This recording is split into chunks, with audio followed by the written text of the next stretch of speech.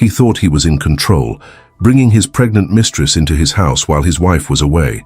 But when the FBI knocked on the door, nothing would ever be the same. What he didn't know was that this mistake would lead him to an unexpected fate. The taxi pulled up to the elegant brownstone in Boston's Beacon Hill neighborhood, its tires crunching on the freshly fallen autumn leaves. Samantha Monroe's heartbeat quickened as she gazed up at the warm glow emanating from the windows of what had been her sanctuary for the past 7 years. The past 2 months in Europe had been exhilarating but exhausting, a whirlwind of galleries, negotiations, and acquisitions that had further cemented her reputation as one of the most discerning art curators in the country. But now, all she wanted was home. "This is perfect, thank you," she said, handing the driver a generous tip. The crisp October air nipped at her cheeks as she pulled her cashmere scarf tighter around her neck. She had deliberately finished her work in Milan 3 days ahead of schedule, abandoning her final appointments in favor of surprising Nathaniel. Their 15th anniversary was tomorrow, and though they had planned to celebrate when she returned next week, she couldn't resist the romantic notion of catching him off guard. She'd even packed the small Venetian glass figurine she'd found in a hidden boutique, a perfect addition to his prized collection. As the taxi pulled away, Samantha felt a flutter of excitement. She hadn't told anyone about her early return, not her assistant Marcus, not her friend Daphne, and certainly not Nathaniel. For once, the woman who meticulously planned everything would be the source of spontaneity. Samantha tucked a strand of her auburn hair behind her ear as she pulled her luggage up the familiar stone steps. The burnished brass door knocker, a housewarming gift from her grandmother, gleamed in the porch light. She could have used her key, but there was something thrilling about ringing the bell, imagining the look of delighted surprise on Nathaniel's face when he opened the door. But after 30 seconds of silence, Samantha reached for her key instead. Perhaps he was in the shower or wearing headphones while working in his study. The familiar weight of the key in her palm was comforting, a physical reminder that no matter how far she traveled, this place was her anchor.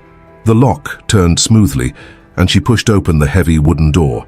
The entryway was dark, but light spilled from the direction of the kitchen, along with the unmistakable aroma of rosemary and garlic, Nathaniel's signature roast chicken. Her stomach growled in response. How thoughtful of him to be cooking tonight. Perhaps he'd invited friends over, knowing he'd be alone for another week. "Honey," she called out, dropping her bags in the foyer. "It's me. I finished early in Milan and thought I'd—" The words died in her throat as she rounded the corner into the kitchen. Standing at the marble island, a glass of red wine in one hand and a wooden spoon in the other, was a woman Samantha had never seen before. She was strikingly beautiful, with olive skin and a cascade of dark curls pulled into a messy bun. But what caused Samantha's breath to catch wasn't just the stranger's presence. It was the visible curve of her pregnant belly beneath the apron. Samantha's apron. For a moment, the two women simply stared at each other, one in growing horror, the other in mild surprise that quickly morphed into something more calculated. "You must be Samantha," the woman said finally, setting down her wineglass with deliberate slowness. "We weren't expecting you until next week." Her voice carried the faintest hint of an accent, French perhaps, or Italian. Samantha's mind raced to make sense of the scene before her. A client of Nathaniel's, a friend of a friend needing a place to stay. But the comfortable way this woman navigated the kitchen, the casual use of "we," the apron that Samantha's mother had given her last Christmas, none of it added up to an innocent explanation. "I'm sorry, who are you?" Samantha managed, her voice steadier than she felt. The woman wiped her hands on the apron, on Samantha's apron, and stepped forward with an extended hand. "Isabel Durand. It's nice to finally meet you. Nathaniel has told me so much about you." Samantha didn't take the offered hand. "Why are you in my kitchen? And where is my husband?" Isabel's smile wavered slightly, but she recovered quickly. "Nathaniel is still at the office. He should be home in about an hour." She gestured to the stove. "I'm making coq au vin, his favorite. Would you like a glass of wine? Though I suppose you've had a long journey. Perhaps water would be better." The casual domesticity of the offer sent a wave of nausea through Samantha. "I don't want water. I want to know what you're doing in my house." Isabel tilted her head slightly, her expression somewhere between pity and amusement. "I've been living here for the past 7 weeks while you've been away. I thought Nathaniel would have told you by now." She ran a hand over her swollen belly. "Especially given the circumstances." The room seemed to tilt beneath Samantha's feet. 7 weeks. Almost the entire time she'd been in Europe, and the implications of that rounded belly were impossible to ignore. "You're saying that Nathaniel and I are expecting a child, yes?" Isabel's tone was gentle, as if breaking difficult news to a child. "I'm in my 2nd trimester. We had the anatomy scan last week. It's a boy." Samantha gripped the edge of the counter to steady herself. This couldn't be happening. Nathaniel, her Nathaniel, would never... But even as denial rose to her lips, details she had overlooked came into sharp focus. The increasingly brief phone calls over the past 2 months, his insistence that she extend her trip when the Munich gallery requested additional time, the vague responses when she'd asked about his daily life. "I think you should leave," Samantha said, her voice remarkably calm despite the storm raging inside her. Isabel looked genuinely surprised. "Leave? But this is my home now. Nathaniel and I have been..." "This is my home!" The force of Samantha's sudden shout surprised even herself. "My name is on the deed. My family's money purchased it. My taste decorated it. And you have exactly 30 seconds to get out before I call the police and report you as an intruder." Instead of being intimidated, Isabel merely sighed, as if dealing with an unreasonable colleague. "I understand this is a shock. Perhaps you'd like to look around while we wait for Nathaniel. See the changes we've made. It might help you process everything." The suggestion was so casually cruel that it momentarily left Samantha speechless. Changes? What changes? But even as the question formed in her mind, her eyes began to register the subtle differences in the kitchen. The vintage French coffee press that had replaced her sleek espresso machine. The unfamiliar ceramic canisters where her modernist glass containers had been. The collection of copper pots hanging where Samantha's professional-grade stainless steel set once hung. Without another word to Isabel, Samantha turned and moved through her home like a woman in a trance. In the dining room, her grandmother's antique oak table had been replaced by a glass and chrome monstrosity. The living room walls, once adorned with carefully curated abstract expressionist pieces, now displayed moody black and white photographs. And on the mantel, where a collection of framed memories once stood, Samantha and Nathaniel at their wedding. On the Amalfi Coast, receiving the Arts Foundation Award, now sat photos of her husband with this stranger. Nathaniel and Isabel at what appeared to be a cabin by a lake. Nathaniel, with his hand on Isabel's still flat stomach, both of them beaming. Nathaniel placing a kiss on Isabel's cheek against a backdrop of Boston Harbor.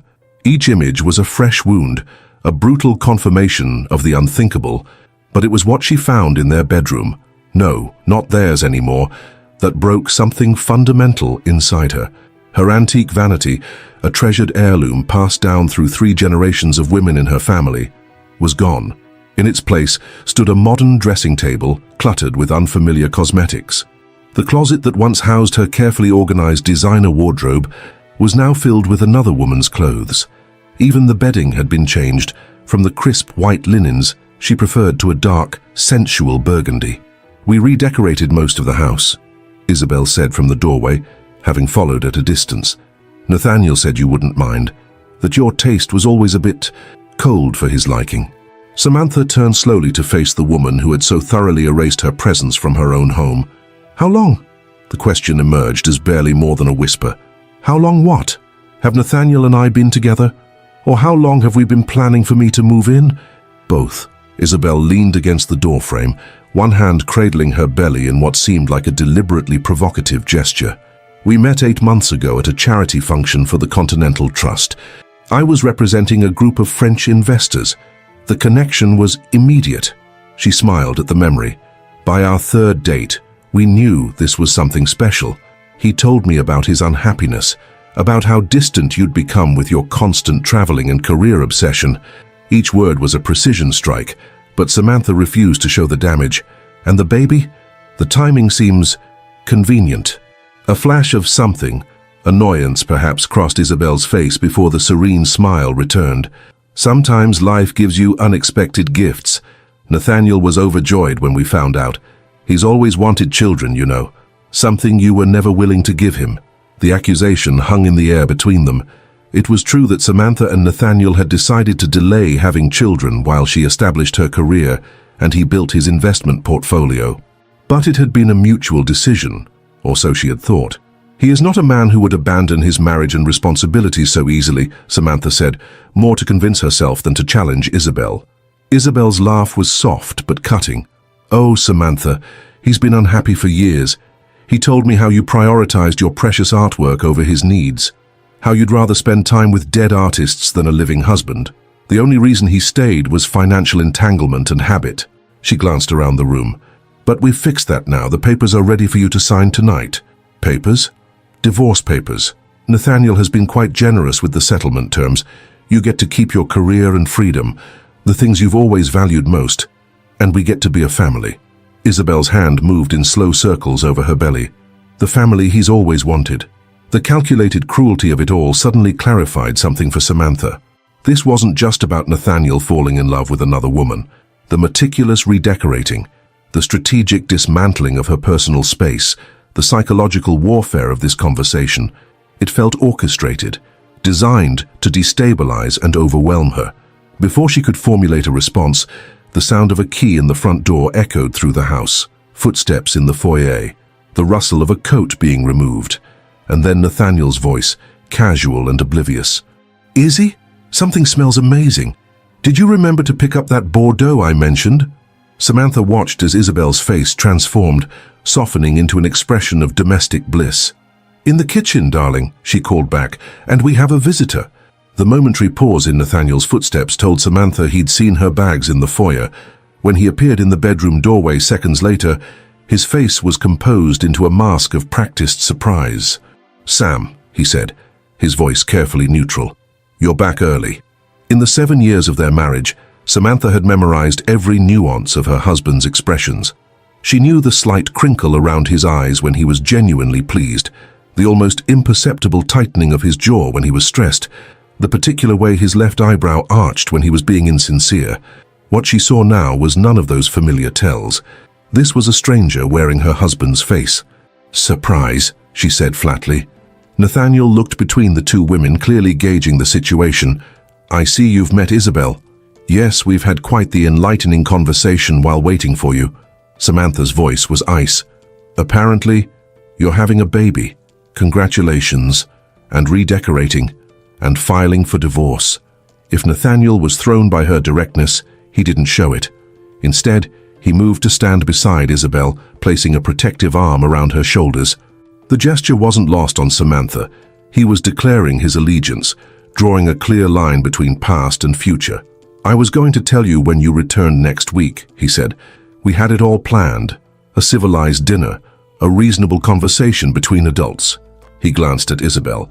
"This isn't how we wanted you to find out." "How considerate of you to plan such a civilized destruction of our life together," Samantha replied. The initial shock was giving way to a cold, clarifying anger. "Tell me, was it before or after you started sleeping with her that you decided our marriage was unsalvageable?" Nathaniel's expression hardened. "That's unfair, Sam. We've been growing apart for years. You know that. When was the last time we had a real conversation that wasn't about your next acquisition or exhibition? When was the last time you prioritized us over your career?" The familiar argument, one they'd had in various forms over the past few years, now took on a sinister new context. Had he been building a case all along, creating a narrative of neglect to justify his betrayal? "So your solution was to move your pregnant girlfriend into our home while I was away on a business trip we both agreed was important, to erase every trace of me from spaces we built together." Samantha's voice remained steady despite the emotion threatening to overwhelm her. "That's not the response of a neglected husband, Nathaniel. That's the action of a calculated stranger." Something flickered in Nathaniel's eyes, discomfort perhaps, or annoyance at having his narrative challenged, but it was quickly replaced by a cool determination. "The papers are in my study," he said, ignoring her accusation. "A fair division of assets based on our prenuptial agreement, with some additional considerations given the unusual circumstances. My lawyer can walk you through it tomorrow, or you can have your own attorney review it. Either way, I need your signature tonight." "Tonight?" Samantha couldn't hide her disbelief. "You expect me to sign divorce papers the same night I discover you've been unfaithful and have completely violated our home?" "It would be best for everyone," Isabel interjected, her tone suggesting she was being the reasonable one. "A clean break allows everyone to move forward with dignity." Samantha turned her gaze to the woman who had so thoroughly inserted herself into her life. "I wasn't speaking to you." Nathaniel stepped slightly in front of Isabel, as if shielding her. "There's no need for hostility, Sam. This situation is difficult enough." "Difficult?" The word came out as a strangled laugh. "You've betrayed our marriage, impregnated another woman, moved her into our home, erased my existence from spaces I created, and now you're demanding I sign divorce papers on the spot.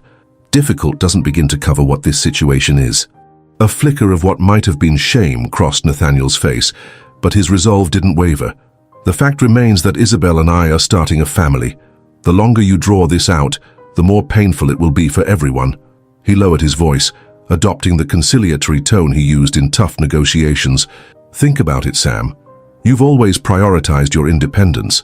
Now you can fully commit to your career without any domestic distractions." The calculated way he was using her career aspirations against her was particularly vicious. But beyond the personal betrayal, something else nagged at Samantha's instincts. The urgency of their demand, the completeness of her removal from the home, the timing of it all. "Why tonight?" she asked, her curator's eye for detail kicking in. "Why is my signature so urgently needed tonight specifically?" A nearly imperceptible glance passed between Nathaniel and Isabel, so quick that Samantha might have missed it if she hadn't been watching for exactly such a tell.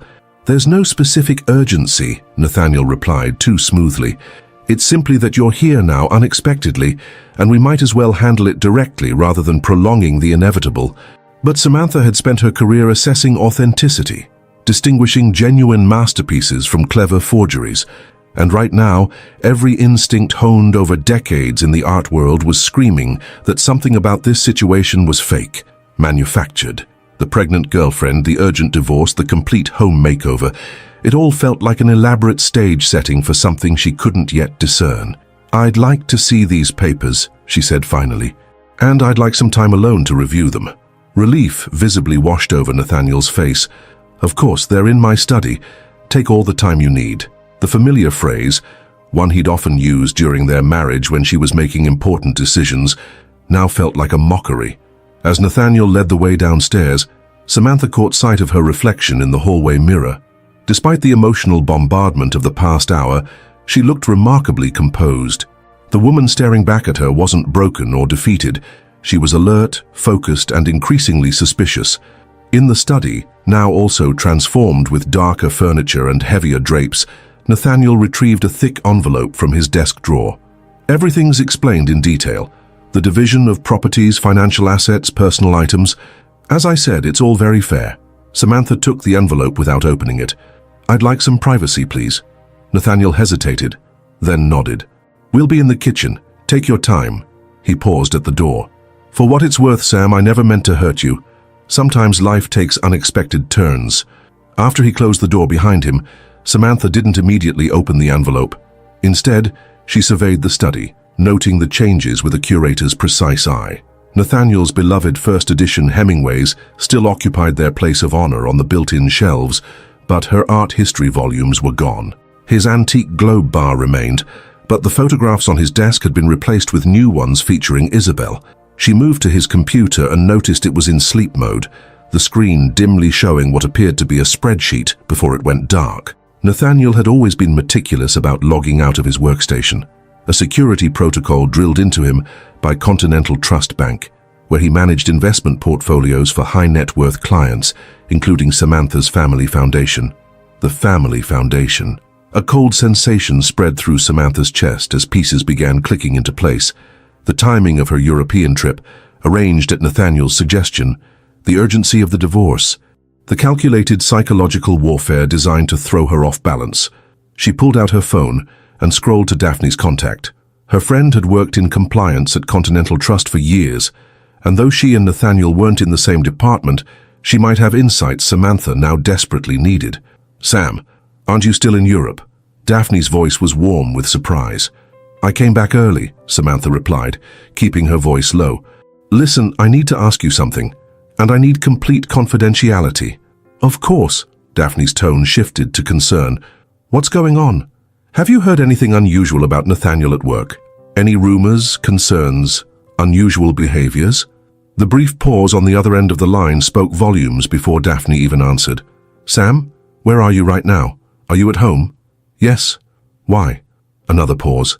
Is Nathaniel there? Yes, with his pregnant girlfriend who has apparently been living in our house for the past 7 weeks. Samantha couldn't keep the bitterness from her voice. They're very eager for me to sign divorce papers tonight. Oh my God! Daphne's shock seemed genuine. Sam, listen to me carefully. Don't sign anything. Do you understand? Not a single document. The urgency in her friend's voice confirmed Samantha's growing suspicions. What's going on, Daphne? I can't discuss it over the phone, Daphne replied, her voice now barely above a whisper. But there's an internal investigation happening. I've already said too much. Can you meet me? Tomorrow morning, 7 a.m. at the public garden near the swan boats. Come alone and don't tell Nathaniel. I'll be there, Samantha promised, her mind racing with implications.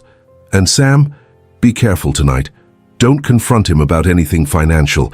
Just find a reason to leave the house if you can. After ending the call, Samantha sat motionless, processing this new information. An internal investigation, financial irregularities, the desperate push for her signature tonight. It all pointed to something far more sinister than marital infidelity.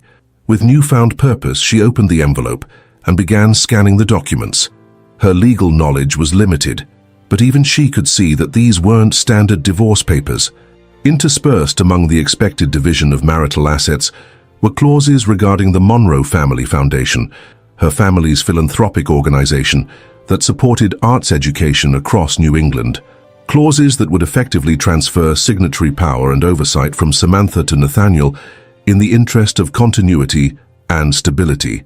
The foundation had been established by Samantha's grandfather, funded with old Boston money and grown through careful investment. While Nathaniel had handled some of the financial aspects in recent years, ultimate control had always remained with Samantha as the Monroe heir. The foundation was worth millions, far more than their personal assets combined.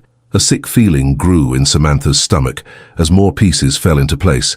The pregnancy, the rushed divorce, the psychological manipulation, all of it could be an elaborate scheme to gain control of the foundation's substantial assets. She was still processing this realization when the study door opened without warning. Nathaniel stood there, his expression carefully neutral. "Have you had enough time?" he asked, stepping into the room. "Dinner's ready, but I thought we should settle this first." Samantha closed the folder deliberately, her mind working rapidly to formulate a plan. She couldn't let on that she suspected anything beyond the personal betrayal. Not yet. Not until she spoke with Daphne and understood the full scope of what might be happening. "I've reviewed enough to know I won't be signing tonight," she said, meeting his gaze steadily. "My attorney will need to look these over, particularly the sections regarding the foundation." A muscle twitched in Nathaniel's jaw, a tell she recognized from their rare but serious arguments. "That's unnecessarily complicated, Sam. The foundation provisions are standard protocol for ensuring continuity." "Perhaps," she replied, rising from his desk chair. "But as you've made abundantly clear tonight, I can no longer trust your definition of standard or protocol, so we'll do this by the book, with proper legal review." Nathaniel stepped closer, lowering his voice. "You're making this more difficult than it needs to be. The papers simply formalize what we both know is already over." "Our marriage may be over," Samantha conceded, "but my responsibility to my family's legacy is not. The foundation is non-negotiable, Nathaniel. It stays with me as my grandfather intended." Something dangerous flashed in his eyes, a momentary glimpse of fury quickly masked by practiced charm. "We can discuss specific terms tomorrow.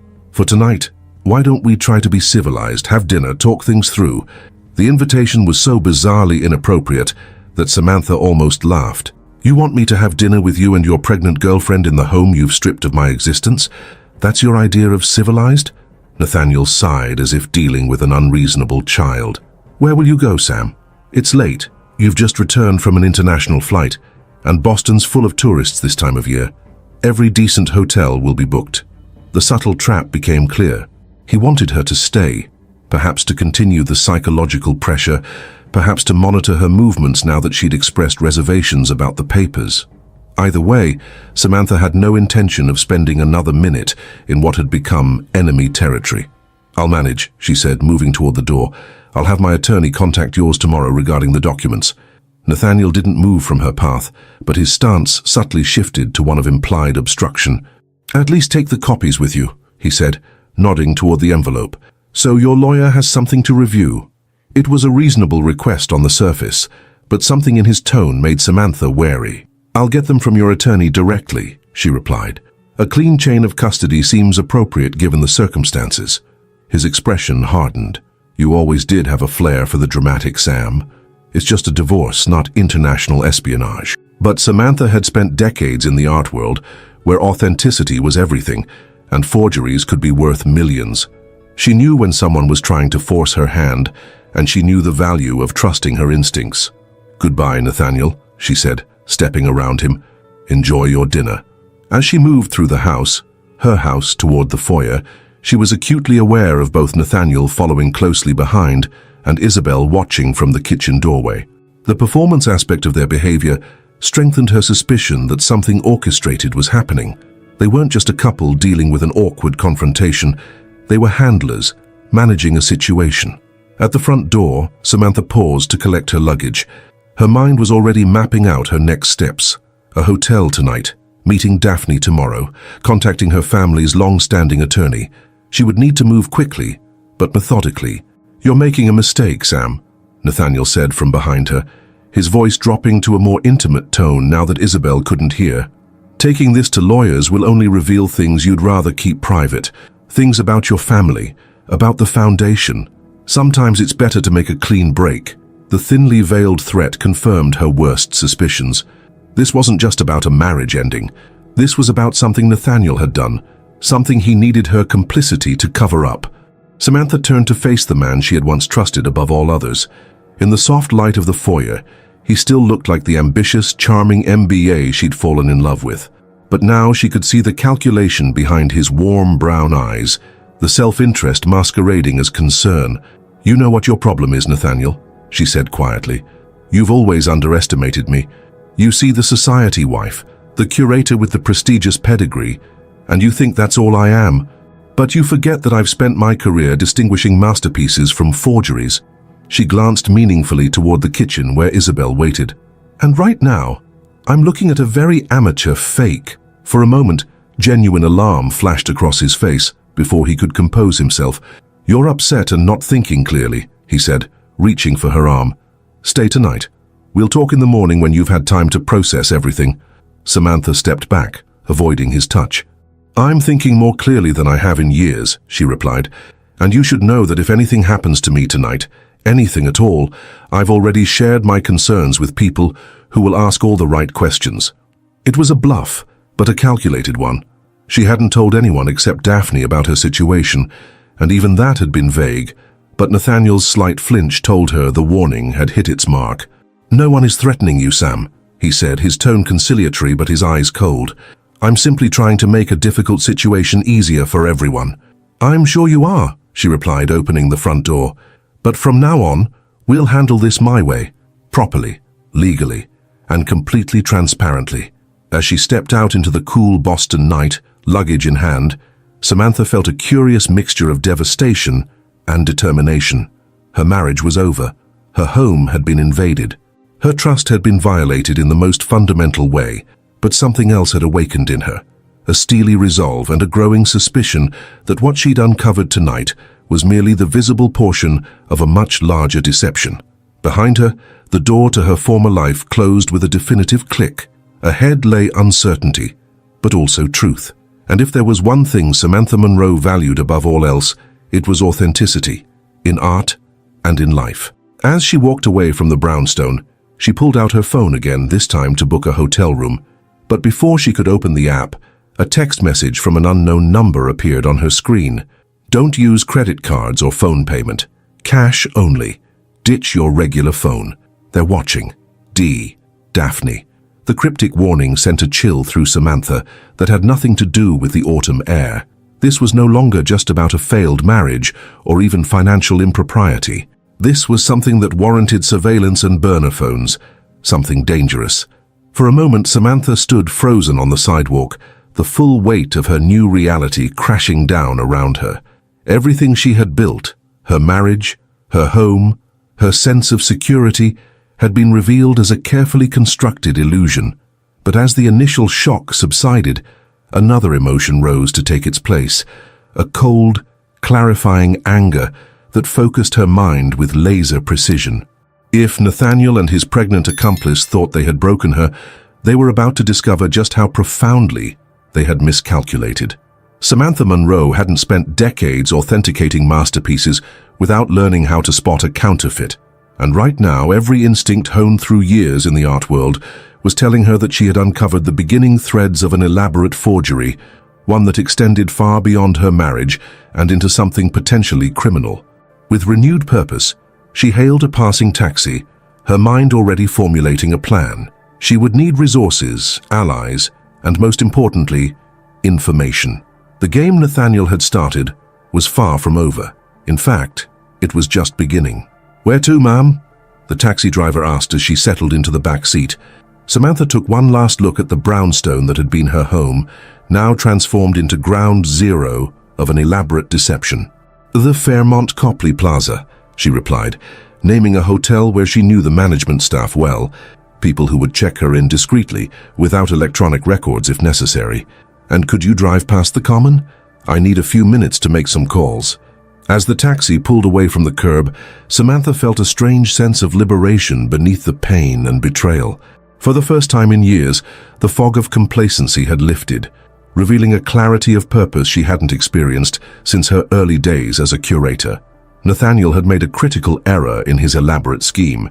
He had assumed her discovery of his infidelity would leave her too emotionally devastated to notice the financial manipulation hidden within the divorce papers.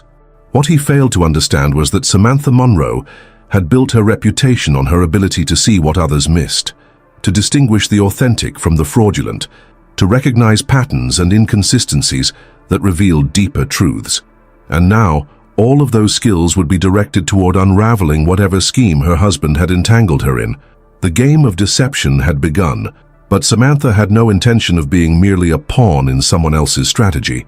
By the time this was over, she would reveal every fragment of this deception, not just for herself but for whatever justice lay waiting at the end of this newly revealed path. Dawn broke over Boston Common, painting the autumn trees in hues of gold and amber. Samantha sat on a bench near the swan boats, watching early morning joggers circle the park. She'd barely slept in her hotel room at the Fairmont, her mind racing through scenarios and analyzing details from the previous night's confrontation. Following Daphne's cryptic text, she'd withdrawn the maximum daily limit from an ATM, then purchased a prepaid phone from a 24-hour convenience store. Basic precautions, perhaps unnecessary, but Samantha's years in the high-value art world had taught her that paranoia was often just good preparation by another name. At precisely 7 a.m., Daphne Phillips appeared on the path, her corporate attire suggesting she was headed straight to the office after this meeting. Always punctual, always professional, traits that had made her rise quickly through Continental Trust's compliance department. They had met at Wellesley College and maintained their friendship through the years, though Daphne had never particularly warmed to Nathaniel. "You look terrible," Daphne said by way of greeting, sitting beside Samantha and handing her a coffee. "Though considering what you walked into, you're holding up remarkably well." Samantha accepted the coffee gratefully. "I feel like I've woken up in someone else's life. Nothing makes sense. The pregnancy, the rush for divorce, the way they've completely transformed the house. It's like they were erasing me." "They were," Daphne said simply. She glanced around, confirming they were relatively isolated before continuing. "I need to be careful what I say, Sam. There's an active internal investigation at Continental, and the FBI might already be involved." Samantha's hands tightened around her coffee cup. "FBI? So this is about more than just my husband having an affair. Much more." Daphne lowered her voice. "About 3 months ago, I noticed some irregularities in the foundation accounts Nathaniel manages. Nothing obvious, he's too smart for that, but patterns that didn't align with the foundation's stated mission and historical activity." "What kind of irregularities?" "Unusual transfers to overseas accounts, investment allocations that didn't match the risk profile outlined in your family's trust documents." Daphne's expression was grim. "At first, I thought it might be simple negligence or aggressive strategy, so I flagged it to my supervisor. Then we discovered similar patterns across several other high net worth accounts under Nathaniel's management. The coffee turned bitter in Samantha's mouth. He's stealing? Not exactly. It's more sophisticated than that. He's been restructuring investments, moving funds through a complex network of accounts and entities. The money doesn't disappear. It just gets redirected. Daphne hesitated. And here's where it gets personal, Sam. The timing of these activities intensified dramatically about 8 months ago. When he met Isabel, Samantha murmured, the timeline clicking into place. Daphne nodded. Exactly. And the woman's name isn't Isabel Durand. Her real name is Abigail Tatum. She's known to financial intelligence units in at least 3 countries for her involvement in sophisticated fraud schemes. The revelation hit Samantha like a physical blow. Not only had her husband betrayed her emotionally, but he had also potentially entangled her family's philanthropic legacy in a criminal enterprise. The divorce papers, Samantha said suddenly. There were clauses about transferring control of the foundation to Nathaniel for continuity and stability, he said. That's what they need, Daphne confirmed. Your signature. As the Monroe heir, you're the primary trustee.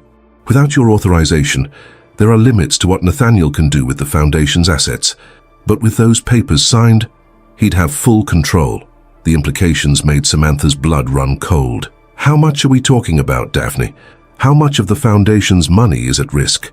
All of it, approximately $47 million. The amount momentarily stunned Samantha into silence. Her grandfather had established the foundation with old family money, which had grown substantially over decades of careful management. The foundation funded arts education programs across New England, provided scholarships, and supported museum acquisitions. It was her family's legacy, a responsibility she had never taken lightly. What do I do? She finally asked. Go to the police? Daphne shook her head. Not yet. The investigation is still gathering evidence. If Nathaniel realizes he's being watched, he could accelerate whatever he's planning or destroy evidence. She pulled a small envelope from her purse. This is the contact information for Special Agent Marcus Reeves with the FBI's Financial Crimes Division. He's leading the investigation. But before you call him, I need you to think, really think, about your relationship with Nathaniel over the past year. Any unusual behavior, unexplained absences, changes in routine. Samantha took the envelope, her mind already racing backward through time, reassessing memories in this new, disturbing light. He started traveling more about a year ago, she said slowly. Weekend trips, he said, were for client meetings or industry conferences, and he encouraged me to pursue the European curation opportunity, even though it would mean 2 months apart. A memory suddenly crystallized, a conversation from last Christmas that had seemed insignificant at the time, but now took on new meaning. You should apply for the European acquisition position, Nathaniel said, refilling her wine glass as they sat in front of the fireplace in their Beacon Hill home. The Guggenheim connection alone would be huge for your career. Samantha looked up from the exhibition catalog she'd been reviewing. It's a 2-month commitment, Nate. We've never been apart that long. All the more reason to do it now while we're still young enough to have adventures. He smiled, that charismatic, confident smile that had first attracted her to him at a gallery opening 10 years ago. Besides, the foundation board meeting is in June, right after you'd return. Perfect timing for you to oversee the new grant cycle with fresh European perspectives. Something about his enthusiasm seemed off. Nathaniel had always been supportive of her career, but he'd also frequently complained about her work travel disrupting their life together. This sudden encouragement felt incongruous, but she'd dismissed the thought, assuming he was simply being generous. I'd have to leave in April, she mused. That's when the acquisitions begin.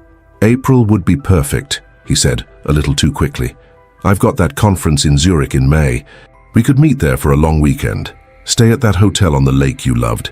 She'd been touched by his thoughtfulness, never suspecting that he was actively creating space and opportunity for something else entirely. He manipulated me into being away, Samantha said, the realization burning like acid. He knew exactly when the foundation's annual reviews happen, when the largest transfers would occur. He created the perfect window of opportunity. Daphne's expression was sympathetic but focused. What about his personal finances? Any unusual purchases, new accounts, changes in spending habits? Another memory surfaced, a seemingly minor disagreement from earlier that spring. What's this charge for Beacon Secure Storage? Samantha asked, reviewing their joint credit card statement one Sunday morning. Did you rent a storage unit? Nathaniel glanced up from his laptop, a flicker of something, annoyance, concern, crossing his face before he smiled casually. Just temporarily. I'm storing some client files that need to be kept physically for compliance reasons. The bank's archive is being renovated. Since when does Continental ask executives to store files off-site at their own expense? She asked, finding the explanation odd. It's a special case. Sensitive materials for a high-profile client I volunteered, shows initiative. He closed his laptop. Actually, I could use your expertise next weekend. There's a potential new client, major art collector from overseas. Would you be willing to join us for dinner? Your knowledge would be impressive. The subject change had been smooth, appealing to her professional vanity, and she'd allowed the storage question to fade away, unresolved. He rented a storage unit, Samantha told Daphne. Said it was for client files but was vague about details. And there were other things too. New encrypted communication apps on his phone, late-night calls he'd take in his study with the door closed. I assumed it was work stress or international clients in different time zones. Classic misdirection, Daphne said. Create plausible explanations for suspicious behavior, then redirect attention elsewhere. It's straight out of the fraud playbook. Samantha's thoughts turned to Isabel, no Abigail, and her apparent pregnancy. Do you think the pregnancy is real, or is that part of the con too? Daphne's expression tightened. I can't say for certain, but in similar cases, physical transformations are sometimes used as sympathy plays or distractions. A pregnant woman is less likely to be suspected of financial crimes and more likely to elicit sympathy from authorities if caught. The calculated nature of the deception made Samantha feel physically ill. Every aspect of her life had been weaponized against her. Her marriage, her home, her career aspirations, and now, potentially, even the emotional manipulation of a fabricated child. I need to see those divorce papers again, she said suddenly. Really analyze what they were trying to get me to sign. You should have copies made and give them to Agent Reeves, Daphne agreed. But be careful about going back to the house. If Nathaniel suspects you're onto him, there's no telling what he might do. The warning sent a chill through Samantha. The man she'd shared her life with for 7 years was now a potential threat, an adversary capable of elaborate deception and possibly worse. I have keys to Nathaniel's Beacon Hill office, she said. He keeps copies of important documents there. I could go when I know he's at the main Continental building downtown. Daphne checked her watch. The senior management meeting is today at 11. All department heads are required to attend, and it usually runs 2 hours. She hesitated, then added, I shouldn't be telling you this. You're not, Samantha assured her. You're simply mentioning your own work schedule within my hearing. She squeezed her friend's hand. Thank you, Daphne, for everything. As Daphne rose to leave, she gave Samantha a searching look. How are you really doing with all this? On a personal level? The question caught Samantha off guard. She'd been so focused on the potential financial crimes that she hadn't fully processed the emotional betrayal. I'm compartmentalizing, she admitted. The shock, the hurt, the anger. I've pushed it aside to deal with the immediate threats. But sometimes in the quiet moments, her voice faltered. I keep seeing her in my kitchen, wearing my apron, touching my things. I keep hearing Nathaniel confirm it all without a hint of remorse. 7 years of marriage, Daphne. Was any of it real? Daphne's expression softened. I can't answer that, Sam. But I know this. You're stronger than he calculated. He expected you to fall apart, not to investigate. That's going to be his downfall. After Daphne left for work, Samantha remained on the bench, watching the morning light strengthen across the park. Her mind kept returning to the transformed house, the systematic erasure of her presence that went beyond mere redecorating. It felt personal, vindictive even, as if Abigail hadn't been satisfied with taking Samantha's husband, but needed to usurp her entire identity. With 3 hours until Nathaniel's meeting downtown, Samantha decided to use the time productively. She opened her laptop at a nearby cafe with secure Wi-Fi and began researching Abigail Tatum. Information was limited on public channels, but Samantha had connections in the art world where financial fraud occasionally intersected with her professional sphere. A discreet email to an old colleague now working at Art Loss Register yielded valuable background. Abigail Tatum had been peripherally connected to at least 2 cases of art-based money laundering in European markets, though never charged. Her specialty appeared to be inserting herself into the lives of wealthy, influential men with access to significant financial resources, then facilitating complex fraud schemes that left minimal evidence. The profile confirmed Samantha's growing suspicion that Nathaniel hadn't simply fallen for another woman. He'd been targeted by a sophisticated operator who specialized in exactly this type of financial manipulation. Whether he was a willing participant from the beginning or had been drawn in gradually remained unclear. At 10:45 a.m., Samantha made her way to Nathaniel's Beacon Hill office, a small but elegant space he'd leased 3 years ago for meeting private clients away from Continental's downtown headquarters. The building's receptionist greeted her warmly. She'd visited often enough in the past to be recognized as Mrs. Monroe, requiring no additional validation. "Mr. Monroe isn't in today," the receptionist informed her. "I know," Samantha replied with a practiced smile. "He asked me to pick up some documents he left in his desk, end-of-quarter reports he needs for a client meeting this afternoon." The small deception worked smoothly, and minutes later Samantha was inside Nathaniel's private office.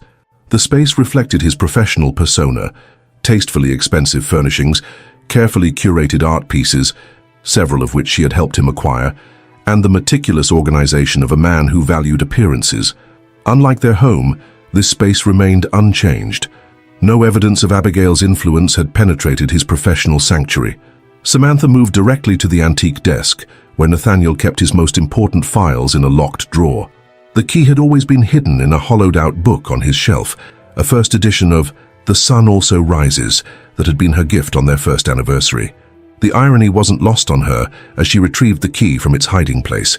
Even in his deception, Nathaniel had maintained certain habits, certain predictabilities that she could now leverage against him. The drawer contained the expected files: property deeds, insurance policies, investment records, but nothing resembling the divorce papers she'd seen last night. However, a leather portfolio caught her attention. It wasn't familiar, and the quality suggested it was new: expensive calfskin with subtle embossing. Inside, she found a series of documents that made her blood run cold. Detailed financial analysis of the Monroe Family Foundation's asset structure, transfer protocols, and signatory requirements. Attached were architectural drawings of a property in the Cayman Islands, a luxury villa with substantial security features, and Swiss bank account information under the name Durand Holdings. Most disturbing was a document titled Project Transition Timeline. It outlined a meticulous schedule beginning 8 months ago, initial contact with target, and culminating next week with final asset transfer and departure. The clinical language left no doubt that she had been the target of a carefully orchestrated operation, with Nathaniel and Abigail planning to disappear with the Foundation's assets in a matter of days. Samantha photographed every document with her phone, her hands steady despite the emotional storm raging inside her. The betrayal had moved beyond personal heartbreak into something coldly predatory. These weren't the actions of a husband who had fallen for another woman. This was a calculated criminal conspiracy that had targeted her family's legacy. As she carefully replaced the portfolio and relocked the drawer, a new determination solidified within her. Nathaniel and Abigail had underestimated her in the most fundamental way possible. They had seen only what they wanted to see: a privileged arts patron, a trusting wife, an easy mark. They had failed to recognize the steel beneath the sophistication, the razor-sharp intellect that had built her reputation in the competitive art world. Back at her hotel, Samantha called the number Daphne had provided for Special Agent Marcus Reeves. His response was immediate and efficient. "Mrs. Monroe, we've been hoping to speak with you. I understand you've discovered some concerning information regarding your husband's activities." "More than concerning," Samantha replied. "I have evidence of a planned theft of my family's foundation assets, and the woman calling herself Isabel Durand is actually Abigail Tatum." "That confirms our intelligence," Reeves said. "We've been monitoring Ms. Tatum since she entered the country 9 months ago. Her pattern is consistent with previous operations in Europe and Asia." "So you've been watching this whole time?" Samantha couldn't keep the edge from her voice.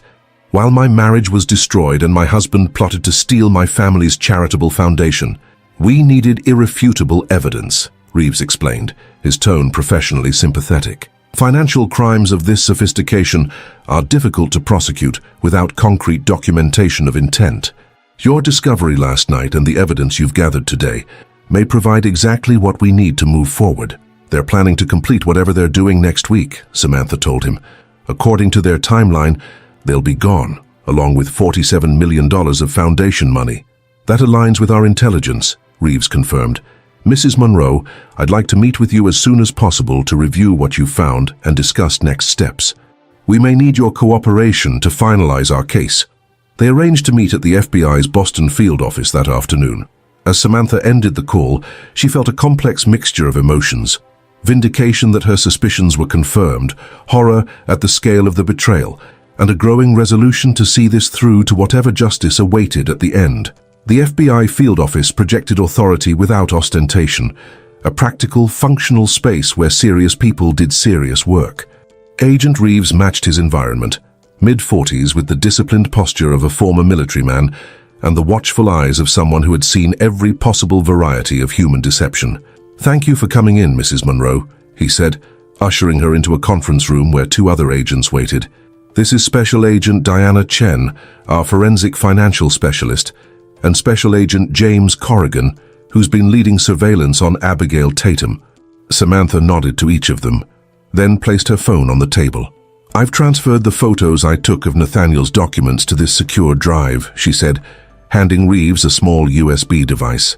"They outline something called Project Transition, with specific dates and activities." Agent Chen inserted the drive into her laptop and began reviewing the files.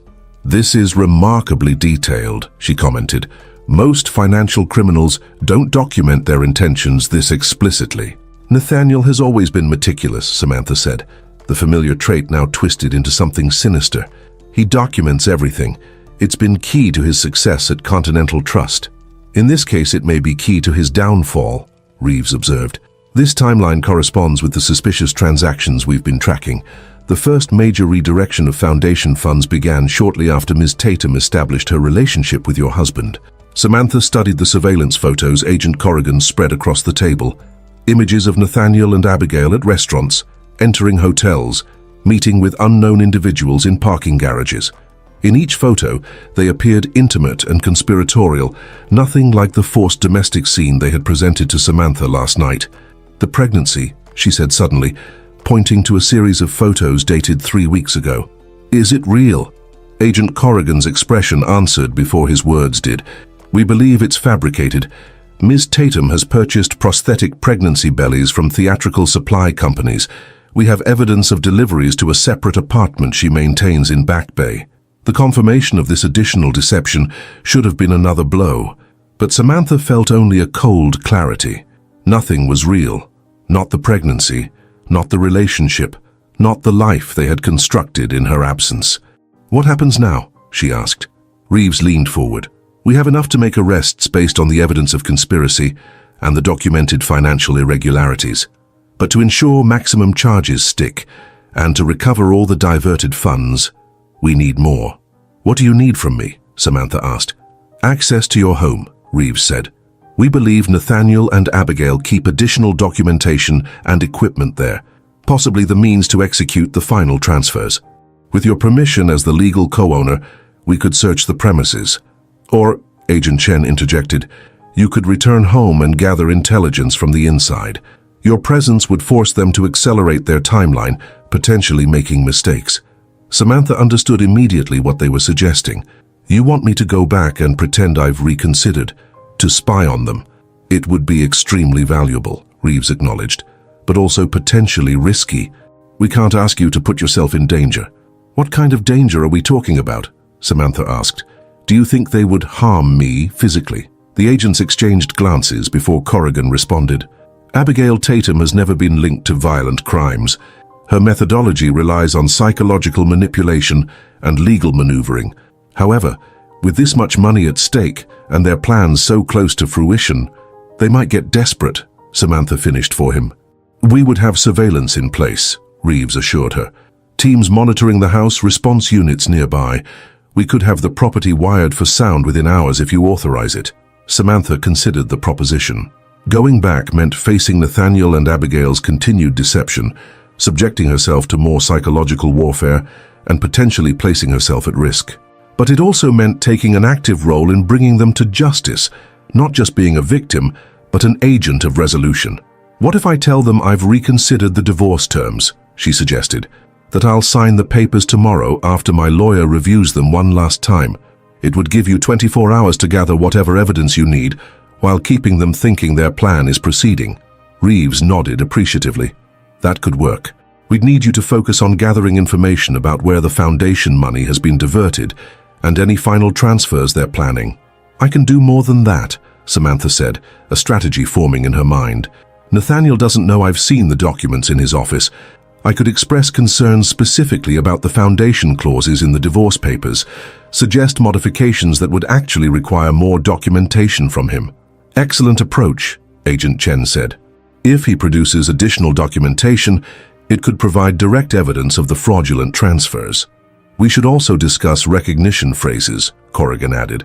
"Words or questions you can use if you feel threatened or need immediate extraction." For the next hour, they developed a detailed plan. Samantha would return home that evening, claiming she'd had time to process the situation and wanted to discuss terms amenable to everyone. She would wear a concealed recording device and have a direct line to the FBI team monitoring from vehicles positioned near the house. At the first sign of danger, she would use a recognition phrase, and agents would intervene. As they finalized the details, Reeves looked at Samantha with professional admiration. "Most civilians in your position would be too shocked or traumatized to assist like this. Your composure is remarkable, Mrs. Monroe." Samantha thought about the home she had created, now transformed by strangers. The husband she had trusted, now revealed as a criminal conspirator. The family legacy she had protected, now targeted for theft. "I've spent my career determining what's genuine and what's counterfeit," she said simply. "This is no different. Nathaniel and Abigail created a forgery of a life. Now I'm going to reveal it for exactly what it is." As twilight descended over Boston, Samantha stood once again on the steps of her Beacon Hill brownstone. This time, however, she was not returning as an unsuspecting wife, but as a deliberate participant in an operation to expose fraud. The small recording device concealed in her jewelry felt foreign against her skin, a tangible reminder that nothing about this homecoming was normal. Before ringing the bell, she took a deep breath and mentally rehearsed her approach. The key would be projecting just the right mixture of emotional vulnerability and practical resignation, a woman still reeling from betrayal, but pragmatic enough to seek resolution. The door opened almost immediately after she rang, revealing Nathaniel in casual evening attire. The surprise on his face appeared genuine. "Sam," he said, recovery quickly, "I wasn't expecting you." "May I come in?" she asked, maintaining a deliberately neutral tone. "I think we should talk." He stepped aside, allowing her to enter what had once been their shared home. The foyer still smelled of the same citrus cleaning products their housekeeper had always used, but now mixed with an unfamiliar floral perfume, Abigail's presence infusing even the air. "Is she here?" Samantha asked, not needing to specify who. "Isabel is resting upstairs," Nathaniel replied. "The pregnancy has been difficult lately." The casual lie about the fake pregnancy reinforced Samantha's resolve. Every word out of his mouth was now suspect, part of an elaborate performance designed to manipulate her. "I've been thinking about our conversation last night," she said, moving into the living room without waiting for an invitation. "About the divorce papers." Nathaniel followed, his posture alert, but his expression carefully composed into concerned neutrality. "I'm glad to hear that. I know it was a shock, the way you found out. Not how I would have chosen to handle it." "No, I imagine surprising me at home wasn't part of the plan," Samantha replied, allowing just enough edge into her voice to be credible. "But what's done is done. I'm here to discuss practical matters." "Of course," he said, gesturing toward the sofa. "Would you like a drink? I can open that Barolo you like." "No, thank you," she declined, surveying the room with fresh eyes. In the harsh light of knowledge, the transformation of the space seemed even more calculated than before, not just redecorating, but systematic erasure. "I've consulted with my attorney today about the divorce papers you presented." Nathaniel's expression flickered briefly, concern, alarm, before settling back into practiced composure. "I hope she confirmed that the terms are quite generous." "Generous in some ways, concerning in others," Samantha countered, watching his reaction carefully. "Particularly the clauses regarding the foundation." His shoulders tensed almost imperceptibly. The foundation provisions are standard protocol, Sam. They simply ensure operational continuity during the transition. Your family's legacy remains protected. That's what concerns me, she said, deliberately vague. Protection of legacy. My grandfather established very specific parameters for foundation governance. The transfer of control outlined in your papers bypasses several of those parameters. Legal technicalities, Nathaniel dismissed with a casual wave. Nothing that affects the Foundation's core mission or financial health. Samantha leaned forward slightly. My attorney disagrees. She believes those provisions could potentially enable significant restructuring of the Foundation's investment portfolio and grant distribution mechanisms. She paused, then added, without proper oversight. The subtle accusation hung in the air between them. Nathaniel maintained his composure, but Samantha, who had studied his expressions for years, could see the calculations happening behind his eyes, the rapid assessment of how much she might know or suspect. Your attorney is being unnecessarily alarmist, he said finally. But if it would make you more comfortable, I can have the foundation clauses amended to include additional oversight provisions. Perhaps quarterly reviews by an independent auditor. The offer, designed to sound reasonable while actually changing nothing in their plans, confirmed that his focus remained on obtaining her signature by any means necessary. That might address some concerns, Samantha conceded, continuing the pretense. But there's also the matter of the Zurich accounts. It was a fishing expedition based on mentions of Swiss banking she'd seen in the documents, and Nathaniel's reaction told her she'd hit a nerve. His left hand twitched slightly, and he reached for a non-existent glass on the coffee table, a displacement activity she recognized from tense negotiations in the past. Zurich accounts, he repeated, his tone carefully neutral. The Foundation doesn't maintain accounts in Switzerland.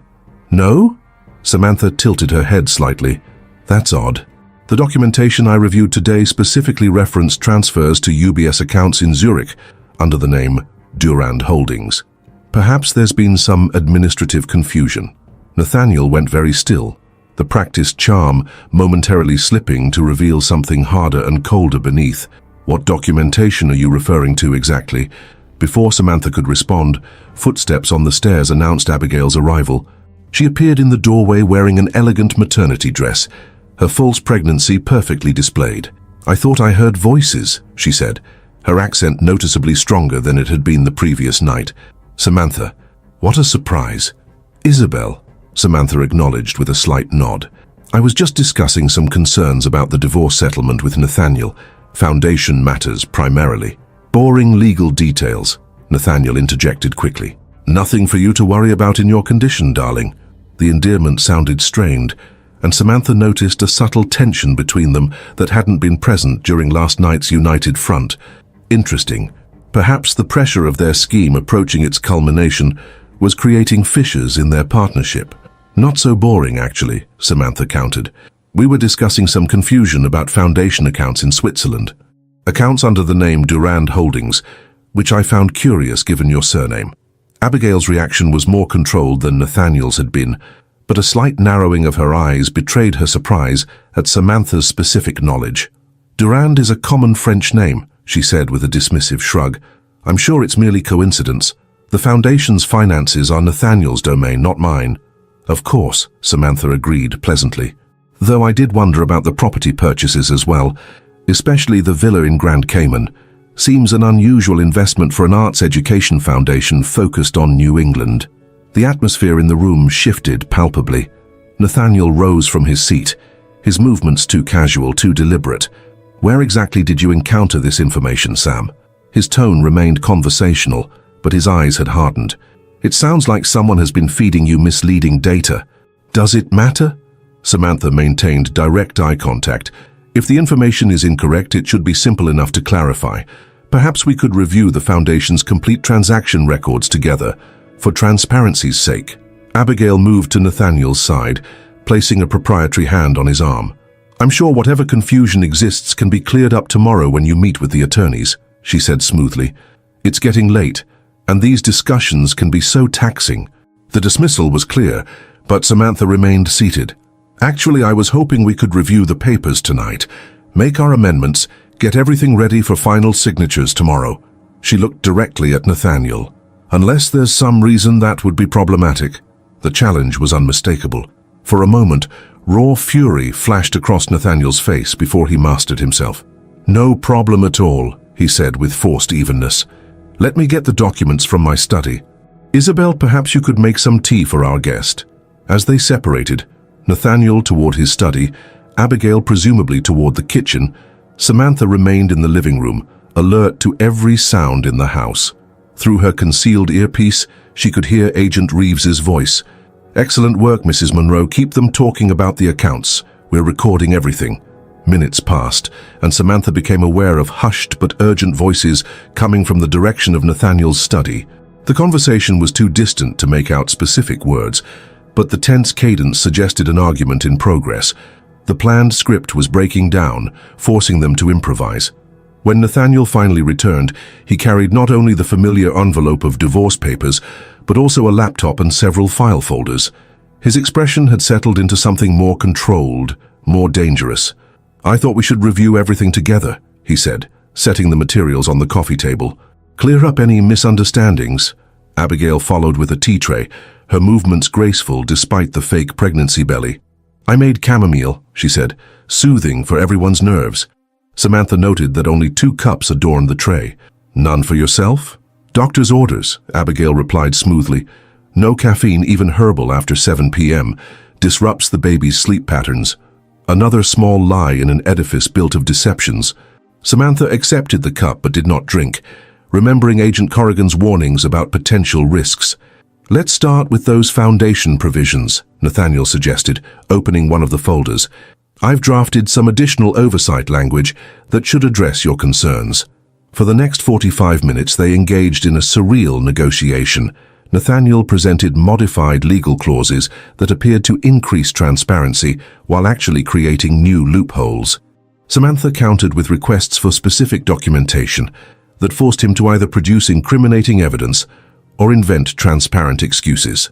Throughout, Abigail maintained her performance as the supportive pregnant partner, occasionally touching her fake belly or commenting on the baby's supposed movements. The charade reached its climax when Samantha directly referenced the Project Transition Timeline document she had photographed in Nathaniel's office. "My primary concern is the timing," she said. "The Foundation's quarterly distributions begin next week. Your transition plan seems specifically designed to coincide with that liquidity event." Nathaniel's pen stilled on the legal pad where he'd been making notes. "What transition plan are you referring to?" "The one in your Beacon Hill office," Samantha replied evenly. "In the leather portfolio in your locked drawer. The one that outlines an 8-month operation culminating in final asset transfer and departure, next Tuesday." Time seemed to stop in the living room. The pretense of civilized negotiation evaporated, replaced by cold, calculating assessment. Nathaniel and Abigail exchanged a look that communicated volumes. Surprise, recalibration, decision. "You've been in my office," Nathaniel said finally, all pretense of charm abandoned. "When? Does it matter?" Samantha asked. "What matters is what I found. What matters is that I know exactly what you and Abigail Tatum have been planning." At the mention of her real name, Abigail's posture changed subtly, the affected grace of Isabel Durand falling away to reveal something more alert, more predatory. "Clever girl," she said, her accent suddenly less pronounced, more generic. "Though not quite clever enough, I'm afraid. If you truly understood what was happening, you wouldn't have come back here alone." "Who says I'm alone?" Samantha countered, maintaining eye contact. Nathaniel closed the folder with deliberate slowness. "Security sweep this morning found no bugs, no surveillance equipment. The cars parked on both ends of the street have been there since yesterday. Neighbors' guests, not law enforcement. And your phone," he nodded toward her purse, "has been sending its location data to my secure server since you entered the house. No calls to police, no text messages to lawyers." The confidence in his assessment was unsettling, but Samantha kept her expression neutral, aware of the FBI team listening through her concealed device, a technology apparently more sophisticated than whatever security sweep Nathaniel had conducted. "You've always been thorough," she acknowledged. "It's what made you such an effective investment manager before you decided to become a thief." "Not theft," Nathaniel corrected. "Asset redistribution. The Foundation's endowment was always underutilized. funding mediocre artists and unnecessary educational programs when it could be generating real value. Real value for whom? Samantha asked, genuinely curious about his rationalization. For people with vision, he replied. Your family accumulated that wealth over generations, often through means that wouldn't withstand modern ethical scrutiny. We're simply continuing that tradition of wealth transfer. Except my grandfather established the foundation specifically to give back to the community, Samantha pointed out, to support arts education for those without privilege or access. Abigail made a dismissive sound, running her hand over her fake pregnancy belly with practiced tenderness. Noble sentiments from a man who never had to worry about security or survival. Some of us weren't born with family fortunes to cushion life's hardships. So that justifies stealing from educational programs for underprivileged children. Samantha kept her tone conversational, encouraging them to continue revealing details as the recording device captured every word. Spare us the moral high ground, Nathaniel said, his mask of civility now completely discarded. You've spent your entire career catering to the ultra-wealthy, helping them acquire overpriced art to avoid taxes and launder questionable funds. The only difference between us is honesty about our objectives. The accusation stung precisely because it contained a grain of truth. The art world did sometimes function as a playground for the privileged, a tax haven for the wealthy, but Samantha had always tried to balance that reality with genuine support for emerging artists and educational initiatives. Work that would be devastated by the theft of the foundation's endowment. So what happens now? She asked, glancing between them. Since I'm clearly not signing your papers tonight. Something shifted in Nathaniel's expression, a hardening, a calculation. You still underestimate the situation, Sam. Your signature was Plan A, clean, simple, legally unassailable, but we've always had contingencies. Abigail rose gracefully, abandoning the pretense of maternal gentleness. I'll check on our preparations, she said to Nathaniel, then turned to Samantha with a cold smile. Family business, you understand. As she left the room, Nathaniel leaned forward. You should know that the foundation transfers are already in motion, he said quietly. Initiated through digital authorizations that are, for all legal purposes, indistinguishable from your actual signature. Forgery, Samantha stated flatly. Authentication simulation, he corrected with a ghost of his former charm. Technology is remarkable these days. Voice synthesis, signature replication, even biometric bypassing. Your family foundation began transferring assets to secure holdings 3 days ago. By this time tomorrow, the process will be complete and irreversible. The revelation was like ice water in Samantha's veins. She'd assumed their plan required her actual signature on physical documents. That's why they'd been so desperate last night. The reality was far more sophisticated and already in motion. The FBI is already investigating, she said, abandoning pretense. Daphne in compliance flagged the unusual transactions weeks ago. Daphne Phillips, Nathaniel nodded, efficient, thorough, unfortunately loyal to outdated regulatory frameworks. Her concerns have been administratively redirected. By the time any official investigation concludes, the assets will be untraceable and will be established with new identities in a non-extradition jurisdiction. With your unborn child, Samantha added pointedly, nodding toward the direction Abigail had gone. Your son, I believe, she said. Something flickered across Nathaniel's face, not guilt or shame as she'd hoped, but irritation. The pregnancy narrative was Abigail's addition to the plan, effective for creating sympathy and establishing a believable cover for our relationship, but ultimately unnecessary theatrical flourish. So there is no baby, Samantha confirmed, just another lie in an operation built on deception. The only real thing in this entire situation, Nathaniel replied with sudden intensity, is the money. $47 million transferred through a cascade of entities so complex that even with direct evidence of our involvement, recovery would be virtually impossible. The casual admission of guilt, the detailed explanation of their scheme, all of it was being recorded by the FBI through Samantha's concealed device. But there was still a critical piece missing, concrete evidence linking Nathaniel and Abigail to the fraudulent transfers already in progress. You mentioned digital authorizations, Samantha said, stalling for time as she tried to formulate her next move. Signature replications. Those would require specialized equipment, software. Indeed they would, Nathaniel agreed. a hint of professional pride showing through. Custom security circumvention technologies aren't exactly available at Best Buy. So where? The question died on her lips as Abigail returned, something decisive in her posture. It's done, she said to Nathaniel. Final confirmations received. The contingency timeline is activated. They exchanged a look of perfect understanding, partners in crime who had prepared for this moment. Whatever contingency timeline meant, it clearly represented a significant acceleration of their plans. I think we've exhausted the usefulness of this conversation, Nathaniel said, rising from his seat. Samantha, I'm afraid we'll need to ensure your cooperation for approximately 24 more hours. By this time tomorrow, it will no longer matter what you know or whom you tell. The implicit threat sent a chill through Samantha. In her earpiece, Agent Reeves's voice was suddenly urgent. Signal received. Extraction team moving in now. Stall them for 2 minutes. You can't seriously be planning to hold me against my will, Samantha said, injecting incredulity into her voice. That crosses the line from financial crime into kidnapping. Such dramatic terminology, Abigail said, with a dismissive wave. Think of it as an enforced meditation retreat. 24 hours in the guest room with adequate food, water, and amenities. By the time you're updating your Instagram again, we'll be enjoying ocean views and untraceable banking arrangements.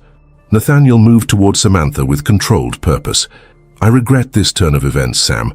It wasn't part of the original plan, but your unexpected return and surprising investigative skills have forced adaptations. Samantha stood, creating distance between them. The foundation isn't just money, Nathaniel. It's art education programs for thousands of children. Museum acquisitions that preserve cultural heritage, scholarships for students who wouldn't otherwise have opportunities. Charming sentimentality, he replied, continuing his measured approach. Save it for your next gallery opening speech. Through the front windows, Samantha caught a glimpse of subtle movement on the street, dark figures taking up positions around the property. The extraction team was in place, but she needed one more crucial piece of evidence. Where is it? She asked abruptly. The equipment you're using for the transfers, the digital authorization technology. Is it here in the house? Nathaniel paused, suspicion flickering across his face. Why would you possibly need to know that? Professional curiosity, Samantha replied with forced casualness. If I'm going to be held captive while you steal my family's foundation, I'd at least like to understand how you're doing it. The technical details are beyond your expertise, Abigail said dismissively. Indulge me, Samantha pressed. You've won, after all. What harm could it do to satisfy my curiosity? Nathaniel studied her face, seeking signs of deception. Whatever he saw there must have satisfied him, because he gave a small shrug of acquiescence. The equipment is in the wine cellar, he said, behind the Bordeaux collection. We've constructed a rather sophisticated operations center down there. Signal blocking technology, customized biometric replication systems, secure communications array. The wine cellar, Samantha repeated, knowing the FBI was recording every word. Where you always claimed to be aging those special vintages behind the locked door. An effective cover for the space we needed, he acknowledged. Your disinterest in wine proved advantageous. You never once asked to see the collection in 3 years. It was the final piece, specific location of evidence that would irrefutably link them to the financial crimes in progress. Samantha absorbed the information, then decided to push for one last damning admission. And Abigail? When did you bring her into our lives? When did this entire scheme begin? Something like genuine emotion crossed Nathaniel's face. Not remorse, but a kind of nostalgic pride. The conceptualization began over a year ago, when I first identified the structural vulnerabilities in the Foundation's authorization protocols. The operational phase initiated when I met Abigail at a financial security conference in Geneva last. The front door exploded inward with a controlled breach, followed immediately by synchronized crashes from the back of the house. FBI agents in tactical gear poured into the living room, weapons raised, commands overlapping in controlled chaos. FBI on the ground now. Hands where I can see them. Do not move. Nathaniel's expression transformed from confident control to stunned disbelief in an instant. As agents secured him, forcing him face down onto the carpet, his eyes found Samantha's, still standing calmly amid the tactical team's precision movements. You were wearing a wire, he said, comprehension dawning too late. The whole time. Not just a wire, Agent Reeves said, entering behind the tactical team. Mrs. Monroe has been assisting a federal investigation into complex financial fraud. Thanks to your cooperative explanations this evening, we now have explicit confessions and the exact location of evidence needed to prosecute. As agents secured Abigail, who had attempted to flee toward the kitchen, Samantha watched the scene with a curious emotional detachment. The man being handcuffed on their living room floor was physically identical to the husband she'd loved for 7 years, yet utterly unrecognizable as the same person. In the wine cellar, she told Reeves, behind the Bordeaux collection. That's where they've set up their operation. Reeves nodded, dispatching agents to secure the location. Excellent work, Mrs. Monroe. Your composure under pressure was remarkable. As the agents led Nathaniel and Abigail away, Samantha remained in the transformed living room, surrounded by the wreckage of both the FBI raid and her marriage. The photographs of the happy couple on the mantel, the redecorated spaces, the unfamiliar furnishings, all of it now revealed not just as emotional betrayal but as elements of an elaborate criminal conspiracy. Agent Reeves, she called as he was about to follow his team. There's something I need to confirm. He turned back, eyebrows raised inquiringly. The foundation funds, she said. Can they be recovered? The transfers already initiated will be frozen immediately, he assured her. Our financial crimes unit is standing by to trace and secure all diverted assets.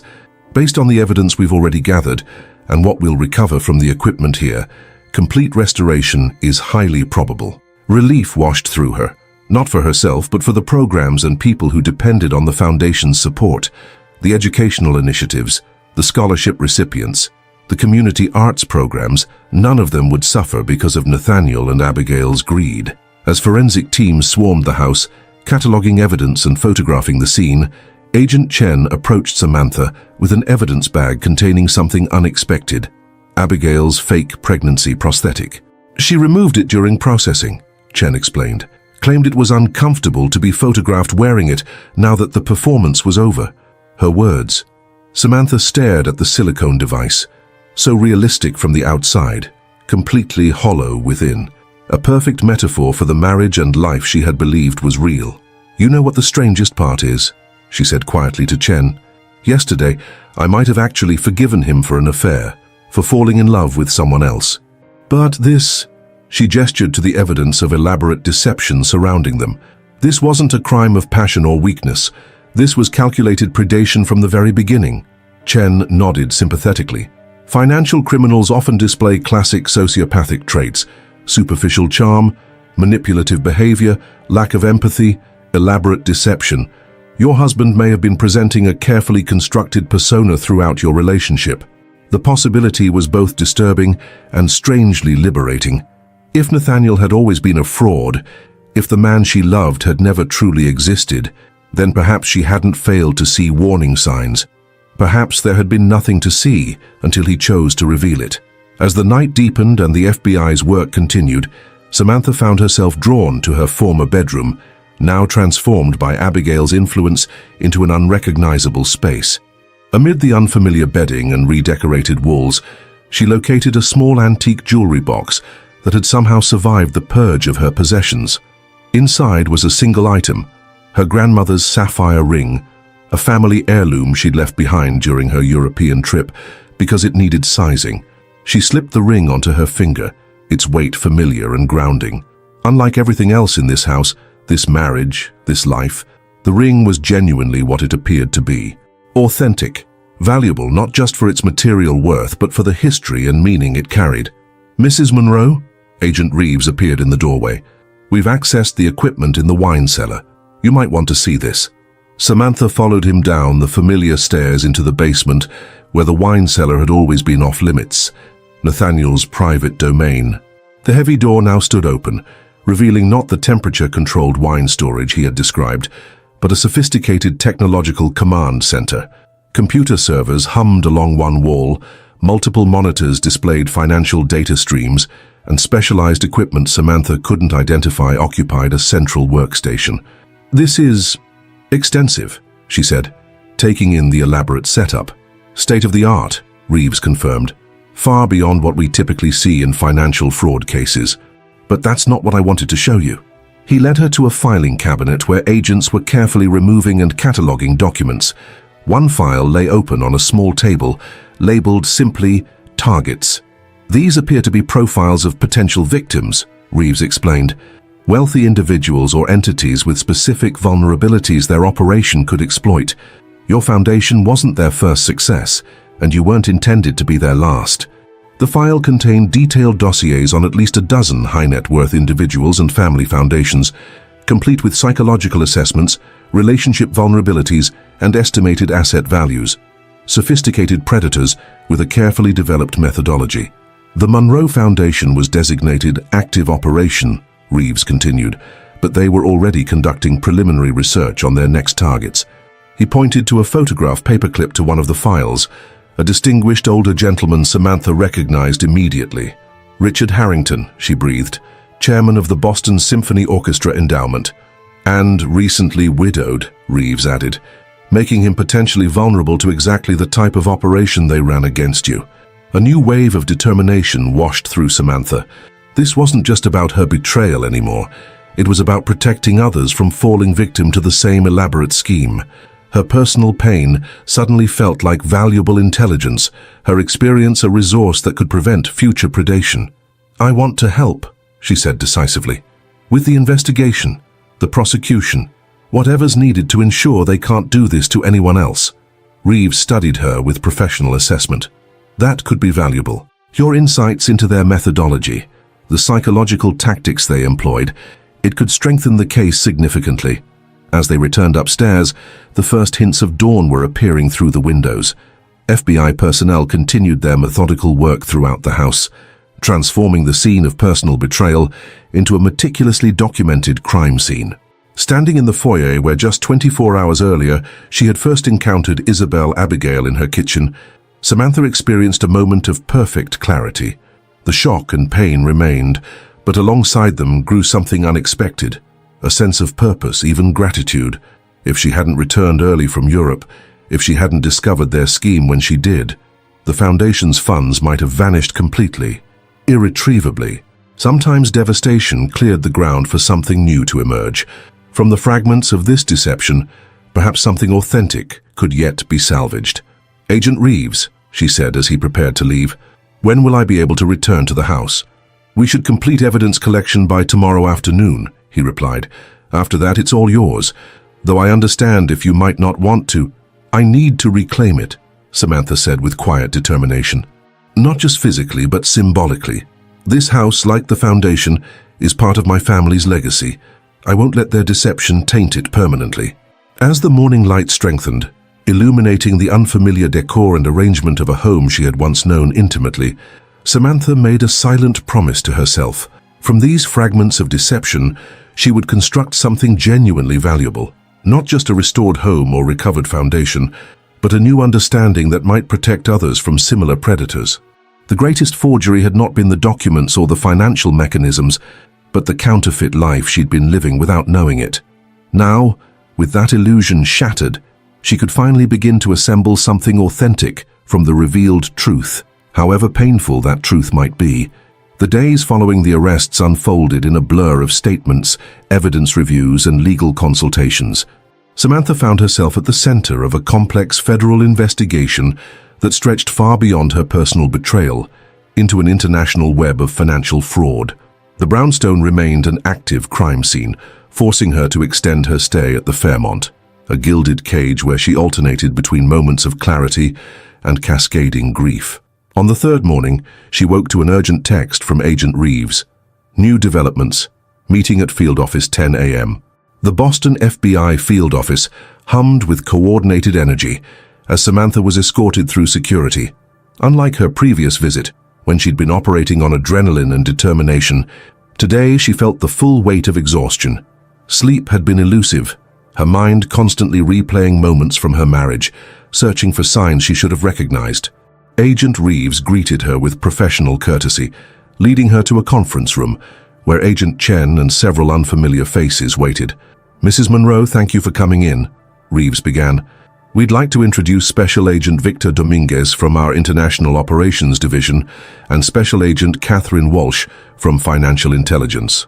Samantha nodded to each of them, noting their serious expressions. "We've uncovered some significant information about your husband's activities," Reeves continued, "and about Abigail Tatum's background that we believe you should be aware of." Agent Walsh slid a thick file across the table. "Ms. Tatum has been on international watch lists for over a decade, operating under at least 7 confirmed identities across 3 continents. Her specialty is what we call relationship-based financial predation, essentially forming intimate connections with targets who control significant assets." The file contained surveillance photographs of Abigail with different appearances: blonde, brunette, red-haired, sometimes heavier, sometimes thinner, but always with that same calculating intelligence in her eyes. In each image, she was paired with different men, all affluent-looking, all seemingly captivated by her presence. "Her methodology is consistent," Walsh continued. "She identifies vulnerable targets controlling substantial assets, creates an identity tailored to appeal to their specific psychological profile, and establishes a romantic relationship that eventually provides access to financial systems. What makes her unusual is the depth and duration of her deceptions. Most romance scammers operate quickly, establish trust, extract funds, disappear. Abigail invests months or even years developing covers so thorough they withstand significant scrutiny." "Like pretending to be pregnant," Samantha said quietly. "Exactly. The pregnancy facade creates sympathy, reduces suspicion, and provides a compelling narrative for rapid relationship progression." Walsh pointed to particular photographs in the file. "She's used that tactic at least 3 times before." The revelation sent a chill through Samantha. The theatrical performance in her kitchen, Abigail in her apron, hand resting protectively on her belly, had been a practiced routine, refined through multiple iterations with different victims. "What about Nathaniel?" she asked. "Was he a victim who got pulled into her scheme, or was he a willing participant from the beginning?" The agents exchanged glances before Reeves responded. "That's where things get complicated. We initially suspected he might have been Abigail's target, who then became complicit, but the evidence we've uncovered suggests something different." Agent Dominguez opened his laptop and turned it towards Samantha. On the screen was a photograph taken in what appeared to be Monaco, Nathaniel and Abigail at a casino, dressed elegantly, clearly familiar with each other. The timestamp indicated it was taken 14 months ago. "Your husband and Ms. Tatum have known each other far longer than the 8 months they claimed," Dominguez explained. "We've found evidence of their connection dating back at least 2 years. In fact, based on financial transfers we've traced, it appears they may have been working together on smaller schemes before targeting the Monroe Foundation." The revelation landed like a physical blow. Not only had Nathaniel's betrayal been calculated rather than emotional, but it had been in motion far longer than she'd imagined. Their entire marriage had been overlapping with his criminal partnership. "So he wasn't seduced into this," Samantha said, processing the implications. "He was an active conspirator from the beginning." "It appears so," Reeves confirmed. "And that's not all. The operation targeting your foundation was more sophisticated than we initially understood. The equipment recovered from your wine cellar contains advanced financial hacking tools that would have allowed them to bypass multiple security protocols simultaneously. This wasn't just fraud, it was a highly coordinated cyber attack against financial institutions." Agent Chen slid another folder toward Samantha. "We've managed to freeze most of the foundation assets they attempted to transfer, but approximately $8 million had already moved through untraceable channels before we could intervene. Our financial forensic team is working to recover those funds, but we wanted to prepare you for the possibility that some portion may be permanently lost. $8 million. The figure represented scholarship funding for hundreds of students, community arts programs in underserved neighborhoods, museum education initiatives. The theft wasn't just financial, it was the tangible impact on real lives that the foundation supported. "There's one more thing you should know," Agent Walsh added quietly. "Based on communications we've recovered, it appears they had an extraction plan scheduled for next week, commercial flight to Grand Cayman, followed by private transport to Venezuela. One-way tickets. Venezuela doesn't have an extradition treaty with the US, Dominguez explained. They would have been beyond our reach." Samantha absorbed this new information, recalibrating her understanding of just how close they had come to succeeding. If she hadn't returned early from Europe, if she hadn't immediately sensed something wrong about Abigail's presence, if she hadn't contacted Daphne, the foundation would have been gutted and the perpetrators beyond the reach of justice. "What happens now?" she asked. "We're building the most comprehensive case possible," Reeves replied. "Financial crimes of this complexity can be challenging to prosecute effectively, but the evidence we've gathered is substantial. Both suspects are being held without bail due to flight risk. The prosecution is preparing charges ranging from wire fraud and identity theft to conspiracy and computer crimes. And my role in all this? That's partly why we asked you to come in today," Reeves said. "Your testimony will be crucial to establishing the timeline and methodology of their operation, but there's another aspect where your assistance could be invaluable." Agent Walsh leaned forward. "We have reason to believe that Nathaniel and Abigail weren't operating in isolation. The technical sophistication of their equipment, the international movement of funds, the multiple shell companies, it suggests connections to a larger network of financial criminals. Your unique perspective might help us identify patterns or connections we would otherwise miss." The proposition was unexpected. Samantha had envisioned providing testimony about her personal experience, perhaps reviewing financial records related to the foundation, but actively assisting an international financial crimes investigation was something else entirely. What exactly would that involve? "Initially reviewing communications and records we've recovered from their devices," Reeves explained, "looking for names, references, or patterns that might have personal significance not obvious to our analysts. Later, possibly consulting on similar cases where the same methodology appears. The opportunity to transform her personal trauma into something constructive was appealing. Rather than remaining merely a victim, she could become an active participant in preventing others from suffering similar predation. "I'll help however I can," she said, "but first, I need to focus on securing the foundation. There are grant recipients counting on those funds, programs that can't afford interruption." "Of course," Reeves nodded. "Our financial crimes team can provide guidance on implementing enhanced security protocols for the Foundation's accounts, and the house should be released back to you by tomorrow.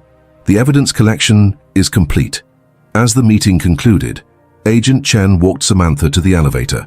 "For what it's worth," she said quietly, "I've worked financial crimes for 15 years, and I've never seen anyone respond to this type of betrayal with such composure and strategic thinking. Most people in your position would be paralyzed." Samantha considered this as the elevator doors opened. "I think when deception is that complete, that elaborate, it creates a strange clarity. Nothing is what I thought it was, so everything must be re-examined. There's a certain freedom in that devastating realization."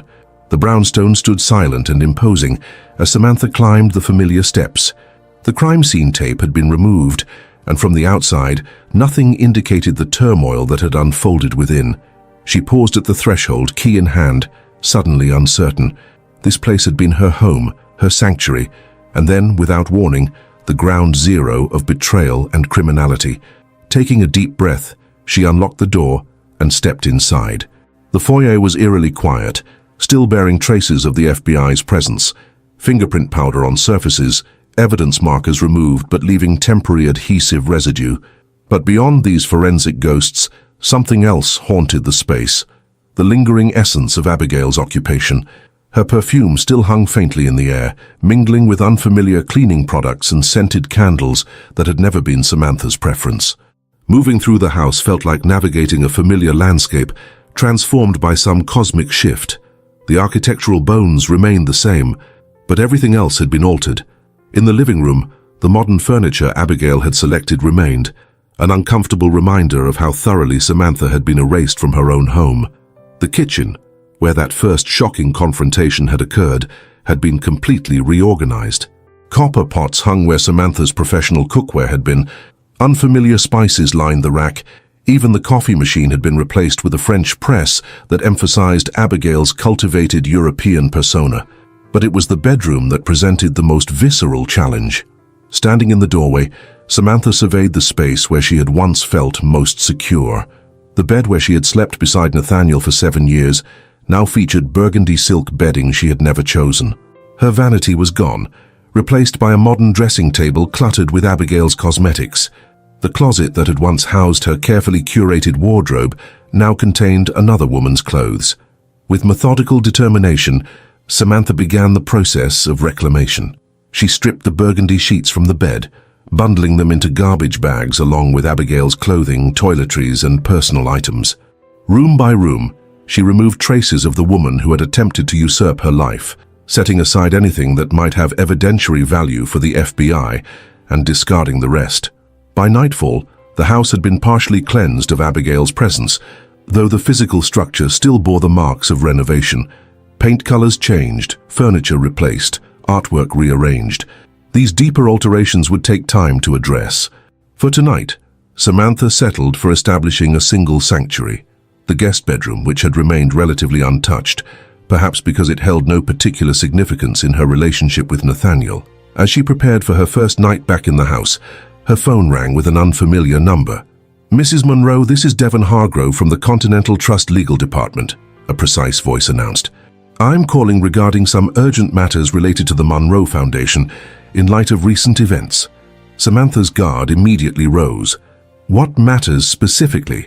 "There are several time-sensitive transactions and grant disbursements scheduled for next week that require trustee authorization. With Mr. Monroe's unavailability, we need to establish interim governance protocols to ensure continuity of operations."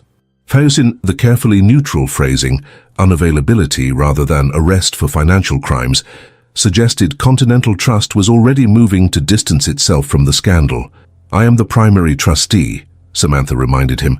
"All foundation activities have always required my final authorization, despite any appearances to the contrary that my husband may have created." "Yes, legally that's correct," Hargrove acknowledged. "However, the operational protocols have been running through Mr. Monroe's department for several years. There are digital authorization systems, investment parameters, and relationship managers who have been working under his direction." "Under his fraudulent direction," Samantha corrected firmly. "I'm aware that the FBI has already been in contact with Continental Trust regarding unauthorized activities in the foundation accounts." A pause on the line suggested Hargrove was recalibrating his approach. "Indeed, which is precisely why we need to establish new security protocols and confirmation pathways immediately. Perhaps we could schedule a meeting tomorrow with our compliance team and your legal representation." 10 a.m. at my attorney's office, Samantha stated, rather than asked. "And Mr. Hargrove, I expect Continental Trust to come prepared with a complete accounting of all foundation assets, transactions for the past 3 years, and a detailed explanation of how my husband was able to initiate unauthorized transfers despite the supposed safeguards your institution claims to maintain." Another pause. "Of course, Mrs. Monroe, we are fully committed to transparency and resolving this unfortunate situation." After ending the call, Samantha sat on the edge of the guest bed, a wave of fatigue washing over her. Continental Trust's rapid response suggested they were concerned about liability, as they should be. How had one of their senior executives managed to orchestrate a sophisticated financial fraud using their systems, evading detection until a compliance officer happened to notice irregularities? Her phone rang again. Daphne this time. "Are you back in the house?" her friend asked without preamble. "Yes, first night, it's strange." "I can imagine. Listen, I just got out of a 4-hour meeting with Continental's executive committee and their outside counsel. They're in full damage control mode." "I just heard from their legal department," Samantha confirmed, "trying to establish interim governance protocols for the foundation." "That's only the beginning," Daphne warned. "They're preparing to argue that Nathaniel acted entirely outside the scope of his employment, that his actions were undetectable through normal compliance measures, and that the bank bears no responsibility for the attempted theft." "That's absurd," Samantha objected. "He used their systems, their authorization protocols, their banking relationships, which is exactly why they're panicking. The potential liability is enormous, not just to your foundation, but to all of Nathaniel's clients, if it turns out he was manipulating other accounts as well." Daphne lowered her voice. "The FBI subpoenaed his complete client records today. The bank's counsel is fighting it, claiming confidentiality concerns, but it's only a matter of time." The implications were staggering. If Nathaniel had been engaged in financial manipulation beyond just the Monroe Foundation, the scandal could expand exponentially. Continental Trust, with its century-old reputation for security and discretion, could face existential threats. "Be careful, Daphne," Samantha cautioned. "If they're looking for someone to blame, I've already documented everything, every irregular transaction I flagged, every response from management, every instance where my concerns were dismissed. And I've shared it all with Agent Reeves." Daphne's voice held a steely determination Samantha recognized from their college days. "They're not making me the scapegoat for institutional failures." After they said goodbye, Samantha found herself too restless for sleep. The house felt haunted, not by supernatural presences, but by the ghosts of deception and betrayal that lingered in every corner. On impulse, she descended to the wine cellar, now emptied of the sophisticated equipment the FBI had confiscated. The space had been transformed back to its original purpose, wine storage, but with suspicious gaps where bottles had been removed for evidence. Tracing her fingers along the racks, Samantha noticed something odd, a seam in the wall paneling that didn't quite align. Pressing gently, she felt a subtle give, and a small section of the wall rotated to reveal a hidden compartment. Inside was a single item, a leather-bound notebook with no markings on its cover. With trembling fingers, Samantha opened it to find pages of handwritten notes in Nathaniel's distinctive script, observations, calculations, and what appeared to be psychological assessments. Her own name appeared repeatedly, alongside clinical notations about her predictable work patterns, exploitable trust, and manageable emotional responses. The cold analytical dissection of their relationship made her physically nauseous. Other names appeared as well, previous victims perhaps, or potential future targets. Samantha immediately called Agent Reeves, describing her discovery and its location. He promised to send someone immediately to retrieve this potentially crucial evidence. "Don't handle it more than necessary," he instructed. "And Mrs. Monroe, this find could be significant.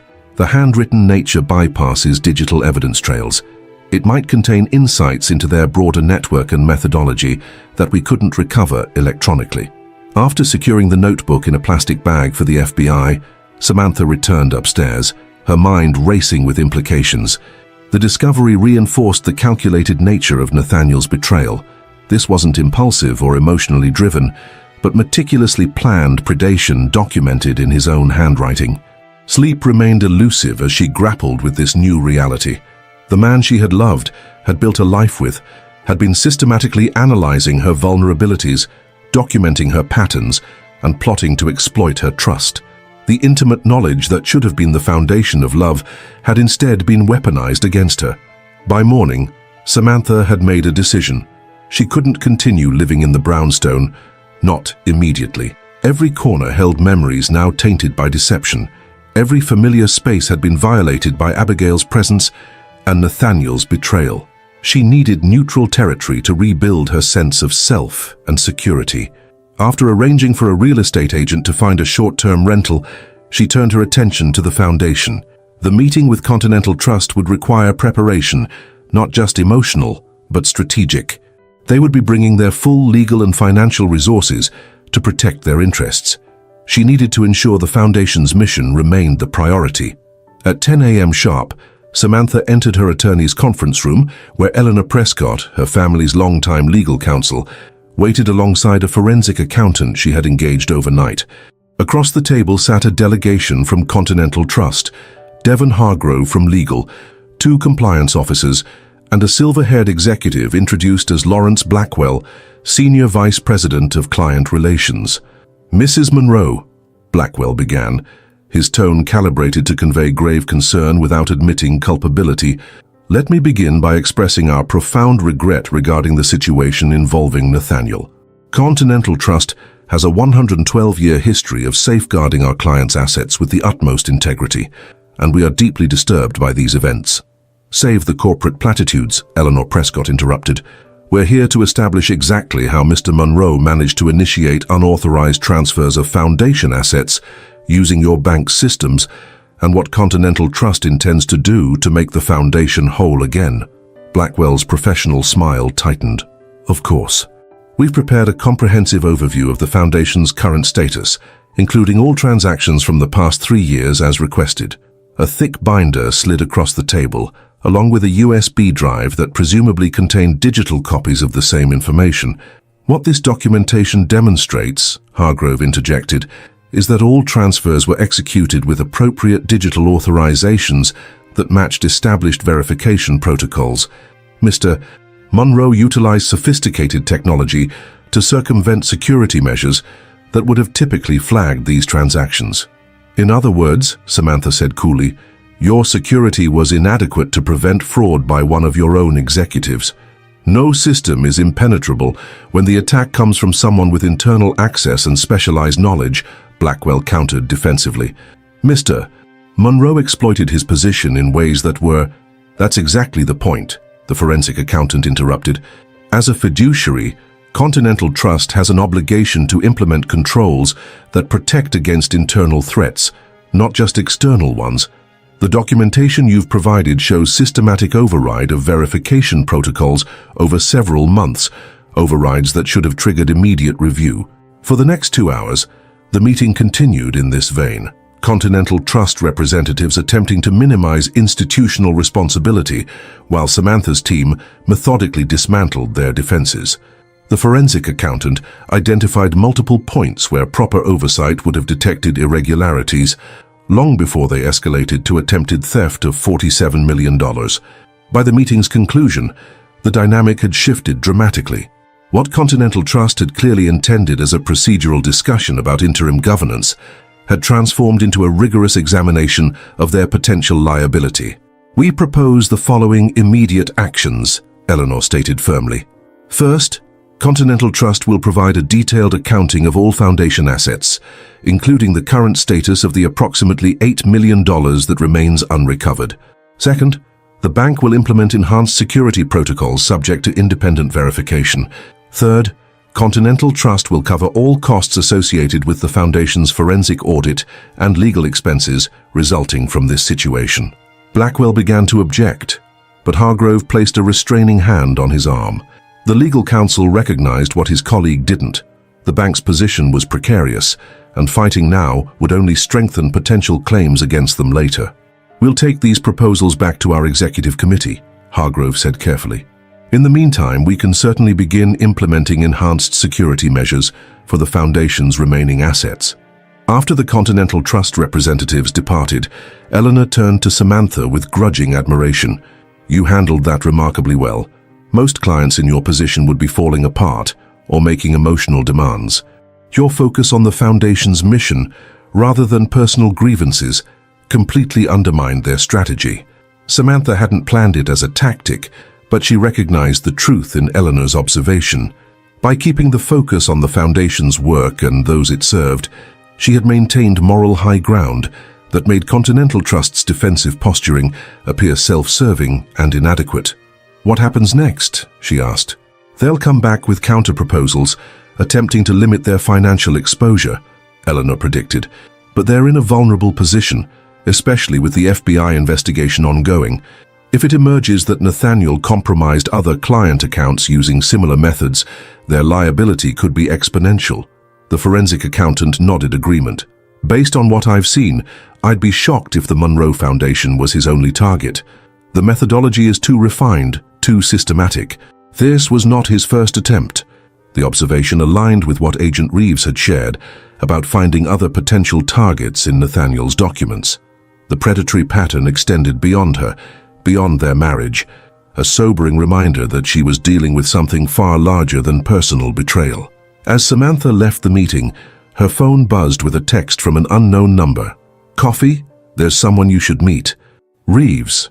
The cryptic message led her to a small cafe 3 blocks from her attorney's office.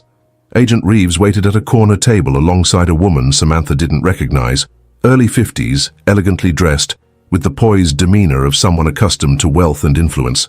Mrs. Monroe, thank you for coming, Reeves said as Samantha approached.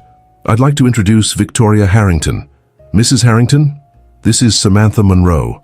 The name registered immediately. Harrington, as in Richard Harrington, the Boston Symphony Orchestra chairman whose file had been in Nathaniel and Abigail's Targets collection. Mrs. Harrington, Samantha acknowledged, understanding dawning. You're Richard Harrington's widow, Victoria completed, her expression grave. Or so most of Boston society believes. Samantha looked questioningly at Reeves, who nodded encouragement. My husband isn't dead, Mrs. Monroe, Victoria explained quietly. "He's in a secure location under federal protection. His death 6 months ago was staged when we discovered he had been targeted by sophisticated financial predators." The revelation was stunning. Richard Harrington's passing from a sudden heart attack had been reported in Boston media, with Victoria making dignified appearances at memorial events across the city. "The heart attack provided cover while we investigated who was targeting him and why," Reeves explained. "Based on evidence recovered from your home, we now believe Nathaniel Monroe and Abigail Tatum were the architects of that operation as well." Victoria's eyes held a weary knowledge that Samantha recognized, the look of someone whose reality had been fundamentally altered by betrayal. "Richard was approached by a financial consultant named Marcus Delacroix, who we now know was working with your husband. They began suggesting complex investment structures for the symphony's endowment. Simultaneously, a widow named Sophia Bellamy, Abigail," Samantha guessed. Victoria nodded. She joined the symphony's patron circle, expressing particular interest in Richard's work. Their paths began coincidentally crossing at functions. "It was all so carefully orchestrated that we might never have detected it except what?" Samantha prompted, when Victoria hesitated. "Except Richard and I have been married for 32 years, Victoria said with quiet intensity. "We know each other's patterns, preferences, reactions. I began noticing subtle changes in his behavior, new interests that aligned mysteriously with Sophia's, scheduling adjustments that created opportunities for their accidental meetings. Small things, but they accumulated until I couldn't ignore the pattern." The parallels to Samantha's own experience were unmistakable. The gradual shifts, the retrospectively obvious manipulation, the systematic targeting based on access to significant assets. "We contacted the FBI," Victoria continued, "and discovered that several other major arts patrons and foundation directors had experienced similar approaches. Agent Reeves proposed the heart attack scenario to remove Richard from their reach, while continuing to gather evidence against the network." "Network?" Samantha questioned. Reeves nodded. "We now believe your husband and Abigail Tatum are connected to a sophisticated international organization that specializes in targeting cultural institutions and private foundations, entities that control substantial assets, but often lack the rigorous security infrastructure of major corporations." The scope of the operation expanded in Samantha's mind, no longer just her personal tragedy, but part of a systematic assault on philanthropic institutions and cultural heritage.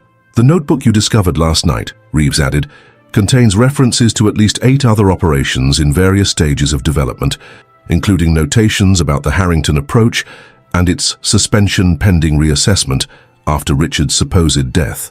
"Why are you telling me this?" Samantha asked, though she suspected she already knew the answer. Victoria reached across the table, briefly touching Samantha's hand. "Because you're in a unique position to help end this. Your testimony, combined with the evidence from your home and your direct experience with their methodology, could be pivotal in dismantling the entire network." "We're building a RICO case," Reeves explained, referring to the Racketeer-Influenced and Corrupt Organizations Act that allowed prosecution of organized criminal enterprises.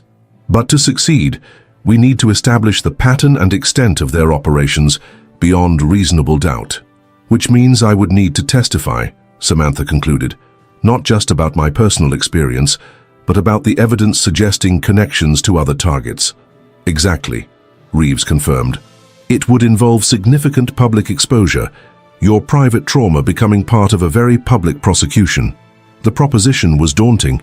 Testifying meant subjecting herself to cross-examination, having the details of her marriage and its betrayal dissected in open court, potentially facing Nathaniel and Abigail directly, but it also meant protecting countless others from similar predation.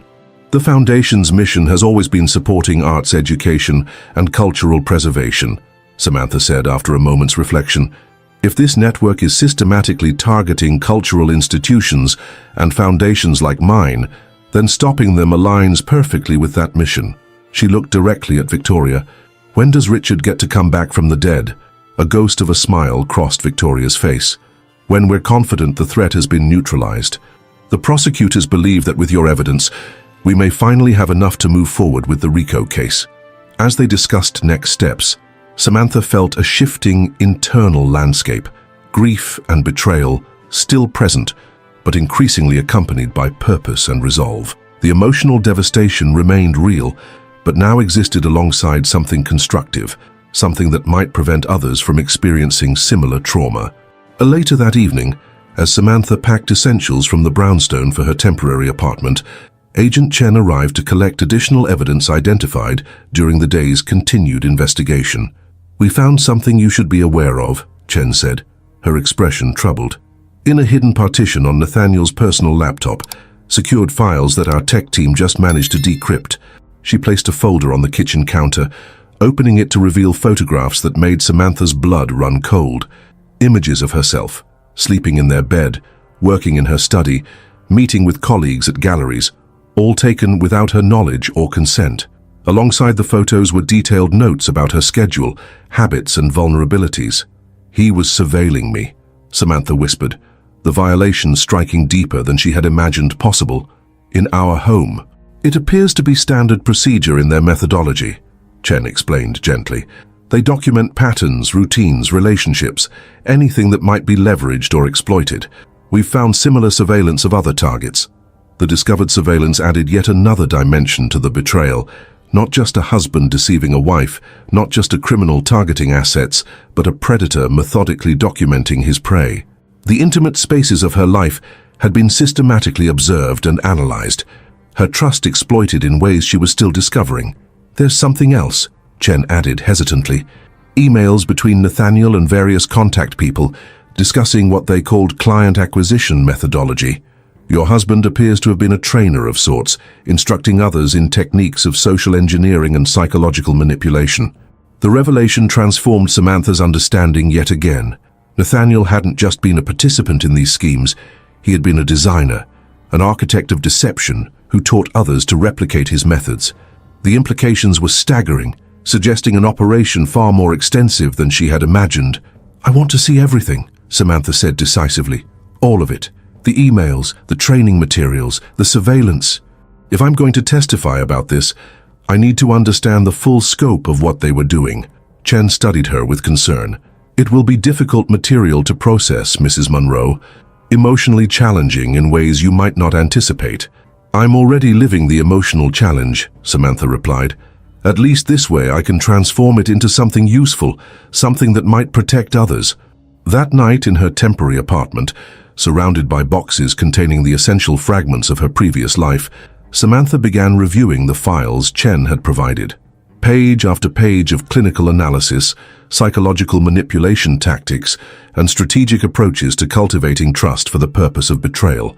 The material was simultaneously deeply personal, detailing her own victimization, and coldly bureaucratic in its systematized approach to predation. Among the files was a document titled Asset Acquisition Process that outlined a 7-stage methodology for targeting, engaging, and ultimately exploiting high-value marks. Stage 1, Identification and Assessment. Stage 2, Identity Crafting and Approach Design. Stage 3, Initial Contact and Trust Building. The clinical precision was chilling, reducing human relationships to tactical objectives in service of financial theft. Most disturbing were the psychological profiles Nathaniel had created, not just of Samantha, but of numerous other targets. Each analysis identified emotional vulnerabilities, personal insecurities, and psychological needs that could be exploited to gain trust and compliance. For Samantha, he had noted her strong attachment to family legacy and professional identity dependent on authenticity, credibility, as pressure points that could be manipulated if necessary. By dawn, Samantha had worked through the most crucial files, assembling a mental framework of the operation's structure and methodology.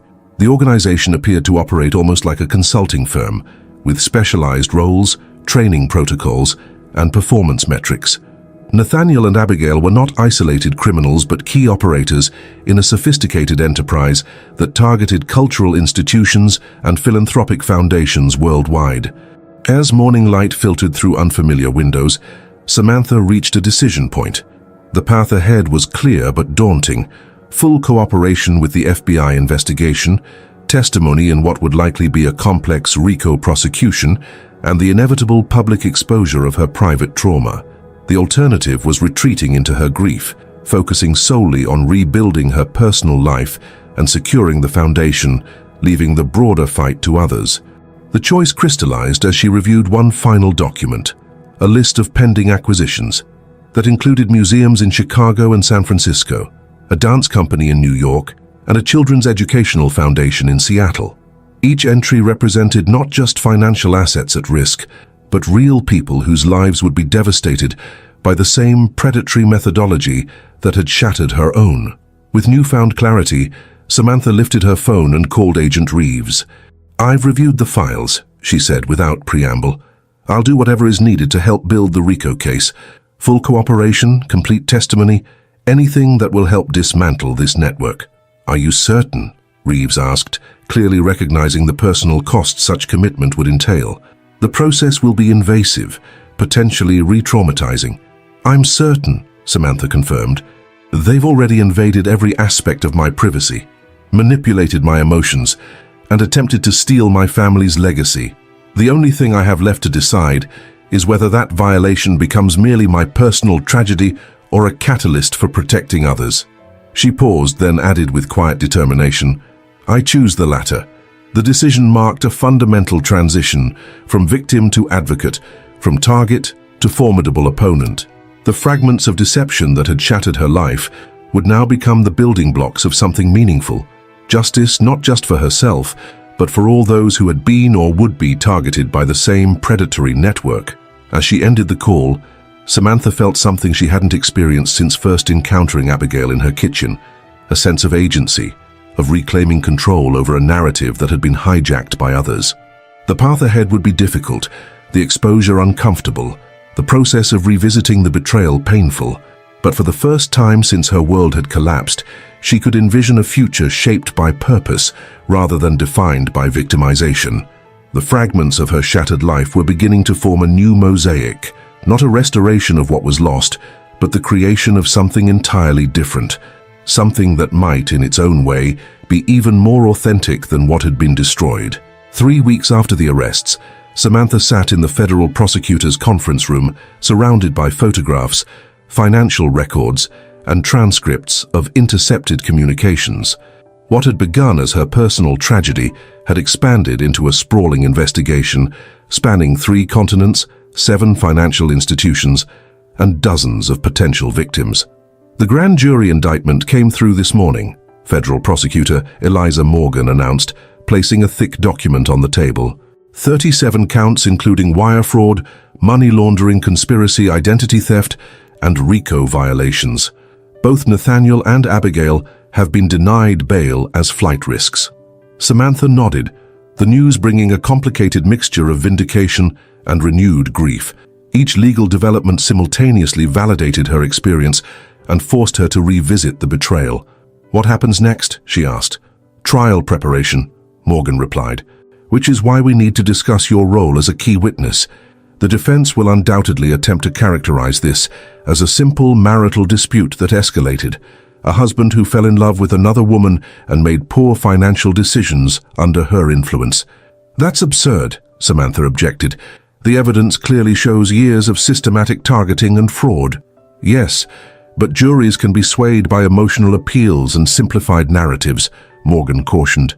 "We need your testimony to connect the criminal conspiracy directly to your personal experience, to show the jury the human impact of these crimes." Agent Reeves, who had been reviewing documents at the end of the table, looked up. "We've also identified 3 other victims willing to testify about similar experiences, with Nathaniel and Abigail operating under different identities. Their testimony will establish the pattern necessary for the RICO charges." "Other victims from before me?" Samantha asked, the implications settling heavily. Reeves nodded, passing her a folder.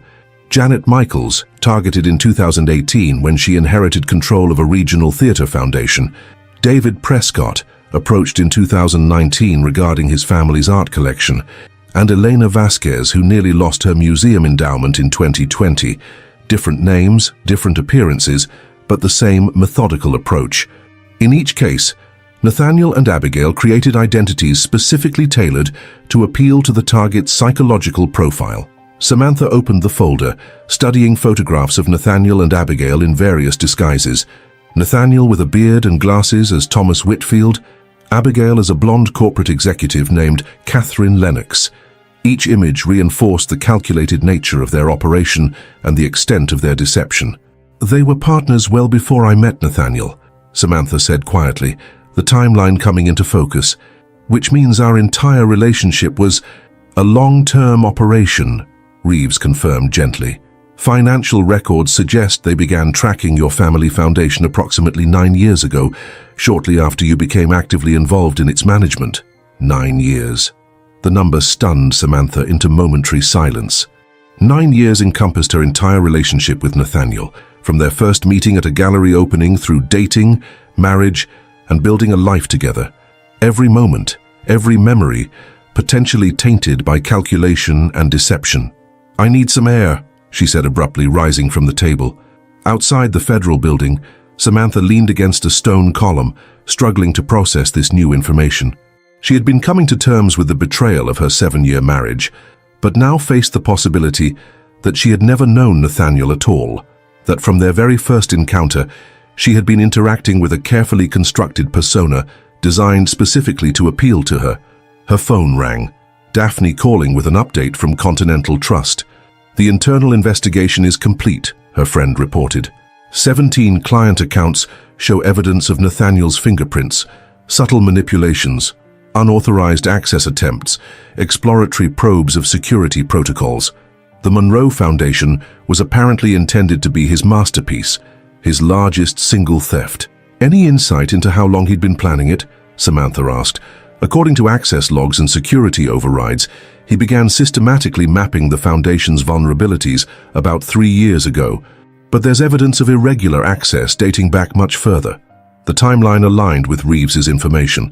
While the active phase of targeting her foundation had intensified in recent years, the groundwork had been laid much earlier, perhaps from the very beginning of their relationship. "There's something else," Daphne added, her tone suggesting reluctance. "The HR department found irregularities in Nathaniel's original employment verification. The references and employment history he provided when joining Continental Trust 9 years ago, they don't check out. The companies exist, but they have no record of him." Another layer of deception, reaching back to the very foundation of the life Samantha thought they had built together. Had anything been real? Any moment genuine?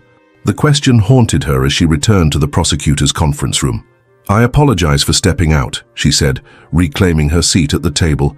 Morgan studied her with professional assessment. "This is an ongoing process, Mrs. Monroe. Each new revelation can reopen wounds just as they're beginning to heal. If you need time—" "What I need," Samantha interrupted with quiet determination, "is to understand exactly what happened, how it happened, and how to ensure it never happens to anyone else. The timeline may be more extensive than we initially understood, but that only strengthens my resolve to see this through." Her response seemed to satisfy Morgan, who nodded appreciatively before turning to a large evidence board where photographs, documents, and financial transaction records had been arranged in chronological order. "Let's focus on establishing the narrative for the jury," the prosecutor suggested. "We need to connect the elaborate financial scheme to the personal deception in ways that make the human impact undeniable." For the next 3 hours, they methodically reconstructed the operation, integrating Samantha's personal experience with the broader evidence of criminal conspiracy. The work was emotionally exhausting, but clarifying. Each connection established, each pattern identified, brought a measure of order to the chaos of betrayal. As the session concluded, Agent Chen approached with a tablet displaying a series of emails. "These were recovered from a cloud server Abigail accessed," she explained. "Communications between her and Nathaniel going back 8 years, discussing various acquisition projects, including yours. They used coded language, but the content is unmistakable." Samantha scrolled through the messages, each one a fresh wound. In clinical, detached language, Nathaniel and Abigail discussed her habits, preferences, vulnerabilities, the most intimate aspects of her life reduced to tactical information for exploitation. One exchange from 7 years ago, shortly before his proposal, was particularly devastating. N. Target responding as anticipated to calibrated emotional investment. Vulnerability assessment indicates optimal timing for Phase 3 acceleration. Recommend formalization of relationship status to enhance access to primary accounts. A. Proceed with relationship advancement. Surveillance confirms target's romantic expectations align with operational parameters. Maintain documentation of all access credentials acquired during honeymoon phase. Their engagement, their wedding, reduced to relationship advancement and an opportunity to gather access credentials. The calculated exploitation of her emotions and trust laid bare in sterile operational language. "Are you okay to continue reviewing these?" Chen asked, noting Samantha's expression. "Yes," she replied without hesitation. "I need to see everything. Understanding the full extent of the deception is the only way I'll ever process it completely." Later that evening in her temporary apartment, Samantha continued working through the recovered communications, building a comprehensive timeline of the operation, targeting her and her family's foundation. The methodical approach helped contain the emotional impact, transforming overwhelming betrayal into documented evidence. As she organized the information chronologically, patterns emerged that hadn't been immediately apparent. Nathaniel's suggested career moves for her, his encouragement of certain professional relationships, his opinions on foundation investments, all subtly aligned with creating opportunities for the eventual theft. Even her extended European trip had been strategically encouraged to create the ideal window for their final execution. The depth of manipulation was staggering, yet somehow knowing its full extent provided a strange clarity. The problem wasn't that she had missed obvious warning signs. It was that the deception had been so comprehensive, so expertly crafted to exploit her specific vulnerabilities, that detecting it would have required a level of suspicion incompatible with any intimate relationship. As midnight approached, Samantha found herself staring at a photograph from their second anniversary. Nathaniel and her at a beachside restaurant in Santorini, smiling into the camera with genuine-seeming happiness. According to the timeline she'd constructed, this trip had coincided with his first serious attempts to gather detailed information about the Foundation's security protocols. Had he felt anything real in that moment? Had there been any genuine emotion beneath the calculated performance? Or had every smile, every touch, every intimate conversation been nothing more than tactical execution of a long-term predatory strategy? The questions had no satisfying answers, and ultimately Samantha realized they didn't matter. Whether Nathaniel had experienced moments of genuine connection or had been entirely calculating throughout, the end result remained the same. A marriage built on fundamental deception, a relationship weaponized for financial predation. A knock at her door interrupted these reflections. At this hour it could only be one person, Victoria Harrington, who was staying in the same secure building while participating in the investigation. "I thought you might still be up," Victoria said when Samantha opened the door. "The lights under your door gave you away. Mind some company?" Samantha welcomed her in, clearing case files from the sofa to make space. Over the past weeks, she had developed an unexpected bond with the older woman, a connection forged through shared experience of sophisticated deception. "Still working through the evidence?" Victoria asked, gesturing to the organized stacks of documents. "Trying to make sense of it all," Samantha confirmed. 9 years, Victoria. Apparently they identified me as a potential target 9 years ago, before I even met Nathaniel. Victoria's expression reflected understanding rather than shock. "Richard and I have been working through a similar realization.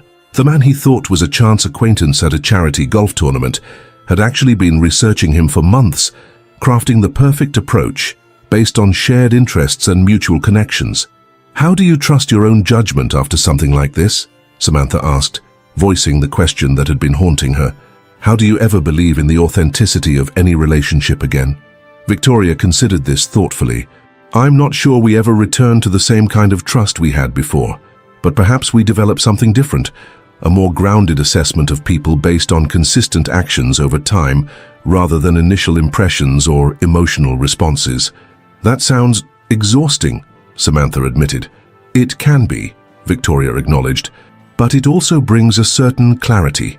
Richard and I have discovered that our relationship has actually deepened through this experience. Having faced this level of deception together, we've developed a new appreciation for the genuine connection we share." The observation offered a perspective Samantha hadn't considered, that experiencing profound deception might actually enhance one's capacity to recognize and value authenticity. Perhaps the ability to distinguish genuine connection from manipulation was a skill that could be developed through even the most painful experiences. "I've been thinking about doing something with all this," Samantha said after a moment. "Not just the testimony and legal proceedings, but something more creative, a way to transform this experience into something meaningful." "What kind of something?" Victoria asked. "An exhibition, perhaps, using the documented evidence of the deception, the surveillance photos, the coded communications, the financial trails, as elements in an exploration of authenticity and fraud." The idea had been forming gradually in Samantha's mind, emerging from her curatorial instinct to organize, contextualize, and find meaning in disparate elements. "That's remarkably constructive," Victoria observed. "Most people in your position would be focused solely on survival and recovery." "I am surviving," Samantha replied, "and part of my recovery might be using my professional skills to make sense of this experience, to transform private trauma into something with broader relevance." The conversation continued late into the night, two women bound by parallel experiences of betrayal, finding connection and possibility amid the wreckage of deception. The following week brought a significant development in the case, one that tested Samantha's newly developing resilience. Agent Reeves contacted her with news that Nathaniel had requested a meeting. "He claims to have information about additional operations that we haven't yet uncovered," Reeves explained, "but he'll only share it with you present." "It's manipulation," Samantha responded immediately. "Another attempt to establish control or create emotional leverage." "Most likely," Reeves agreed. "However, the prosecutor believes there might be value in hearing what he has to say, with appropriate safeguards in place, of course."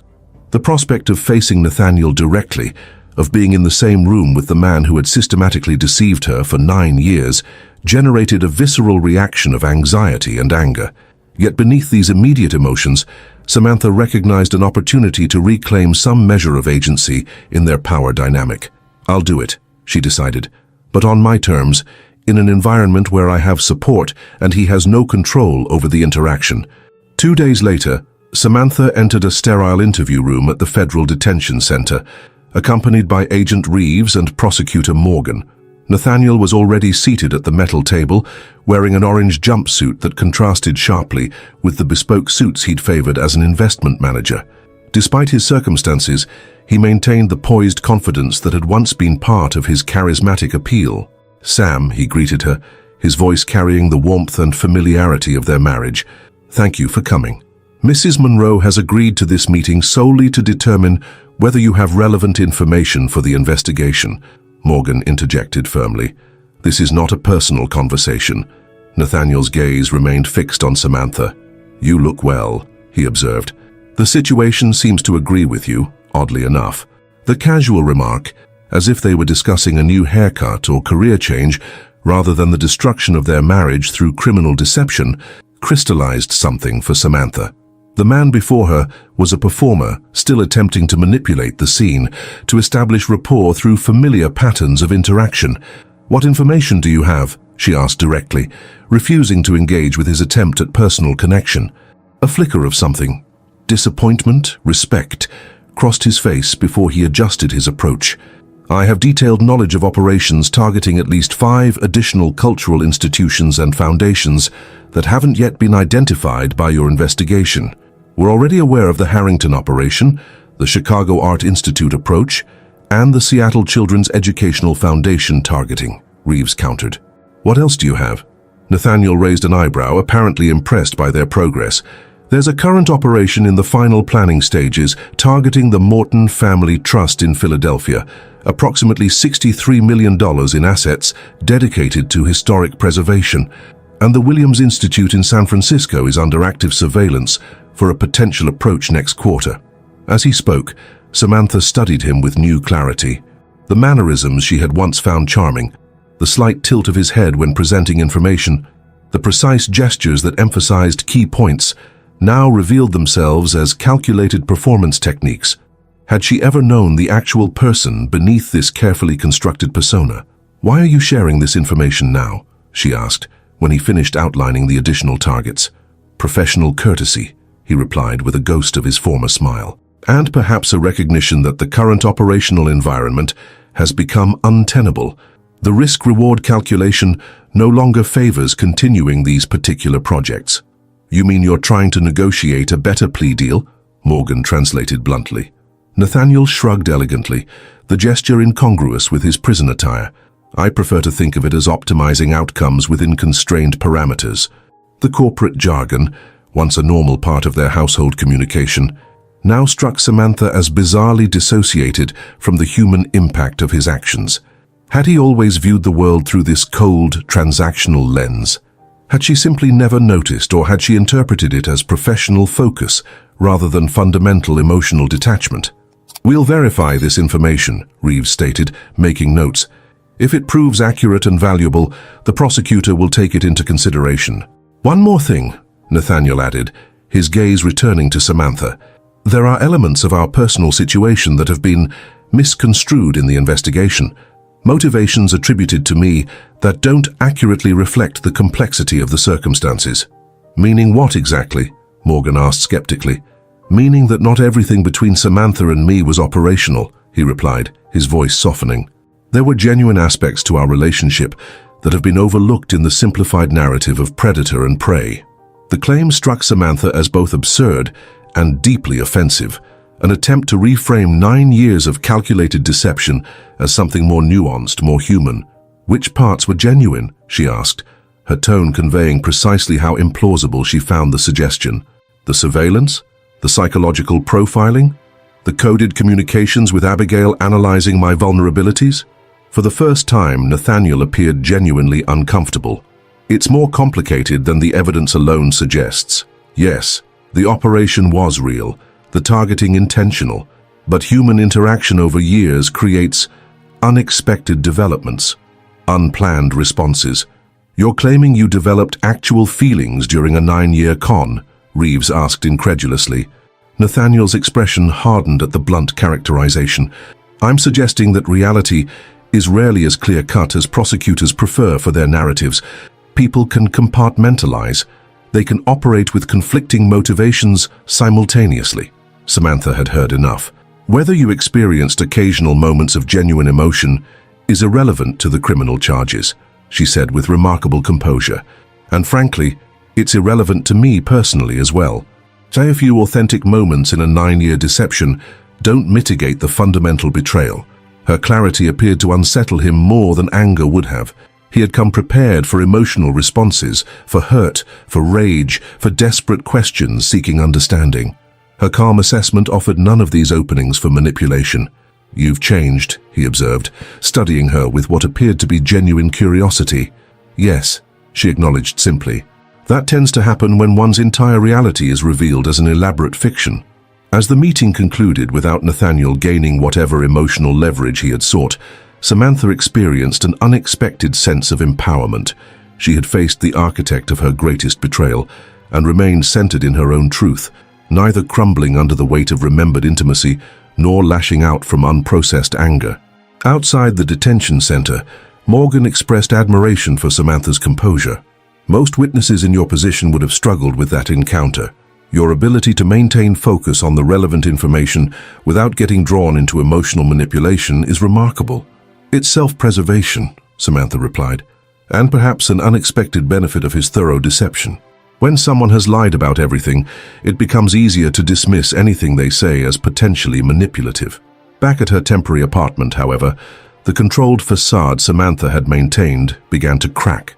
Despite her intellectual understanding of Nathaniel's manipulative tactics, his suggestion of authentic elements within their relationship had activated painful questions she thought she had resolved. Had there been genuine moments amid the deception? Did it matter if there were?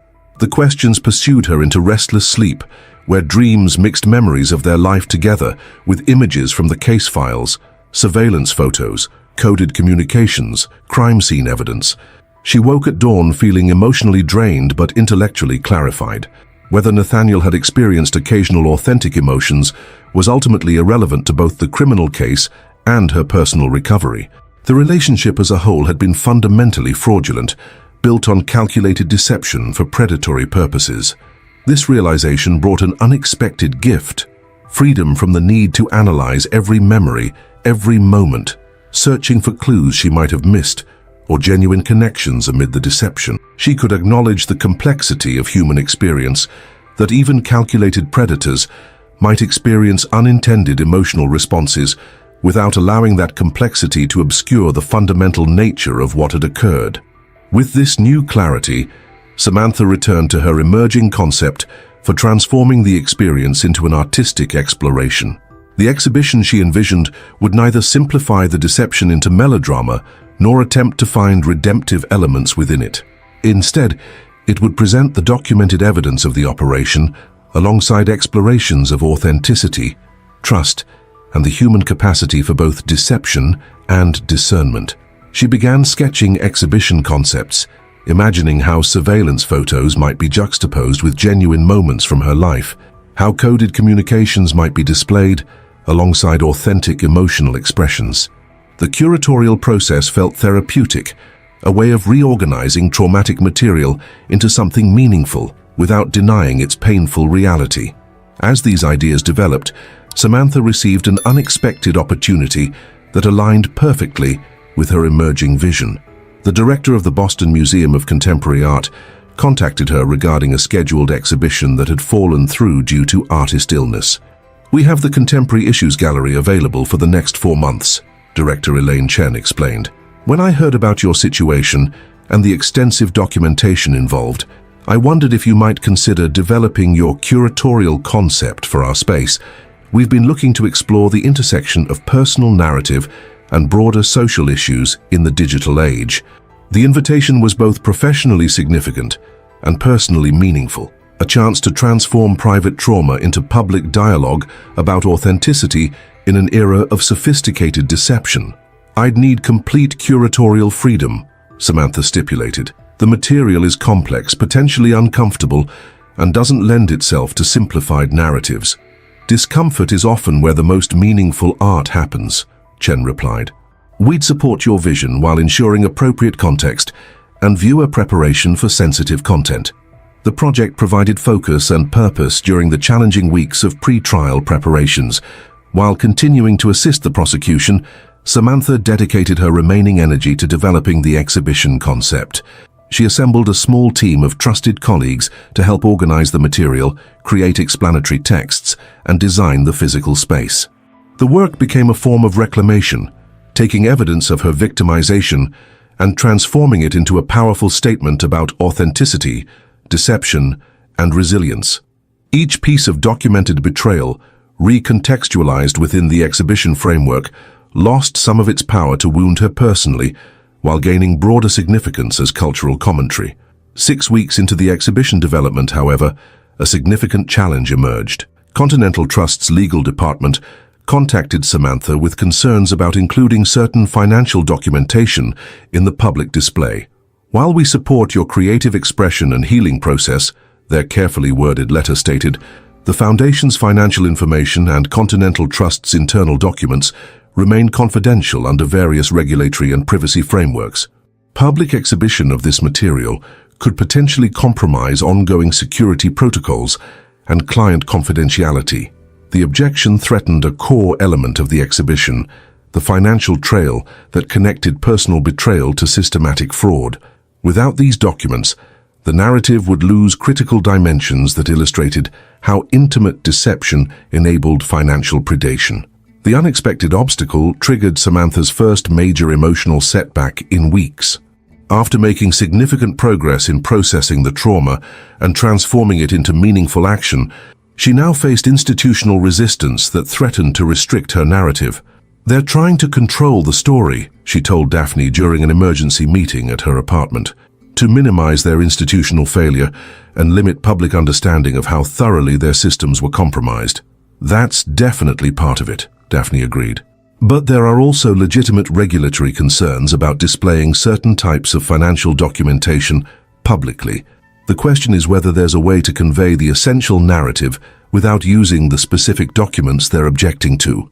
The challenge forced Samantha to reconsider her approach. Rather than fighting Continental Trust through legal channels, a battle that could delay the exhibition indefinitely, Perhaps there were creative solutions that would preserve the integrity of her vision while addressing their legitimate concerns.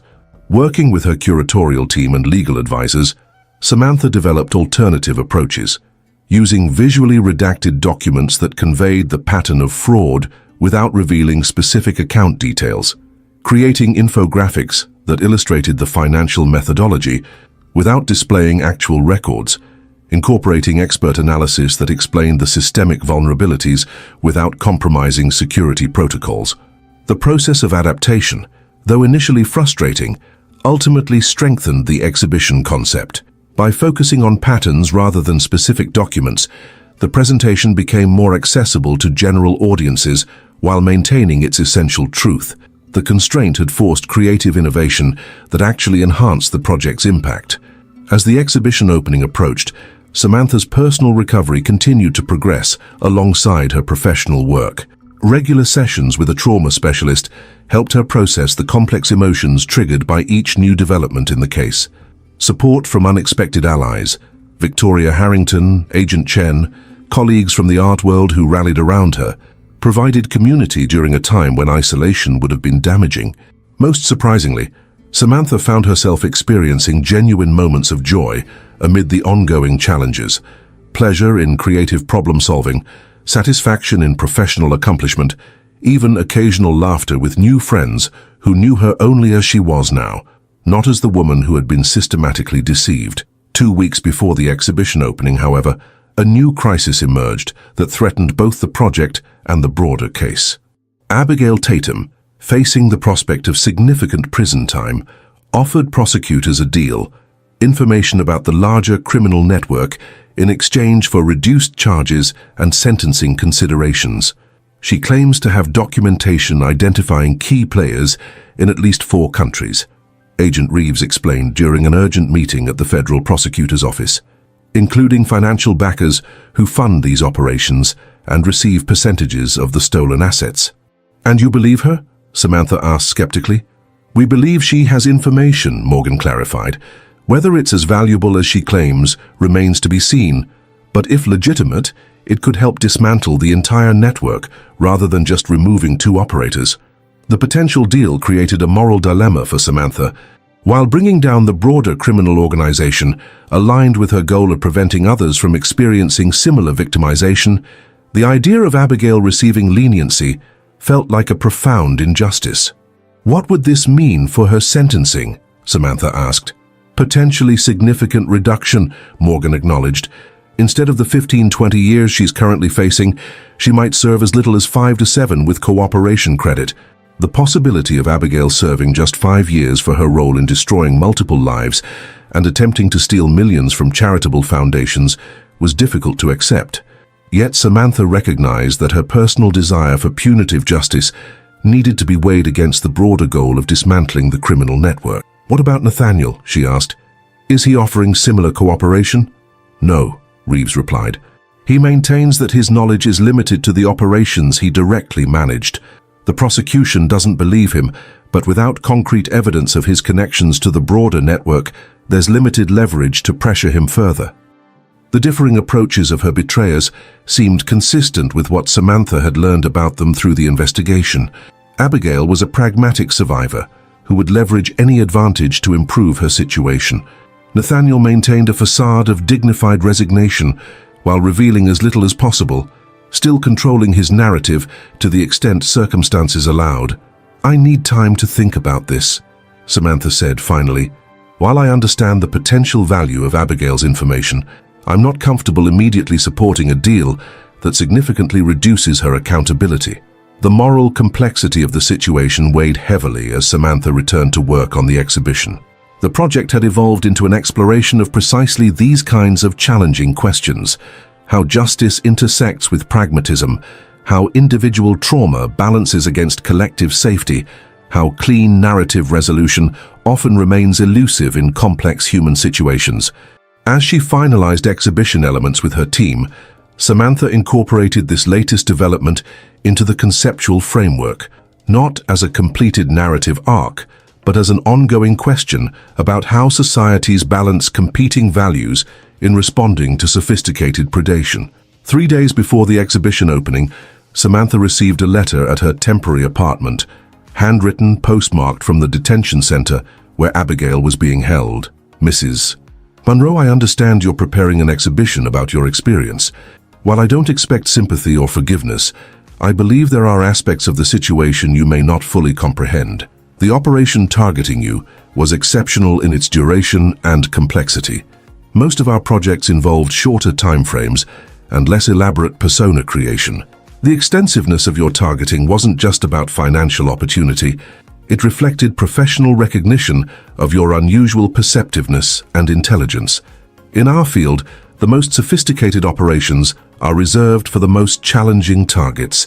I'm offering cooperation to the authorities, not merely for sentencing consideration, but because the organization has fundamental vulnerabilities that make it unsustainable. The same patterns that made our operations effective also create predictable failure points that authorities are increasingly able to identify.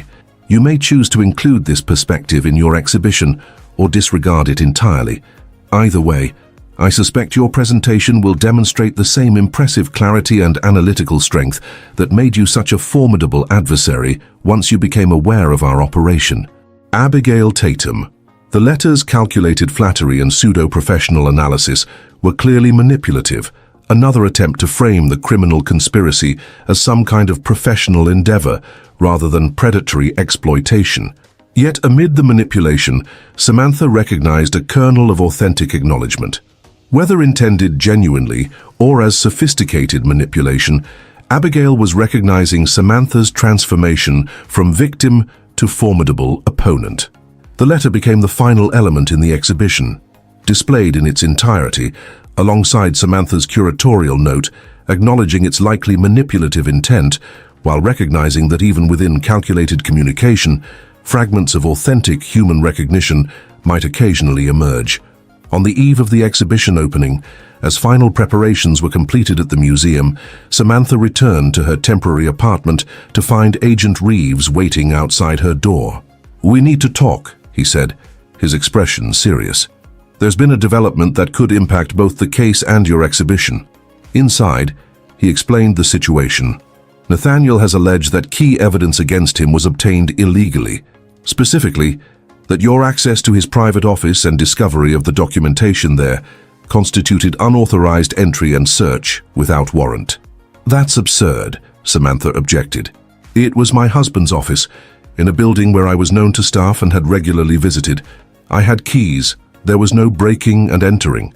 "We know that," Reeves assured her, "but his attorneys are filing motions to suppress all evidence flowing from that initial discovery, arguing fruit of the poisonous tree doctrine.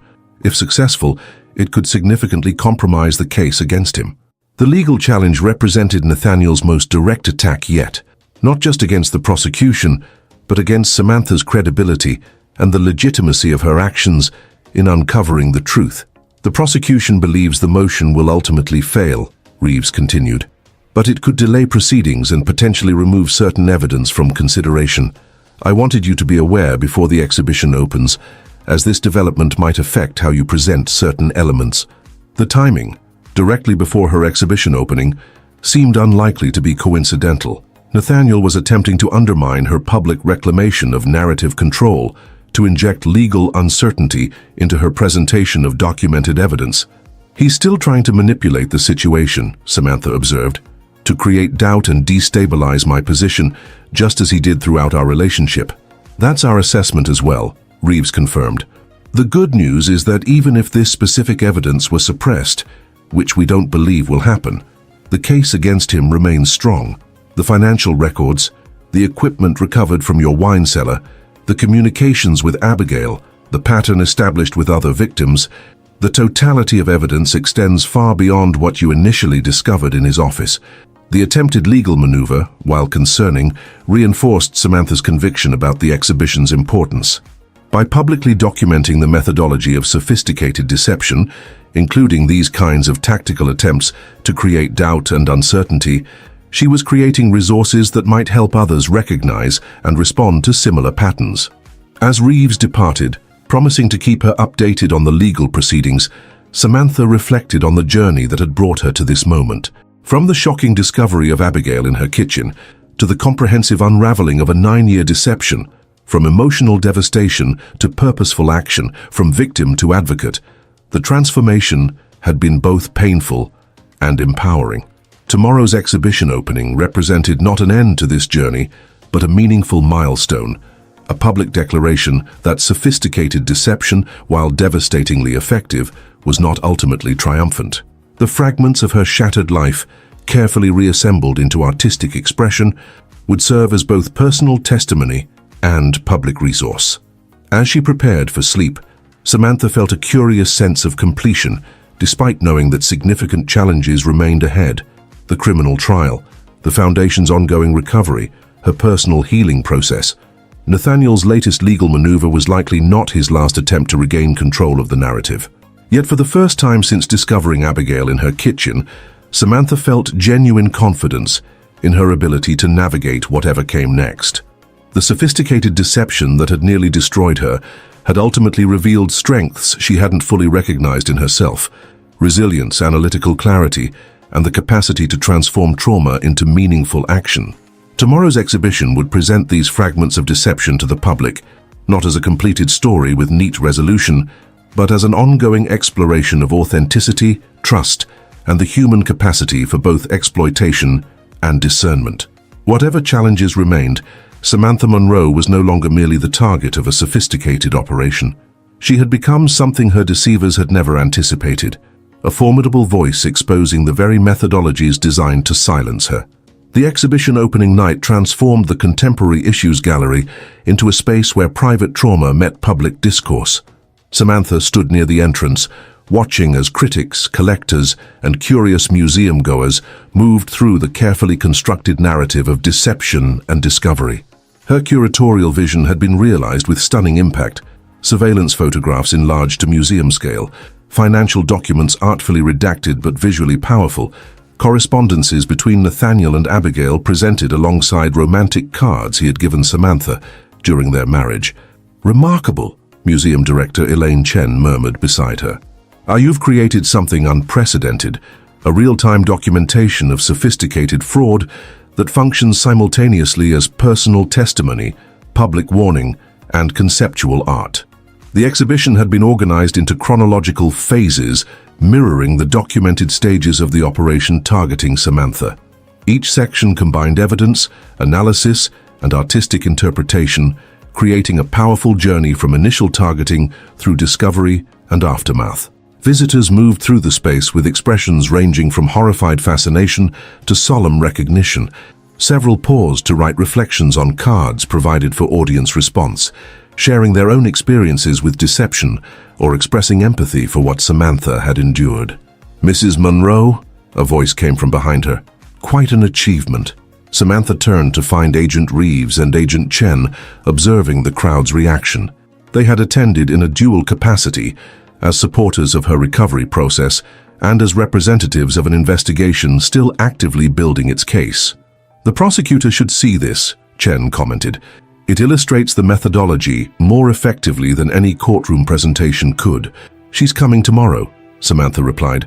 Along with several financial crime specialists from other jurisdictions, they're interested in using elements of the exhibition for training purposes. As they spoke, Samantha noticed a distinguished older couple entering the gallery, Richard and Victoria Harrington, making their first public appearance since Richard's resurrection from his staged death. The FBI had cleared them to resume public life now that the immediate operation targeting them had been disrupted, though they maintained certain security protocols. Their presence represented an important expansion of the narrative, evidence that Samantha's experience was not isolated, but part of a pattern targeting cultural institutions and their leaders. Several other victims of similar operations had contributed statements to the exhibition, but the Harringtons were the first to appear in person. "Samantha," Victoria embraced her warmly, "this is extraordinary work. You've transformed something designed to silence and isolate you into a powerful public resource." "It's still evolving," Samantha acknowledged. "As the investigation continues and the trial approaches, new elements emerge that reshape our understanding of what happened." Richard, still adjusting to his return to public life after months in protective seclusion, studied a display of surveillance photographs with professional interest. "The methodology is consistent across operations," he observed. "The same baseline approach customized for each target's specific vulnerabilities."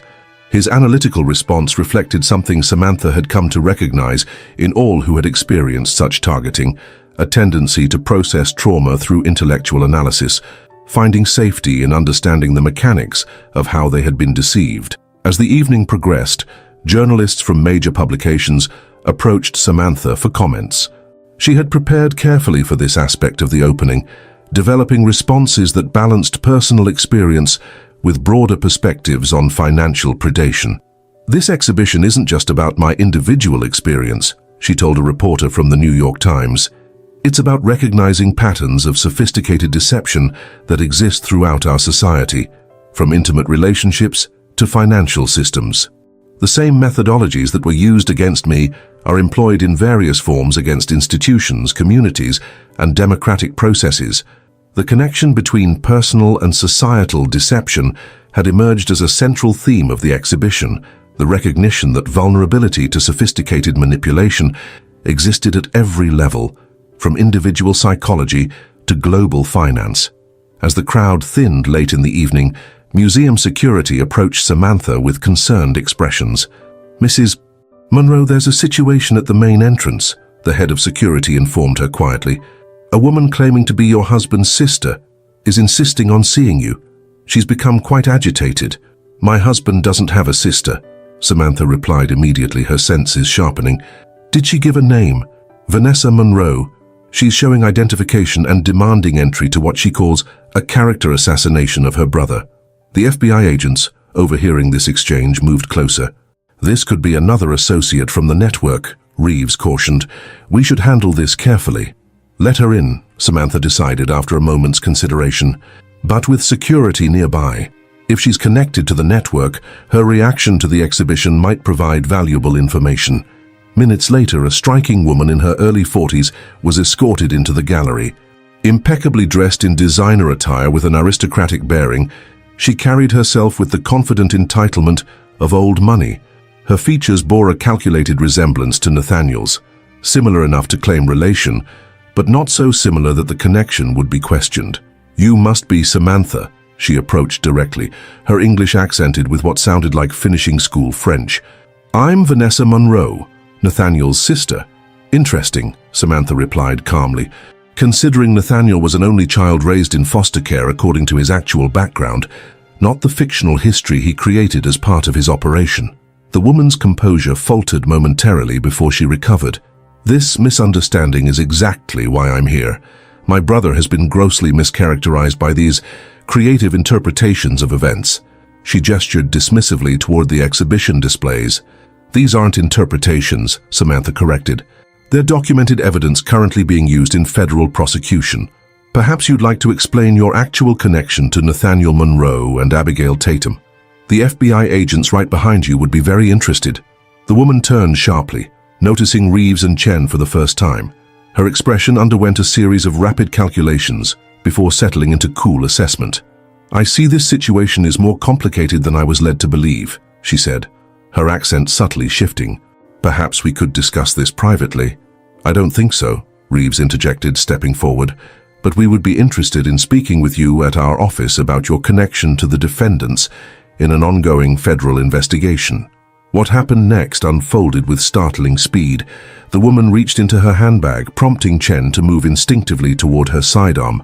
But instead of a weapon, Vanessa produced a small aerosol canister and deployed it directly into Reeves's face before anyone could react. Reeves staggered backward, temporarily blinded, as the woman bolted toward a side exit.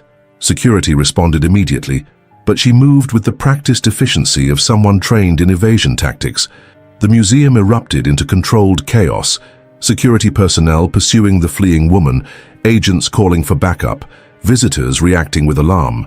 In the confusion, Samantha noticed something the woman had dropped, a small phone that had fallen from her bag during her escape.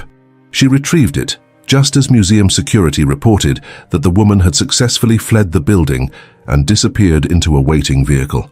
"Pepper spray," Reeves confirmed, his eyes red and watering as medics attended to him. "Non-lethal but effective." She knew exactly what she was doing. She was surveillance, Chen concluded. Sent to assess the exhibition and report back on what information has been made public, and possibly to intimidate Mrs. Monroe, Reeves added, still blinking rapidly to clear his vision. Samantha handed the phone to Chen. She dropped this. It might help identify her. The device was secured as evidence, and within an hour, the FBI had established a perimeter around the museum while digital forensics specialists began analyzing the phone. The exhibition opening concluded prematurely, with visitors escorted out through controlled exits, while security verified no other potential threats remained. In a makeshift command center established in the museum's administrative offices, Samantha provided a detailed description of the encounter to a rapidly expanding team of federal agents. She was operating at a different level than what we've seen before, Samantha observed. More sophisticated than Nathaniel or Abigail, better prepared, quicker adaptation when confronted, clearly trained in counter-surveillance and extraction techniques. This suggests the network has specialized roles, Chen theorized.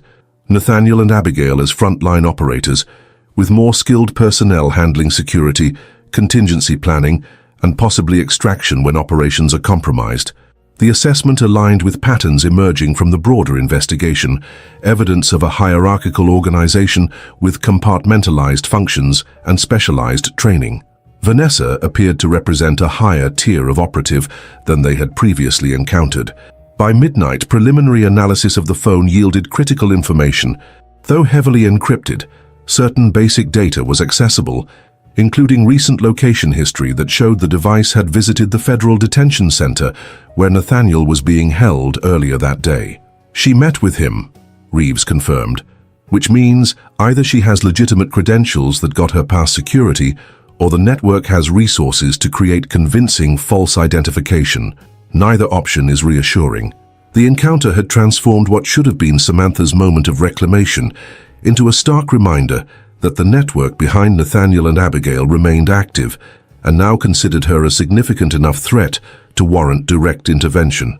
"We need to increase your security immediately," Reeves insisted. "The exhibition has clearly touched a nerve. They wouldn't have risked sending someone like this unless they were concerned about what you've made public." As security protocols were established around her temporary apartment and the museum, Samantha processed the implications of this escalation. The exhibition had been intended as personal testimony and public education. She hadn't fully anticipated that it might also function as a direct challenge to an organization accustomed to operating in shadows. Sleep proved elusive that night as Samantha replayed the encounter, analyzing the woman's behavior, language, and tactical decisions.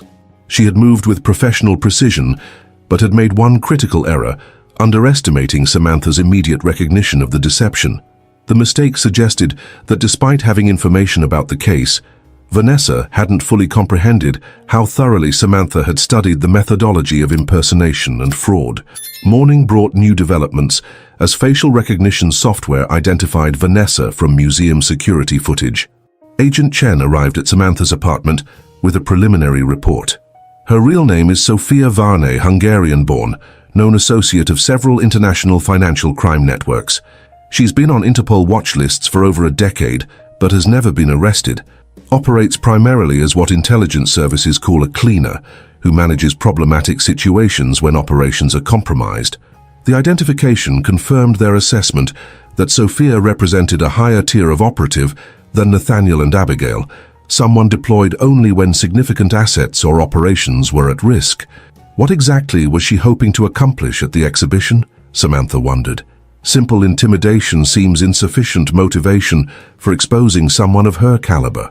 "We believe she was attempting to assess exactly what information has become public," Chen explained.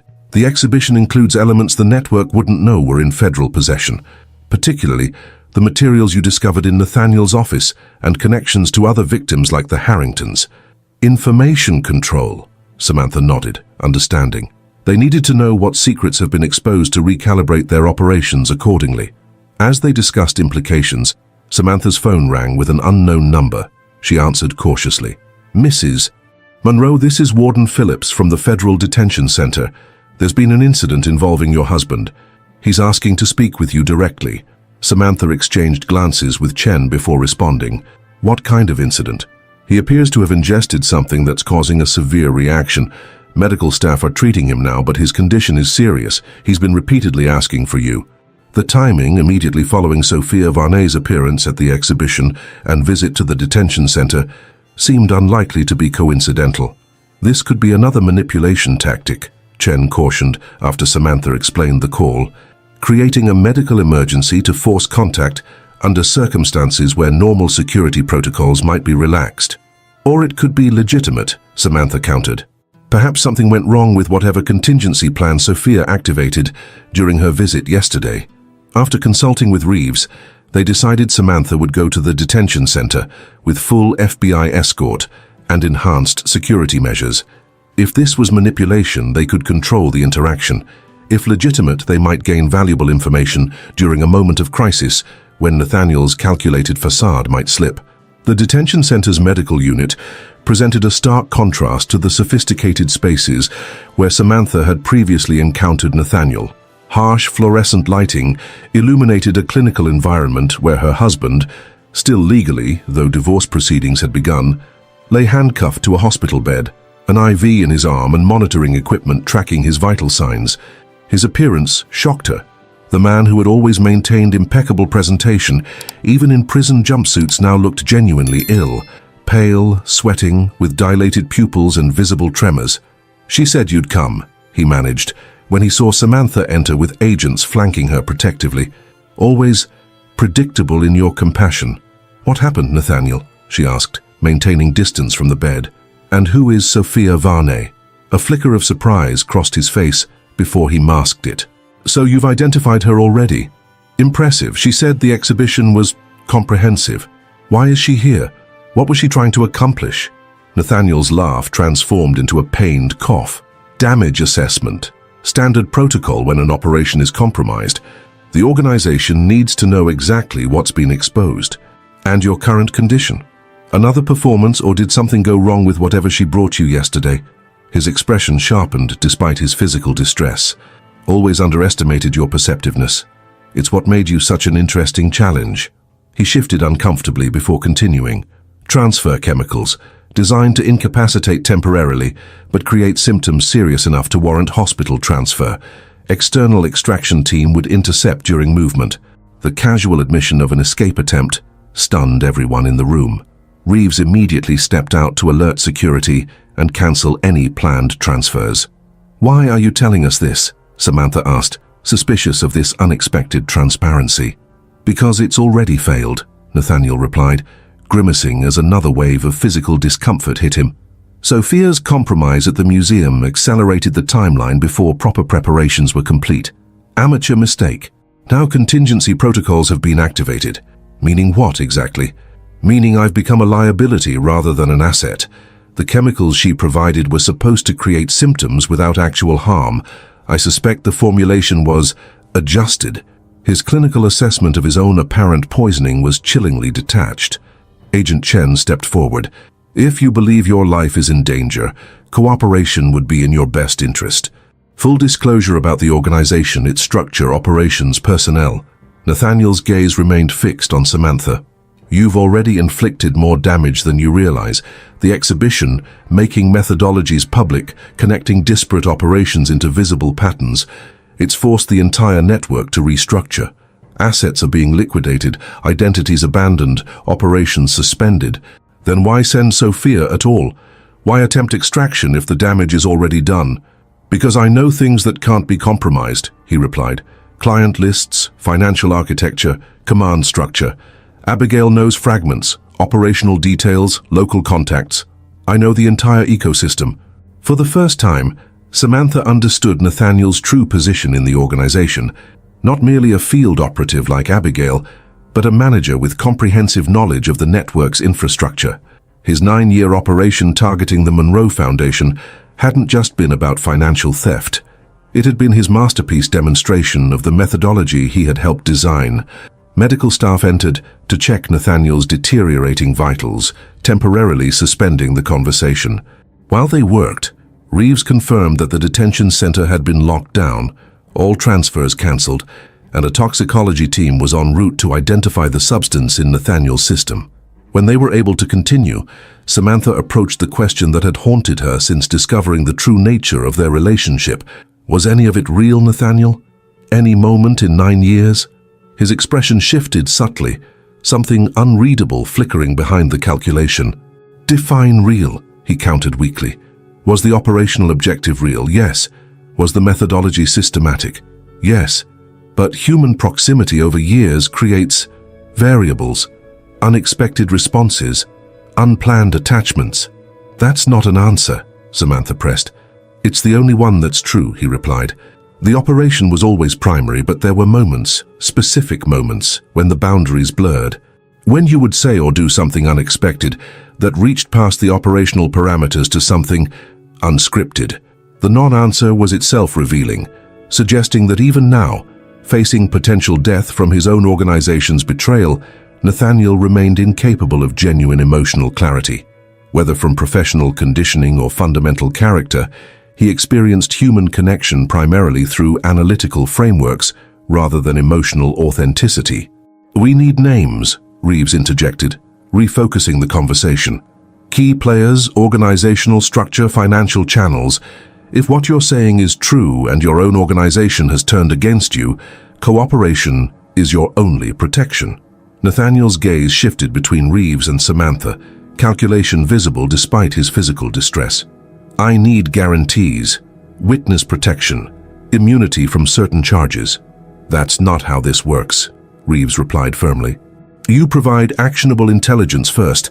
Its value determines what considerations might be possible. Before Nathaniel could respond, medical alarms began sounding as his vital signs destabilized dramatically. Staff rushed in, pushing everyone else back as they worked to counteract whatever substance was causing the rapid deterioration. In the chaotic minutes that followed, Samantha found herself pressed against the wall watching medical professionals fighting to stabilize the man who had systematically deceived her for 9 years. The conflicting emotions were overwhelming. This was someone who had caused immeasurable harm, yet watching any human being suffer triggered instinctive compassion. He's stabilizing, a doctor finally announced, but we need to transfer him to the hospital immediately for more comprehensive treatment. Whatever he's ingested is complex and behaving unpredictably. As they prepared Nathaniel for emergency transfer, he gestured weakly for Samantha to approach. Against security protocol, but with Reeves's reluctant approval, she moved closer to hear his labored words.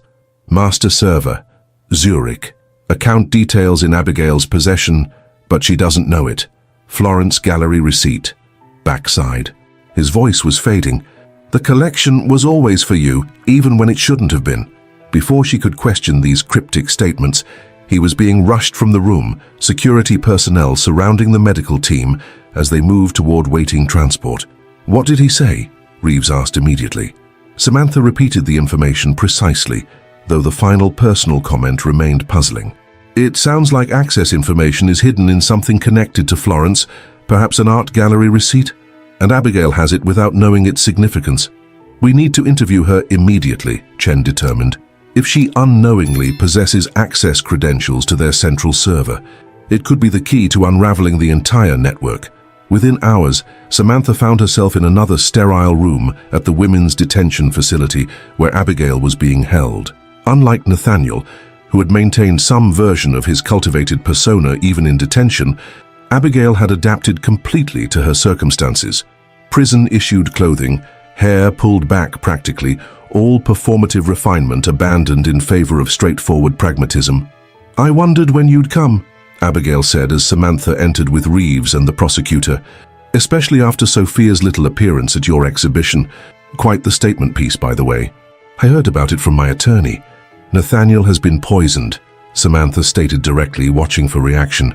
It appears your organization has activated contingency protocols to prevent him from becoming a liability. The news visibly shocked Abigail, a rare glimpse of genuine reaction breaking through her composed exterior. That's unexpected, she managed after a moment. Extraction would be standard procedure, not elimination. Unless... Her voice trailed off as she processed implications. Unless what? Reeves prompted.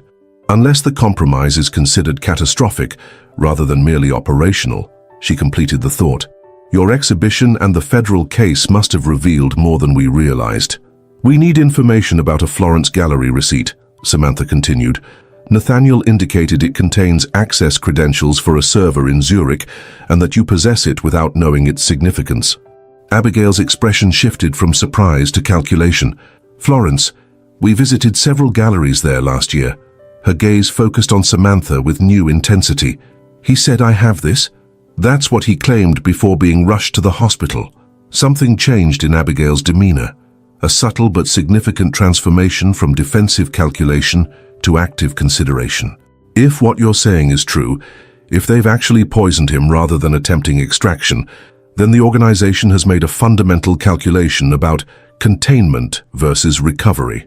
Meaning they've decided the potential damage from exposed information outweighs the value of the assets and operatives at risk. She leaned forward, which dramatically changes my own calculation about cooperation. For the next hour, Abigail methodically reviewed her limited possessions currently held in evidence storage, focusing particularly on items from her separate apartment rather than Samantha's home. Eventually, she identified a leather portfolio containing travel documents from their European trip the previous year. Here, she said finally, extracting a small receipt from the Uffizi gallery. This never made sense to me. Nathaniel insisted on keeping the receipt from a small purchase at the gift shop, a reproduction of Botticelli's Primavera that he said reminded him of you. I kept it because it seemed unusual for him to be sentimental. Examination of the receipt revealed nothing obvious until Agent Chen held it under ultraviolet light. Faint markings appeared on the reverse, a complex alphanumeric sequence and what appeared to be server address information. This could be it, Chen confirmed. Access credentials disguised as an ordinary receipt, hiding critical information in plain sight, connected to a seemingly innocent personal moment. The discovery triggered immediate action. FBI cybercrime specialists were contacted to prepare for accessing the server using these credentials, while security around both Nathaniel, now in hospital under guard, and Abigail was further enhanced. I want full cooperation credit for this, Abigail stated firmly, and protection from whatever containment protocols they've activated. If they're willing to eliminate Nathaniel despite his seniority, my position is even more precarious. That depends on what we find on the server, the prosecutor replied, and what additional information you can provide about the organization's structure and operations. Abigail's cooperation seemed motivated by pure self-preservation rather than remorse or ethical reconsideration, a pragmatic pivot when she recognized her former organization had likely abandoned her. Yet her detailed knowledge of operational methodologies made her assistance potentially invaluable, regardless of motivation. As they prepared to leave, Abigail addressed Samantha directly for the first time. Your exhibition, making our methods visible, connecting isolated incidents into recognizable patterns, it's more damaging than you probably realize. These operations depend on targets believing their situations are unique, personal, isolated. By creating a public framework for understanding the methodology, you've compromised the fundamental psychological leverage that makes the approach effective. The observation, though likely intended as manipulation, contained a kernel of insight that resonated with Samantha's curatorial intentions. By transforming private trauma into public discourse, the exhibition functioned as both personal healing and collective protection. Back at the FBI field office, developments unfolded rapidly.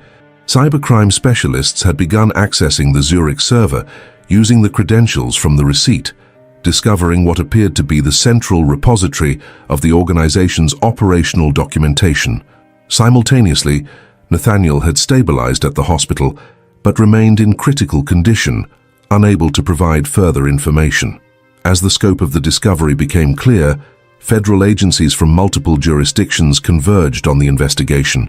What had begun as Samantha's personal betrayal had expanded into one of the most significant financial crime investigations in recent history, a multinational operation targeting cultural institutions and philanthropic foundations worldwide. The server contains operational files on over 40 separate targets, Reeves reported during an emergency briefing. Museums, foundations, endowments, cultural heritage organizations, all selected for their combination of substantial assets and limited security infrastructure. The total potential theft would have exceeded $800 million if all operations had been successful. The scale was staggering, not isolated criminal activity, but systematic predation on institutions dedicated to cultural preservation and education. Organizations that existed to benefit society had been specifically targeted because their mission-driven focus made them particularly vulnerable to sophisticated deception. "There's something else," Chen added. "Documentation suggesting financial backing from certain private equity groups that appear to specialize in acquiring distressed cultural assets. The pattern suggests these firms may have been financing the criminal operations with the expectation of then rescuing the victimized institutions through acquisition once their finances were compromised." This additional layer revealed something even more disturbing: not just theft, but a deliberate strategy to undermine cultural institutions in order to acquire their assets at reduced valuations. The implications extended beyond financial crime into questions about the preservation of cultural heritage and educational resources. As the investigation expanded exponentially, Samantha found herself in the unusual position of having her personal experience become the entry point for understanding a global criminal enterprise. Prosecutors, financial crimes specialists, and cultural institution security experts all sought her insights into the methodology she had documented so comprehensively in her exhibition. 3 days after the server discovery, Samantha received news that transformed her understanding of events yet again. Nathaniel Monroe had died in the hospital, never having regained sufficient stability to provide additional information. Toxicology had identified a sophisticated compound specifically designed to create symptoms of natural organ failure while leaving minimal evidence of poisoning. The news created complex emotions, not conventional grief for a loved one, but a complicated reckoning with the finality of never getting complete answers, never fully understanding the man who had shared her life while systematically deceiving her. "I'm sorry," Victoria Harrington said simply when Samantha called her with the news. "Not for him, but for you. This removes any possibility of the closure that comes from complete answers." "I'm not sure complete answers were ever possible with Nathaniel," Samantha replied after consideration. "Even in extremis, he remained calculated, strategic. I doubt he was capable of the kind of emotional clarity I might have wanted."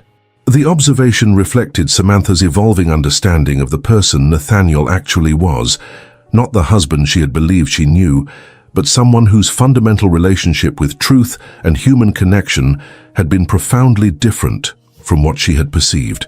Later that week, as the exhibition continued attracting record crowds and media attention, the full impact of the server discovery began reverberating through international financial and cultural communities. Institutions identified as targets were notified, security protocols at major foundations were enhanced, and financial regulatory bodies began examining the private equity firms implicated in backing the criminal network. Continental Trust, facing catastrophic reputational damage from Nathaniel's position within their organization, announced a complete restructuring of their compliance and security divisions, along with the establishment of a substantial fund to assist cultural institutions in enhancing their financial security measures. The gesture, while clearly motivated by damage control, nonetheless represented tangible resources for preventing similar vulnerabilities in the future. Amidst these developments, Samantha received an unexpected communication from the museum where her exhibition was being presented. Requests from other major institutions in New York, Chicago, and San Francisco to host the exhibition after its Boston run concluded. What had begun as a personal testimony had evolved into a traveling educational resource that cultural organizations saw as valuable for their own protection. "They want to expand the scope," Director Chen explained during their meeting about the requests, "to incorporate information from the broader investigation, creating a comprehensive examination of how cultural institutions can identify and prevent such targeting in the future." The proposition represented an opportunity to transform the exhibition from primarily personal testimony into a more broadly educational platform, to extend its impact beyond Samantha's individual experience towards systematic protection of cultural resources.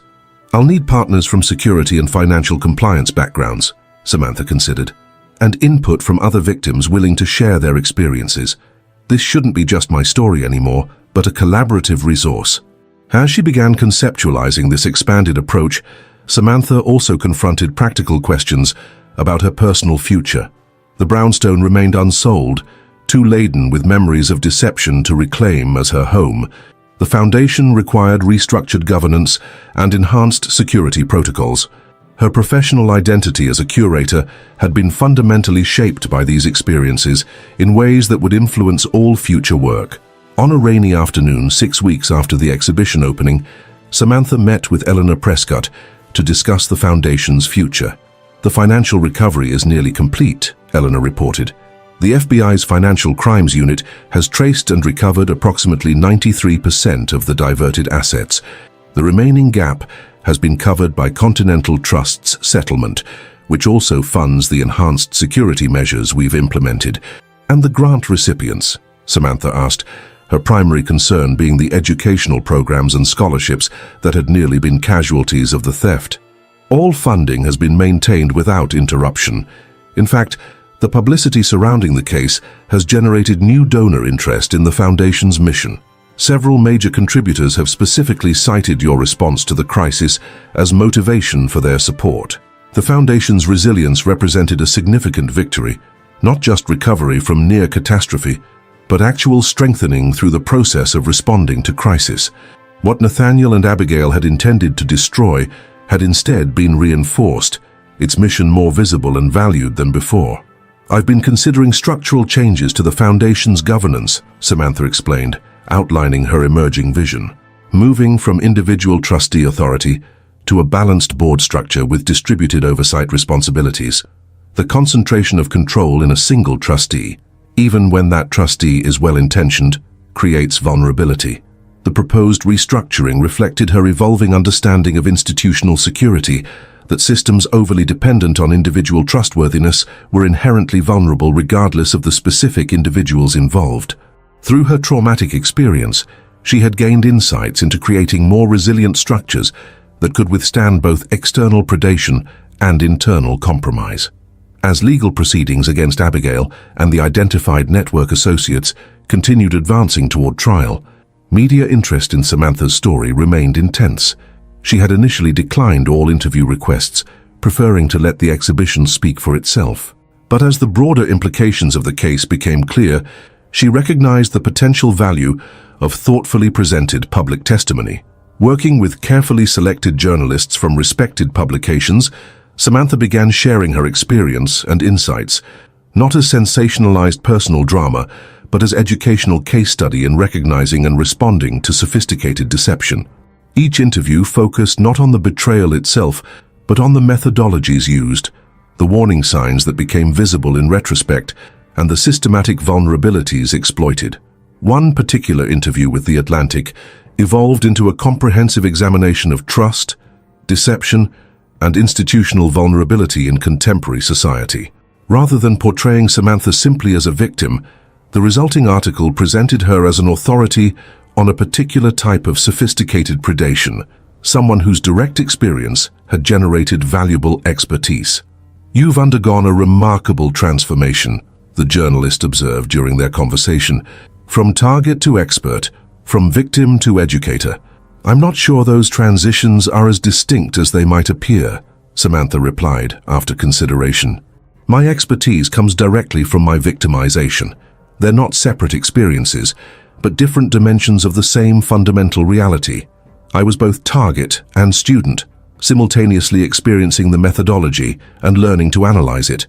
This integration of traumatic experience with professional analysis characterized Samantha's emerging approach to her situation, neither denying the emotional impact of betrayal nor allowing it to overshadow the intellectual understanding she had developed through the process. As the expanded exhibition prepared to open in New York, incorporating new elements from the broader investigation, Samantha received word that Abigail had finalized a comprehensive cooperation agreement with federal prosecutors. In exchange for detailed testimony about the network's operations, financial backing, and leadership structure, she would receive significant sentencing considerations, potentially reducing her prison term to 7 years, with specific security provisions to protect her from organizational retaliation. The deal, while pragmatically necessary for dismantling the broader criminal enterprise, nonetheless represented an incomplete form of justice from the perspective of individual victims. Samantha struggled with her response to this development, recognizing the tension between her personal desire for Abigail to face maximum consequences and the broader societal benefit of her cooperation in preventing future victimization. "It's never a perfect resolution in these complex cases," Agent Reeves acknowledged when they discussed the cooperation agreement. But her testimony has already led to the identification of 3 senior network operators and freezing of accounts worth over $200 million. The preventive impact may ultimately outweigh the reduced punishment. This tension between individual justice and collective protection became a central theme in the expanded exhibition, an honest acknowledgement that responses to sophisticated crime rarely produced the clean moral resolution that victims might naturally desire. Sometimes the most effective interventions prioritize prevention of future harm over perfect accountability for past actions. On the eve of the New York opening, Samantha stood alone in the Metropolitan Museum's contemporary gallery space, surveying the expanded installation. What had begun as her personal testimony had evolved into a collaborative examination of systematic vulnerability and resilience, incorporating perspectives from multiple victims, security experts, financial analysts, and cultural preservation specialists. The exhibition now featured a powerful concluding section titled "Beyond Recovery" that documented not just the identification and disruption of criminal methodology, but the construction of more resilient systems designed to protect cultural resources for future generations. As she made final adjustments to the display, Samantha reflected on the extraordinary journey from that October evening when she had returned home early to find Abigail in her kitchen. In just 6 months, her life had been completely transformed. Marriage ended, home abandoned, professional focus radically shifted, public identity fundamentally altered. Yet amid this comprehensive disruption, something unexpected had emerged, a clarity of purpose and authenticity of engagement that felt more genuine than the life that had been destroyed. The fragments of deception, carefully examined and thoughtfully reassembled, had created something with its own integrity and meaning. The following morning, standing before assembled press and museum patrons at the exhibition opening, Samantha articulated this perspective in her brief remarks. What began as personal devastation has evolved into collective protection. The methodologies designed to isolate and silence victims have been exposed and thereby weakened. The vulnerabilities exploited by sophisticated predators have been identified and addressed. And perhaps most importantly, the experiences previously suffered in isolation have been connected into patterns that allow us to recognize and respond to similar attempts in the future. This exhibition does not offer the satisfaction of complete resolution or perfect justice. The nature of sophisticated deception is that its full extent often remains partially obscured. Its perpetrators sometimes elude comprehensive accountability. Its emotional impact continues reverberating long after the deception itself has been exposed. What we can offer instead is a framework for understanding, a community of recognition, and practical tools for protection. From the fragments of deception, we have constructed something with its own authenticity and value, not a restoration of what was lost, but the creation of something entirely new. As applause filled the gallery, Samantha surveyed the diverse audience, fellow victims finding connection through shared experience, institution leaders seeking protection for their organizations, law enforcement gaining insights into criminal methodology, and ordinary citizens developing awareness of manipulation tactics that pervaded contemporary society. The exhibition represented neither the end of her journey nor complete resolution of its challenges. The criminal network, though significantly disrupted, continued operating in adapted forms. The legal proceedings against identified perpetrators would extend for years. Her personal recovery remained ongoing, with aspects of the betrayal still revealing themselves in unexpected moments of reflection. Yet something fundamental had shifted in Samantha's relationship to these ongoing challenges. Where once she had been the unwitting target of sophisticated manipulation, she now moved through the world with heightened awareness and purpose. The exhibition embodied this transformation, not simply documenting what had been done to her, but showcasing what she had created from that experience. As visitors moved through the carefully constructed narrative of deception and discovery, Samantha noticed a particular demographic engaging deeply with the material. Representatives from museums, foundations, educational endowments, and cultural preservation organizations. They studied the methodologies documented, took extensive notes on warning signs, and engaged staff members with detailed questions about preventative measures. We've already received implementation requests from 17 institutions, the Metropolitan Security Director informed her during a brief conversation. They want to integrate your detection frameworks into their training protocols for financial and administrative staff. This practical impact, tangible protection for organizations dedicated to cultural and educational missions, brought Samantha a sense of resolution that legal proceedings alone could never provide. The foundation she had fought to protect was now helping to shield other institutions from similar predation. Later that evening, at a small reception following the successful opening, Victoria and Richard Harrington approached with a proposal that would further extend this protective mission. We've been discussing a collaborative initiative, Victoria explained, a formal alliance of cultural institutions specifically focused on financial security and fraud prevention. The Harrington Foundation would provide initial funding, but we'd need someone with both curatorial expertise and first-hand understanding of these specific vulnerabilities to develop and implement the framework. Someone like you, Richard added directly. Your unique combination of professional background and personal experience makes you ideally positioned to lead such an effort. The proposition represented an unexpected evolution of Samantha's professional path, from curator of art to curator of institutional protection, from preserving cultural artifacts to preserving the organizations that housed them. It would mean relocating to New York, Victoria continued. We've identified space at Columbia University, which has agreed to house the initiative within their arts administration program. The academic affiliation would provide additional resources and credibility. As Samantha considered the opportunity, she recognized that it offered something beyond professional advancement or even meaningful purpose. It represented the possibility of complete reclamation, transforming the most traumatic experience of her life into the foundation for work that might prevent countless others from suffering similar predation. I'll need time to consider the details, she replied, but conceptually, this aligns perfectly with where my thoughts have been heading. The exhibition was never meant to be merely documentary. It was always intended as a starting point for more comprehensive protection. The conversation continued, exploring potential structures and approaches for the proposed initiative. Throughout, Samantha found herself engaged not as a victim sharing her experience, but as an expert contributing specialized knowledge, a subtle but significant distinction that reflected her personal evolution. Later that night, alone in her hotel room overlooking Central Park, Samantha reviewed the day's events with a sense of cautious optimism. The exhibition opening had succeeded beyond expectations. The Harringtons' proposal offered an intriguing new direction, and the ongoing investigation continued making progress in dismantling the criminal network that had targeted her.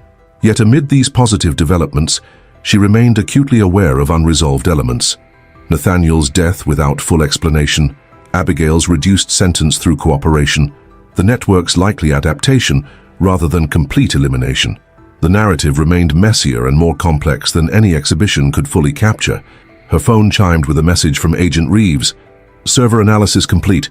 Found something you should see. Can meet tomorrow morning. The cryptic message reminded her that the investigation continued revealing new dimensions of the deception she had experienced. Each discovery brought both clarification and fresh complexity, answers that generated new questions in an ongoing process of revelation. Morning brought Reeves and Chen to her hotel, carrying secured tablets containing information too sensitive for email or phone discussion. The cybercrime unit completed deep analysis of the Zurich server, Reeves explained. Among encrypted files, they discovered a folder labeled Monroe Assessment, containing detailed psychological profiles created during your targeting. Chen handed Samantha the tablet, continuing the explanation. Most of these appear to be Nathaniel's work, analytical assessments of your responses to various situations, evaluations of emotional patterns, vulnerability mapping, standard operational documentation we've seen in other targets' files. However, Reeves added. There were also private notes never shared with the broader network, comments, observations, and what appear to be personal reflections that deviated from operational protocols. Samantha scrolled through the materials, finding the clinical operational assessments disturbingly familiar from previous discoveries. But interspersed among these were indeed more personal notations, moments where Nathaniel's analytical framework seemed to falter when confronted with her actual humanity. One entry from approximately 5 years into their marriage caught her attention. Target demonstrated unexpected response to Family Foundation applicant's situation, emotional investment disproportionate to strategic value, resulting in allocation of resources against operational recommendations. This pattern of empathetic override continues presenting operational complications. Standard manipulation vectors prove inconsistently effective when competing with authentic value commitments. Personal note: the integrity of certain core values appears non-negotiable regardless of approach. This resistance to influence on specific principles while remaining vulnerable in other domains suggests a complexity not adequately captured in initial targeting assessment. Question for consideration: when systematic resistance to manipulation centers on authentic values rather than suspicious nature, does this represent operational failure or a form of integrity worthy of recognition? The notation revealed something Samantha had wondered about throughout the investigation: whether Nathaniel had ever recognized the fundamental humanity he was exploiting, whether any aspect of their interaction had penetrated his operational framework. There are dozens of these personal notes, Chen explained, moments where he seems to be struggling with the disconnect between operational objectives and his actual experience of you as a person rather than a target. Does this change anything about the case? Samantha asked, her professional focus remaining primary despite the personal implications. Not legally, Reeves confirmed. The operational intent and actions remain clear, regardless of any internal conflicts he may have experienced. But we thought you should know. It provides a more complex picture of the person behind the deception. After they departed, Samantha spent hours reviewing these private notations, not seeking redemptive elements that might mitigate Nathaniel's actions, but trying to understand the full complexity of what had occurred.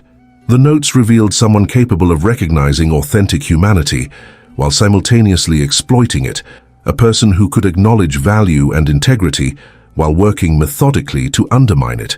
This final insight completed something important in Samantha's understanding of her experience. The deception she had suffered wasn't simply the action of a one-dimensional villain, but the product of a complex person capable of recognizing truth while choosing to violate it, of seeing authentic value while deciding to exploit it. This understanding didn't diminish the betrayal, but placed it within a more nuanced human context. That evening, Samantha incorporated this final revelation into her decision regarding the Harringtons' proposal. The complexity she had discovered in Nathaniel's private reflections reinforced her conviction that protection required more than simple awareness of criminal methodology. It demanded deeper understanding of the human capacities for both deception and recognition, exploitation and insight. She called Victoria with her decision. I'd like to accept the position and help develop the initiative, but I want to ensure our approach acknowledges the full complexity of these situations, not just the mechanics of deception, but the human dimensions that make it both possible and preventable. That aligns perfectly with our thinking, Victoria replied. Simple mechanical preventions will always be vulnerable to sophisticated adaptation. Real protection requires developing human capacities for discernment alongside technical safeguards. As the New York exhibition continued attracting record attendance, Samantha began preliminary work on the new initiative while continuing to support the ongoing investigation and prosecution. The fragments of her shattered life were assembling into an unexpected new configuration, not restoring what was lost but creating something that would not have been possible without the transformative experience of betrayal and recovery. 3 months after Nathaniel's death, as Abigail's cooperation continued yielding actionable intelligence about the criminal network, Samantha received notification that the brownstone in Boston had finally sold. The proceeds would be directed partially to the foundation and partially to funding the new security initiative, transforming the physical space of betrayal into resources for protection. On her final visit to the property before the new owners took possession, Samantha stood in the kitchen, where she had first encountered Abigail. The space had been professionally staged for sale, bearing no resemblance to either the home she had created or the transformed environment Abigail had established during her occupation. The neutral, impersonal presentation seemed an appropriate final state for a place that had contained such extremes of deception and revelation. As she prepared to leave for the last time, Samantha reflected on the extraordinary journey that had begun in this kitchen 6 months earlier. What had started with personal betrayal had expanded into institutional protection. What had begun as individual trauma had evolved into collective resilience. The sophisticated deception that had nearly destroyed her had ultimately revealed strengths she hadn't known she possessed: analytical clarity, emotional resilience, and the capacity to transform devastating experience into constructive purpose. As she closed the door on the brownstone for the final time, Samantha carried with her not just the painful knowledge of betrayal, but the hard-won wisdom of recovery. The fragments of deception had been reassembled into something new, not a restoration of what was lost, but the creation of something with its own authentic purpose and value. The criminals had targeted her precisely because of her connection to cultural preservation and education. Now, through the transformed understanding that their deception had inadvertently created, she would help ensure that such institutions developed resilience against similar predation in the future.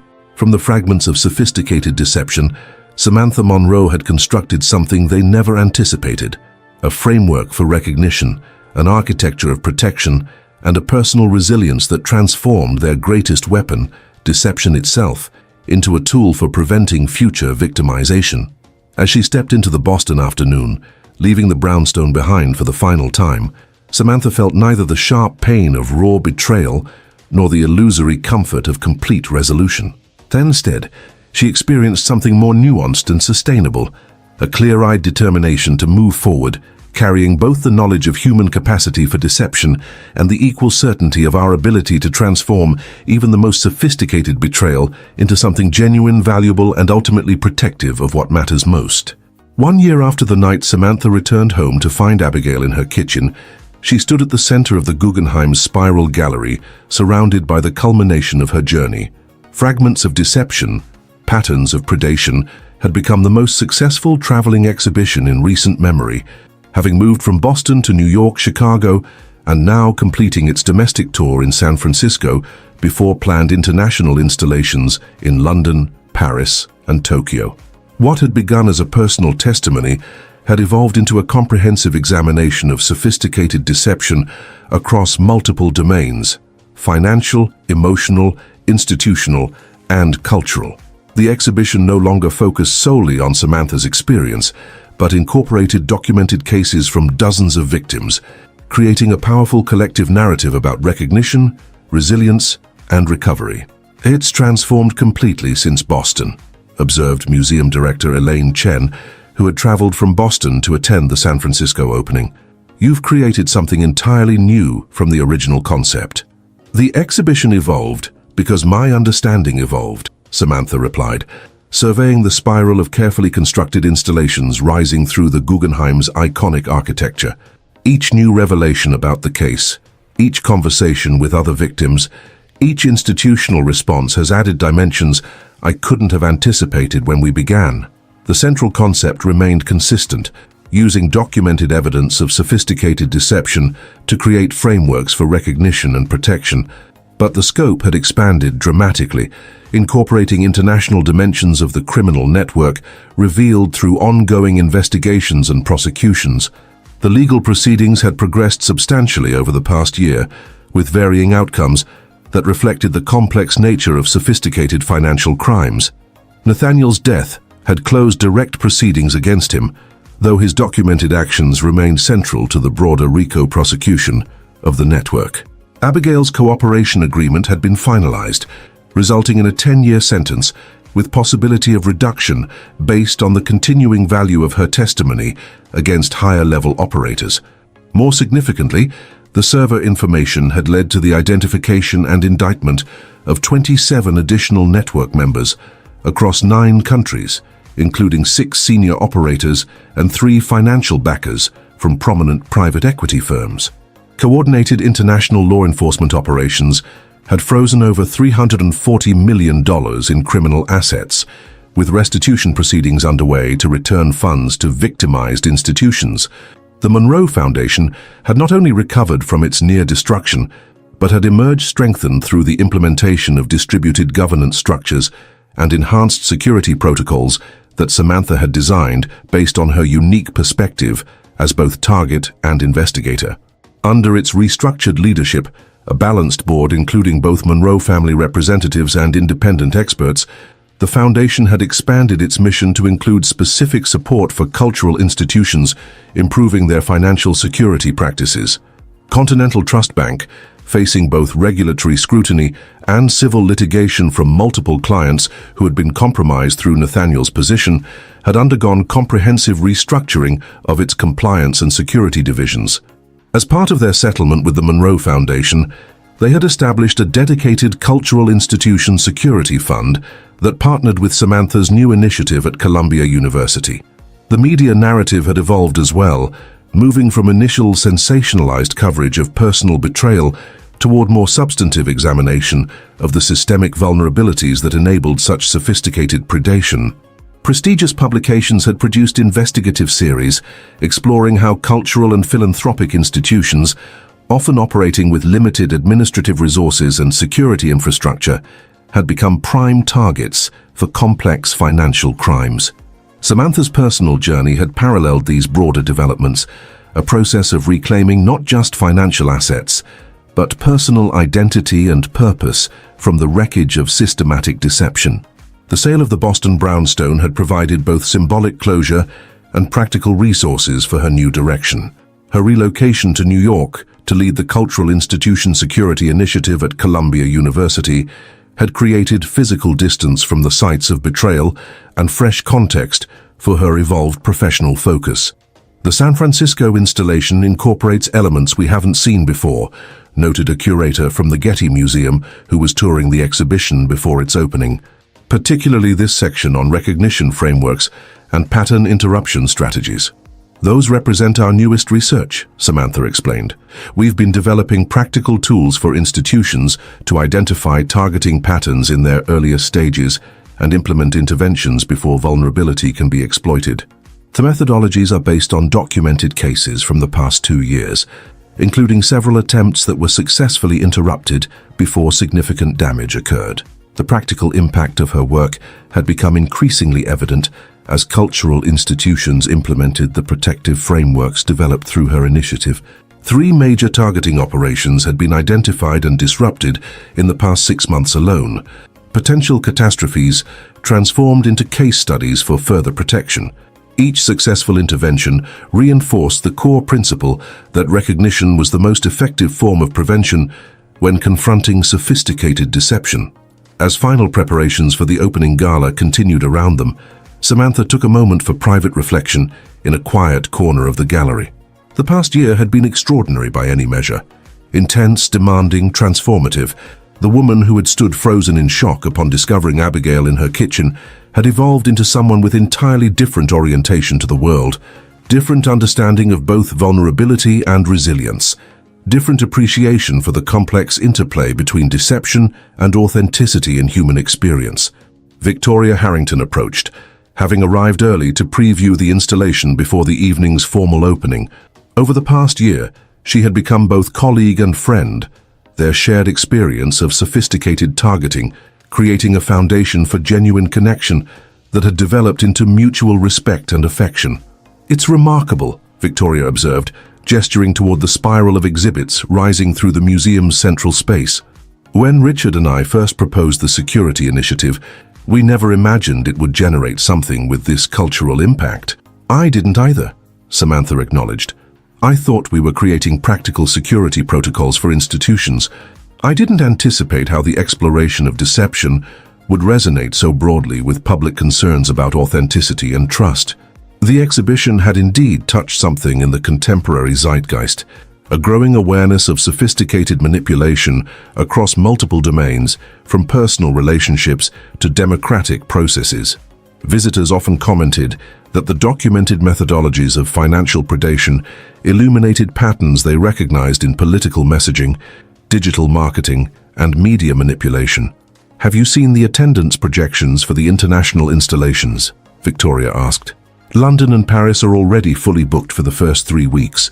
Tokyo has created a specialized educational program for financial and cultural institutions to accompany the exhibition." The global expansion reflected growing recognition that sophisticated deception transcended national boundaries, requiring coordinated frameworks for identification and response.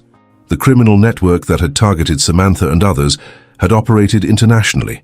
Effective protection similarly required cross-border collaboration and knowledge sharing. As opening time approached, Samantha retreated to prepare for her formal remarks.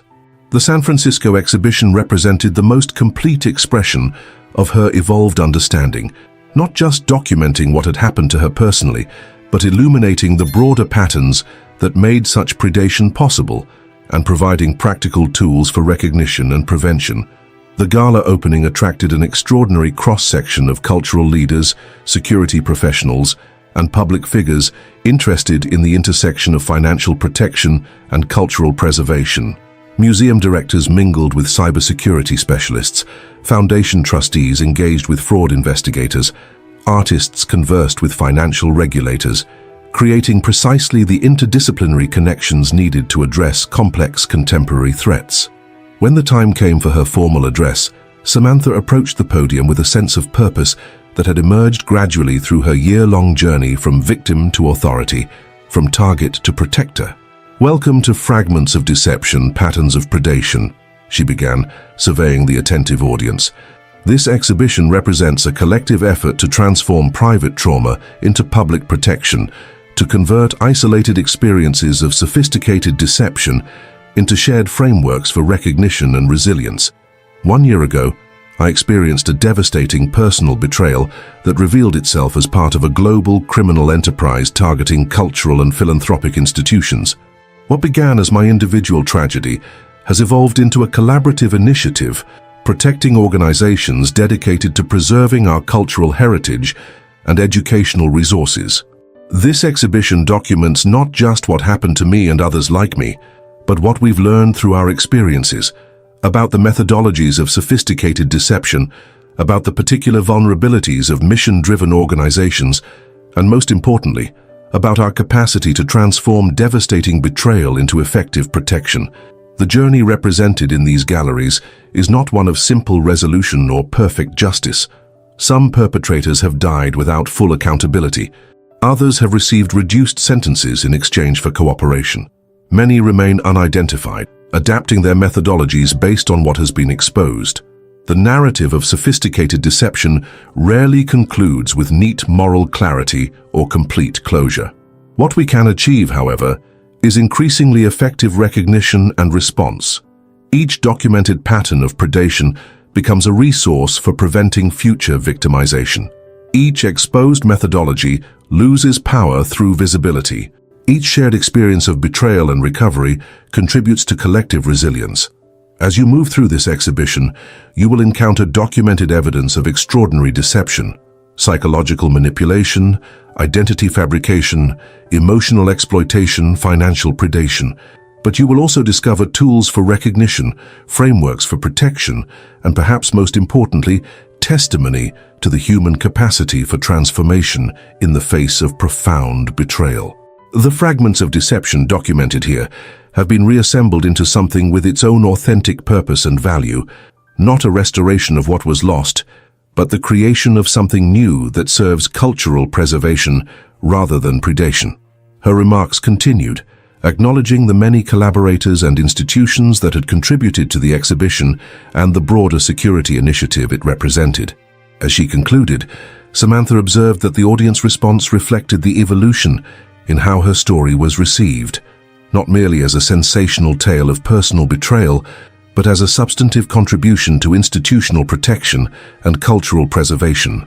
Following the formal opening, Samantha circulated among guests, engaging with museum directors implementing security protocols, foundation trustees reassessing governance structures, and security professionals integrating cultural understanding into their technical approaches.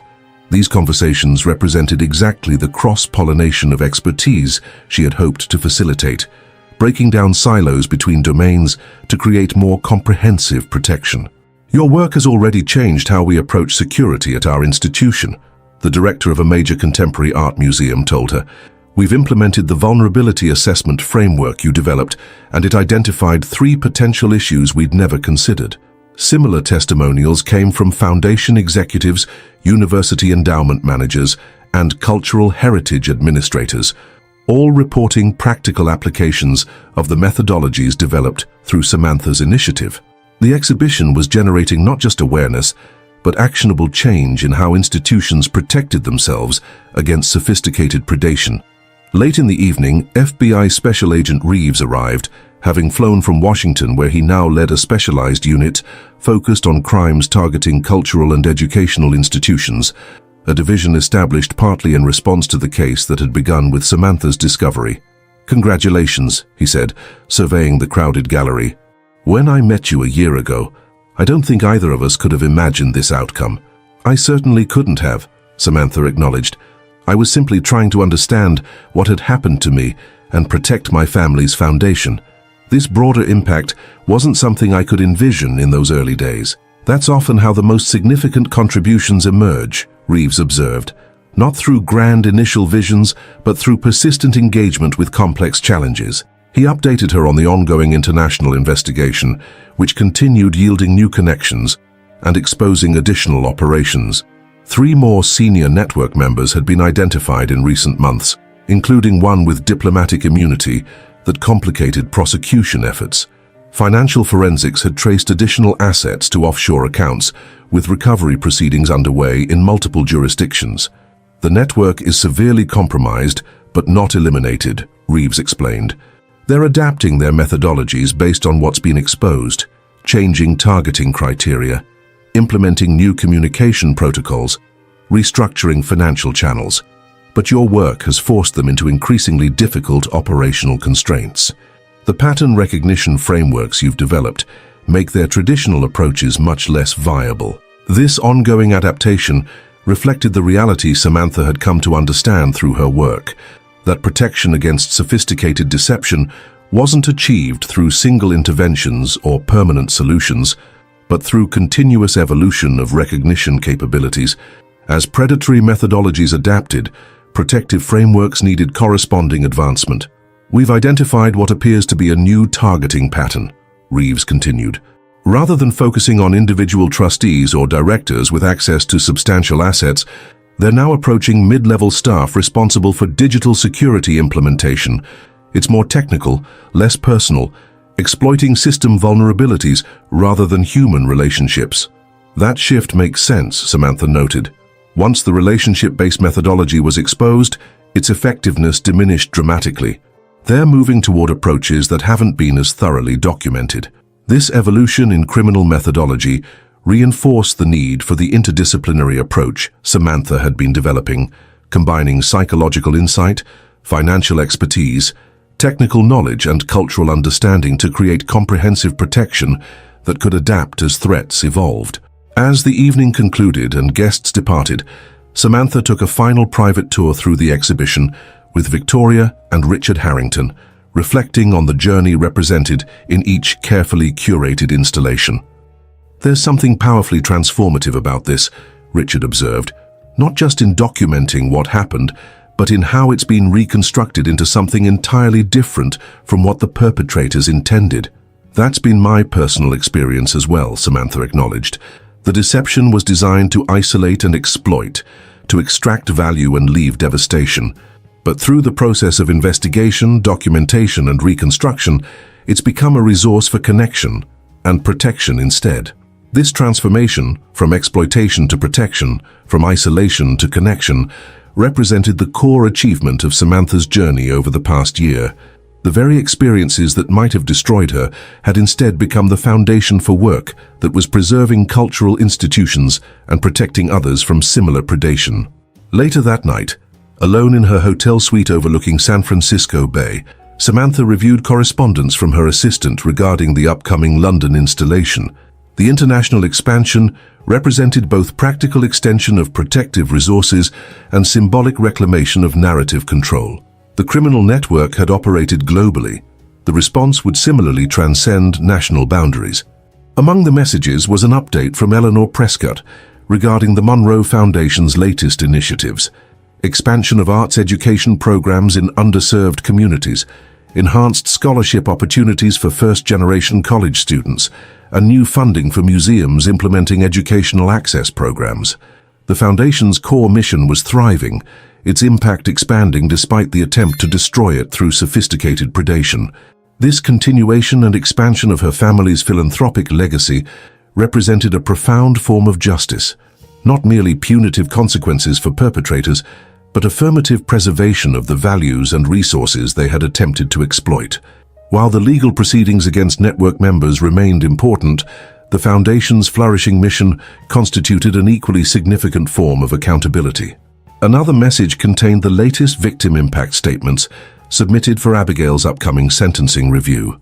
Samantha had coordinated with other targets to ensure their experiences were documented for the court's consideration, providing comprehensive perspective on the human consequences of what prosecutors classified as non-violent financial crimes.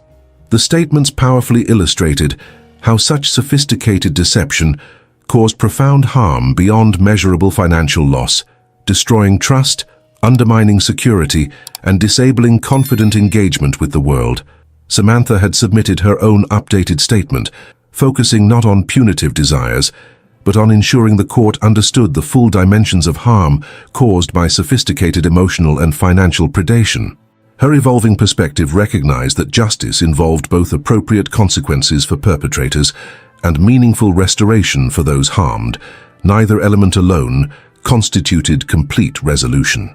The following morning brought news that expanded her understanding yet again. Agent Chen called to report that forensic analysis of additional servers had revealed communications suggesting Nathaniel's death may not have been the straightforward poisoning they had assumed. Evidence indicated complex negotiations between network factions about his handling after capture, some advocating elimination to prevent cooperation, others arguing for extraction attempts, still others suggesting his knowledge was too valuable to lose regardless of risk. "The picture that's emerging is more complicated," Chen explained. "It appears Nathaniel may have been caught between competing interests within the organization. Some wanted him eliminated as a liability, while others considered him too valuable to sacrifice. The substance he ingested may have been intended as temporary incapacitation for extraction that was incorrectly formulated, possibly deliberately by those favoring elimination." This new information added yet another layer of complexity to Samantha's understanding of what had happened. Even Nathaniel, who had exercised such calculated control in his deception, had ultimately been caught in operational conflicts beyond his management. The man who had systematically manipulated her life had himself been subject to organizational forces he couldn't fully control. The revelation reinforced something Samantha had been exploring in her work with cultural institutions: that sophisticated deception created vulnerability not just for targets, but ultimately for perpetrators as well. Systems built on manipulation and exploitation generated instability that eventually compromised everyone involved, including those who designed and implemented them. As she prepared for the day's events at the museum, Samantha integrated this new understanding into her evolving perspective. The narrative continued, revealing additional dimensions even a year later. Neither the neat resolution of conventional justice nor the absolute uncertainty of complete ambiguity, but a gradually expanding comprehension that acknowledged both definitive evidence and remaining questions. The exhibition's final American installation attracted record attendance throughout its San Francisco run, with specialized tours for cultural institution administrators, foundation trustees, financial security professionals, and law enforcement representatives. Each group engaged with different aspects of the material, finding relevant applications for their particular domains, while contributing perspectives that enriched the overall understanding. Beyond institutional applications, the exhibition generated significant public discourse about contemporary vulnerability to sophisticated deception across multiple contexts. Visitors frequently commented that the documented methodologies illuminated patterns they recognized in political messaging, digital marketing, relationship manipulation, and media distortion, suggesting broader relevance beyond the specific financial crimes documented. This expanded impact reflected something Samantha had come to understand through her work, that the capacity to recognize sophisticated deception constituted a fundamental form of contemporary literacy essential across domains. The frameworks developed for protecting cultural institutions had applications in personal relationships, civic engagement, media consumption, and digital interaction. As the San Francisco installation concluded and preparations for the international tour accelerated, Samantha received an unexpected communication, a letter from Abigail Tatum, sent through her attorney as permitted by the terms of her incarceration. Mrs. Monroe, my attorney has kept me informed about the exhibition and security initiative you've developed. While our perspectives obviously differ regarding what occurred between us, I find myself professionally impressed by what you've created from the experience. The recognition frameworks you've developed are remarkably comprehensive. The pattern interruption strategies demonstrate sophisticated understanding of operational vulnerabilities. The integrated approach combining psychological, financial, and technical dimensions represents an evolution beyond conventional security models. In our field, we would classify this as converting target strengths into operational vulnerabilities. You've transformed the very qualities that made you an effective target: your analytical precision, your conceptual integration, your communication clarity, into the foundation for systematic protection against the methodologies used against you. This letter isn't an attempt at reconciliation or absolution. We both understand the reality of what occurred and my role in it. Rather, it represents professional acknowledgement of exceptional work from someone who recognizes its technical merit, despite standing on the opposing side of its purpose. Your exhibition and initiative have effectively compromised operational methodologies refined over decades. That accomplishment warrants recognition even from those who regret its impact on their professional domain. Abigail Tatum. The letter's calculated tone and framing were entirely consistent with Abigail's approach throughout their interaction, presenting criminal predation as professional methodology, positioning herself as technical specialist rather than exploitative perpetrator, and attempting to establish intellectual connection despite moral opposition. Even from prison, she maintained the persona of sophisticated operator rather than admitted criminal. Yet beneath the calculated self-presentation, Samantha recognized something genuine. Abigail's assessment of the exhibition's effectiveness was technically accurate. The recognition frameworks and protection strategies had indeed compromised operational methodologies that had previously succeeded for decades. This acknowledgement, however self-interested, confirmed the practical impact of work that had emerged from Samantha's traumatic experience.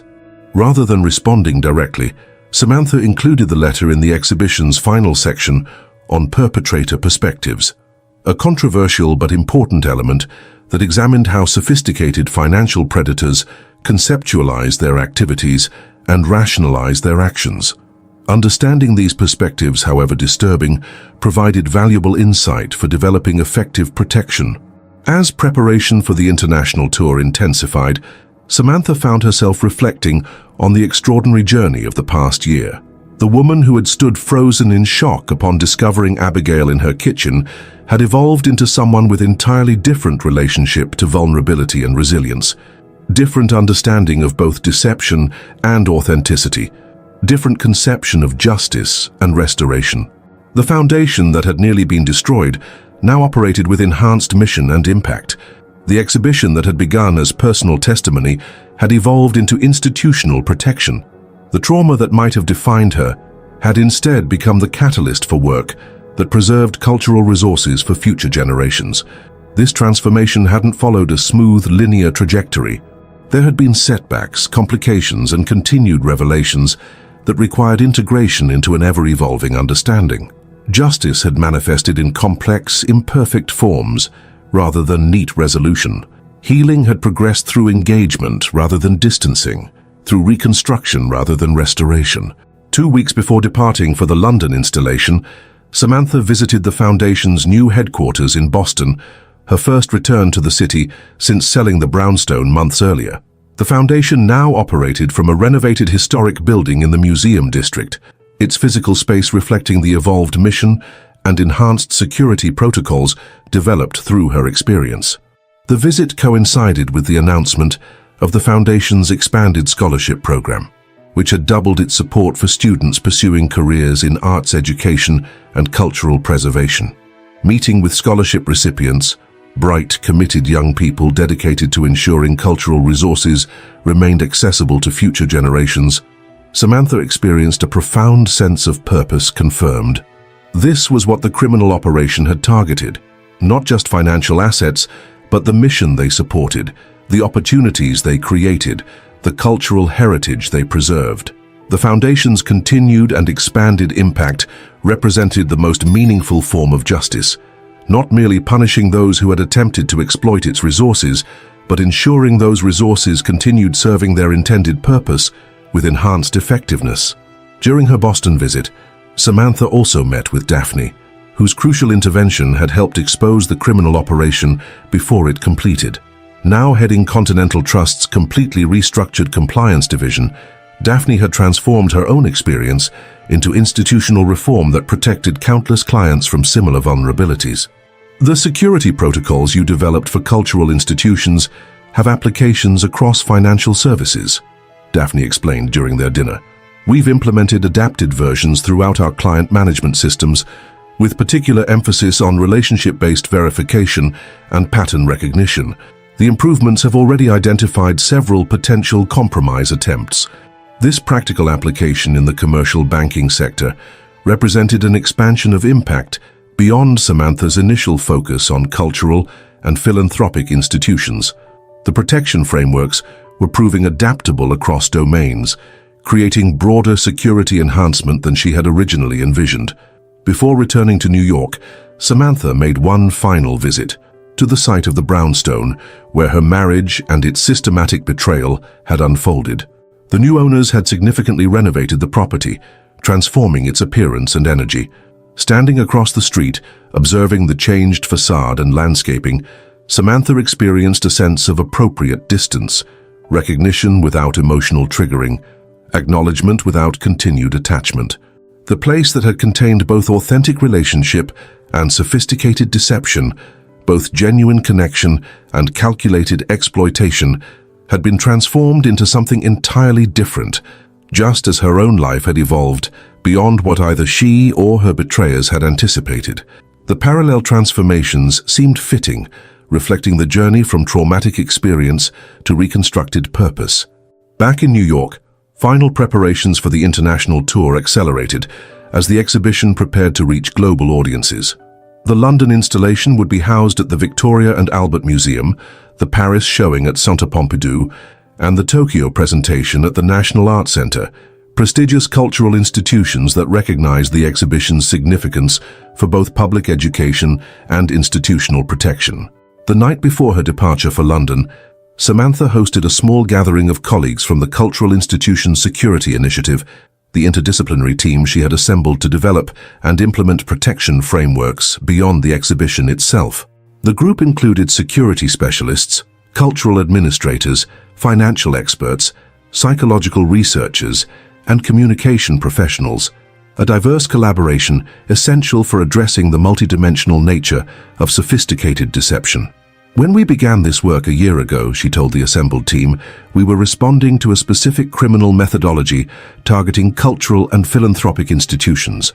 What we've discovered through our work is that the patterns of sophisticated deception extend far beyond these specific targets, manifesting across domains from personal relationships to democratic processes. The observation reflected their evolving understanding that recognition frameworks developed for specific institutional protection had broader applications for contemporary literacy. The capacity to identify sophisticated manipulation constituted an essential skill for navigating a complex information environment where authenticity and fabrication increasingly intermingled. The international expansion represents an opportunity to extend this understanding across cultural contexts, Samantha continued. While the specific methodologies may vary based on local conditions, the fundamental patterns of sophisticated deception appear consistently across boundaries. Our frameworks for recognition and response need similar cross-cultural adaptation. The team discussed upcoming initiatives beyond the exhibition: educational programs for cultural administrators, technical resources for implementation teams, governance recommendations for trustees, and public literacy materials for broader audiences. What had begun as response to specific criminal targeting had evolved into a comprehensive approach to contemporary vulnerability and resilience. As the gathering concluded and colleagues departed, Samantha found herself alone in her Manhattan apartment. Surveying the physical evidence of her transformed life, the space contained nothing from her previous home. She had made a deliberate decision to begin with entirely new furnishings, creating environment without direct connections to the place where deception had unfolded. Yet photographs of the Foundation's activities, documentation of the security initiative's implementation, and planning materials for the international exhibition tour created visible markers of continuity, not with the specific relationship that had been revealed as deception, but with the deeper values and commitments that had preceded it and survived its betrayal. The Monroe Foundation's mission of supporting arts education and cultural preservation had been her commitment before meeting Nathaniel. Her professional dedication to authenticity and heritage protection had defined her identity, independent of the relationship that had targeted these values. Her capacity for analytical precision and conceptual integration had constituted core strengths that predated the deception that had attempted to exploit them. This recognition that her fundamental identity and values had both preceded and survived the sophisticated deception represented perhaps the most significant aspect of Samantha's personal recovery. The betrayal, however devastating, had not defined her. It had revealed strength she hadn't fully recognized and catalyzed work she might not otherwise have undertaken. As she prepared for sleep before the early flight to London, Samantha reviewed once more the introduction she had written for the International Exhibition Catalogue. Sophisticated deception succeeds initially through isolation, convincing targets that their experiences are unique, personal, and disconnected from recognizable patterns. Its power diminishes dramatically when these experiences are connected, contextualized, and transformed into shared frameworks for recognition. This exhibition represents such transformation, converting private trauma into public resource, isolated victimization into collective protection, individual vulnerability into institutional resilience. The documented evidence of extraordinary betrayal has been reconstructed into educational framework for preventing similar exploitation. The journey documented here isn't one of simple resolution or perfect justice. Sophisticated deception creates complex harm that rarely allows for complete restoration or absolute accountability. What becomes possible, however, is meaningful reconstruction, not returning to what existed before betrayal, but creating something new from its aftermath. As you move through these galleries, you will encounter disturbing evidence of calculated predation alongside practical tools for recognition and protection. You will see documentation of extraordinary harm beside testimony to remarkable resilience. Most importantly, you will witness the potential for transformation when isolated experiences of victimization become connected resources for collective security. From these fragments of deception, something authentic has emerged, not despite the betrayal, but through the process of understanding and responding to it. The very methodologies designed to exploit and diminish have instead revealed capacities for recognition and resilience that extend beyond any single institution or individual.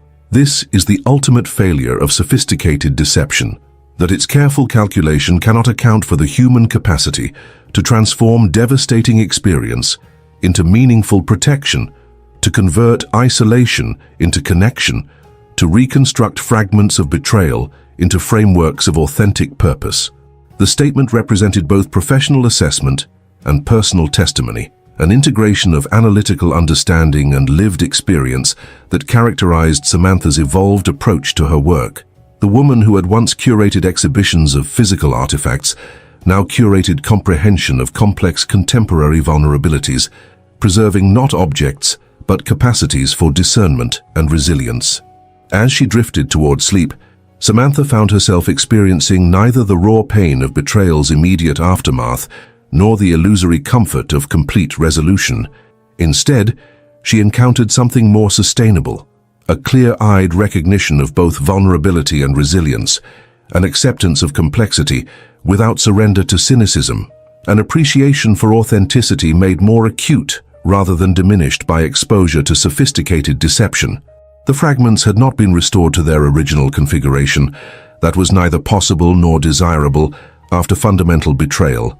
Instead, they had been reconstructed into something with its own integrity and purpose, something that would not have existed without the transformative experience of deception and discovery. This reconstruction of personal identity, professional purpose, institutional mission, and cultural resources represented the most meaningful response to sophisticated predation. Rather than merely surviving betrayal or achieving conventional justice against perpetrators, Samantha had transformed the experience into protection for the very values and institutions that had been targeted. From these fragments of deception, she had created something genuinely valuable, not despite the betrayal, but through the demanding process of understanding and responding to it. The journey from that October night in her kitchen to the international exhibition about to open in London represented not just personal recovery, but professional evolution and institutional protection that extended far beyond her individual experience. As she finally surrendered to sleep, Samantha carried this understanding into dreams no longer haunted by betrayal's shock, but animated by purpose that had emerged from its aftermath. The sophisticated deception that had nearly destroyed her had ultimately revealed strength she hadn't fully recognized and catalyzed work she might never otherwise have undertaken. A final irony that transformed calculated exploitation into unexpected legacy of protection. If this story touched your heart, and you want to keep following inspiring and moving stories, be sure to check out our upcoming videos, subscribe to our channel, and turn on notifications to stay updated on new content that can brighten your journey and provide valuable insights. Join us and keep exploring stories that truly matter.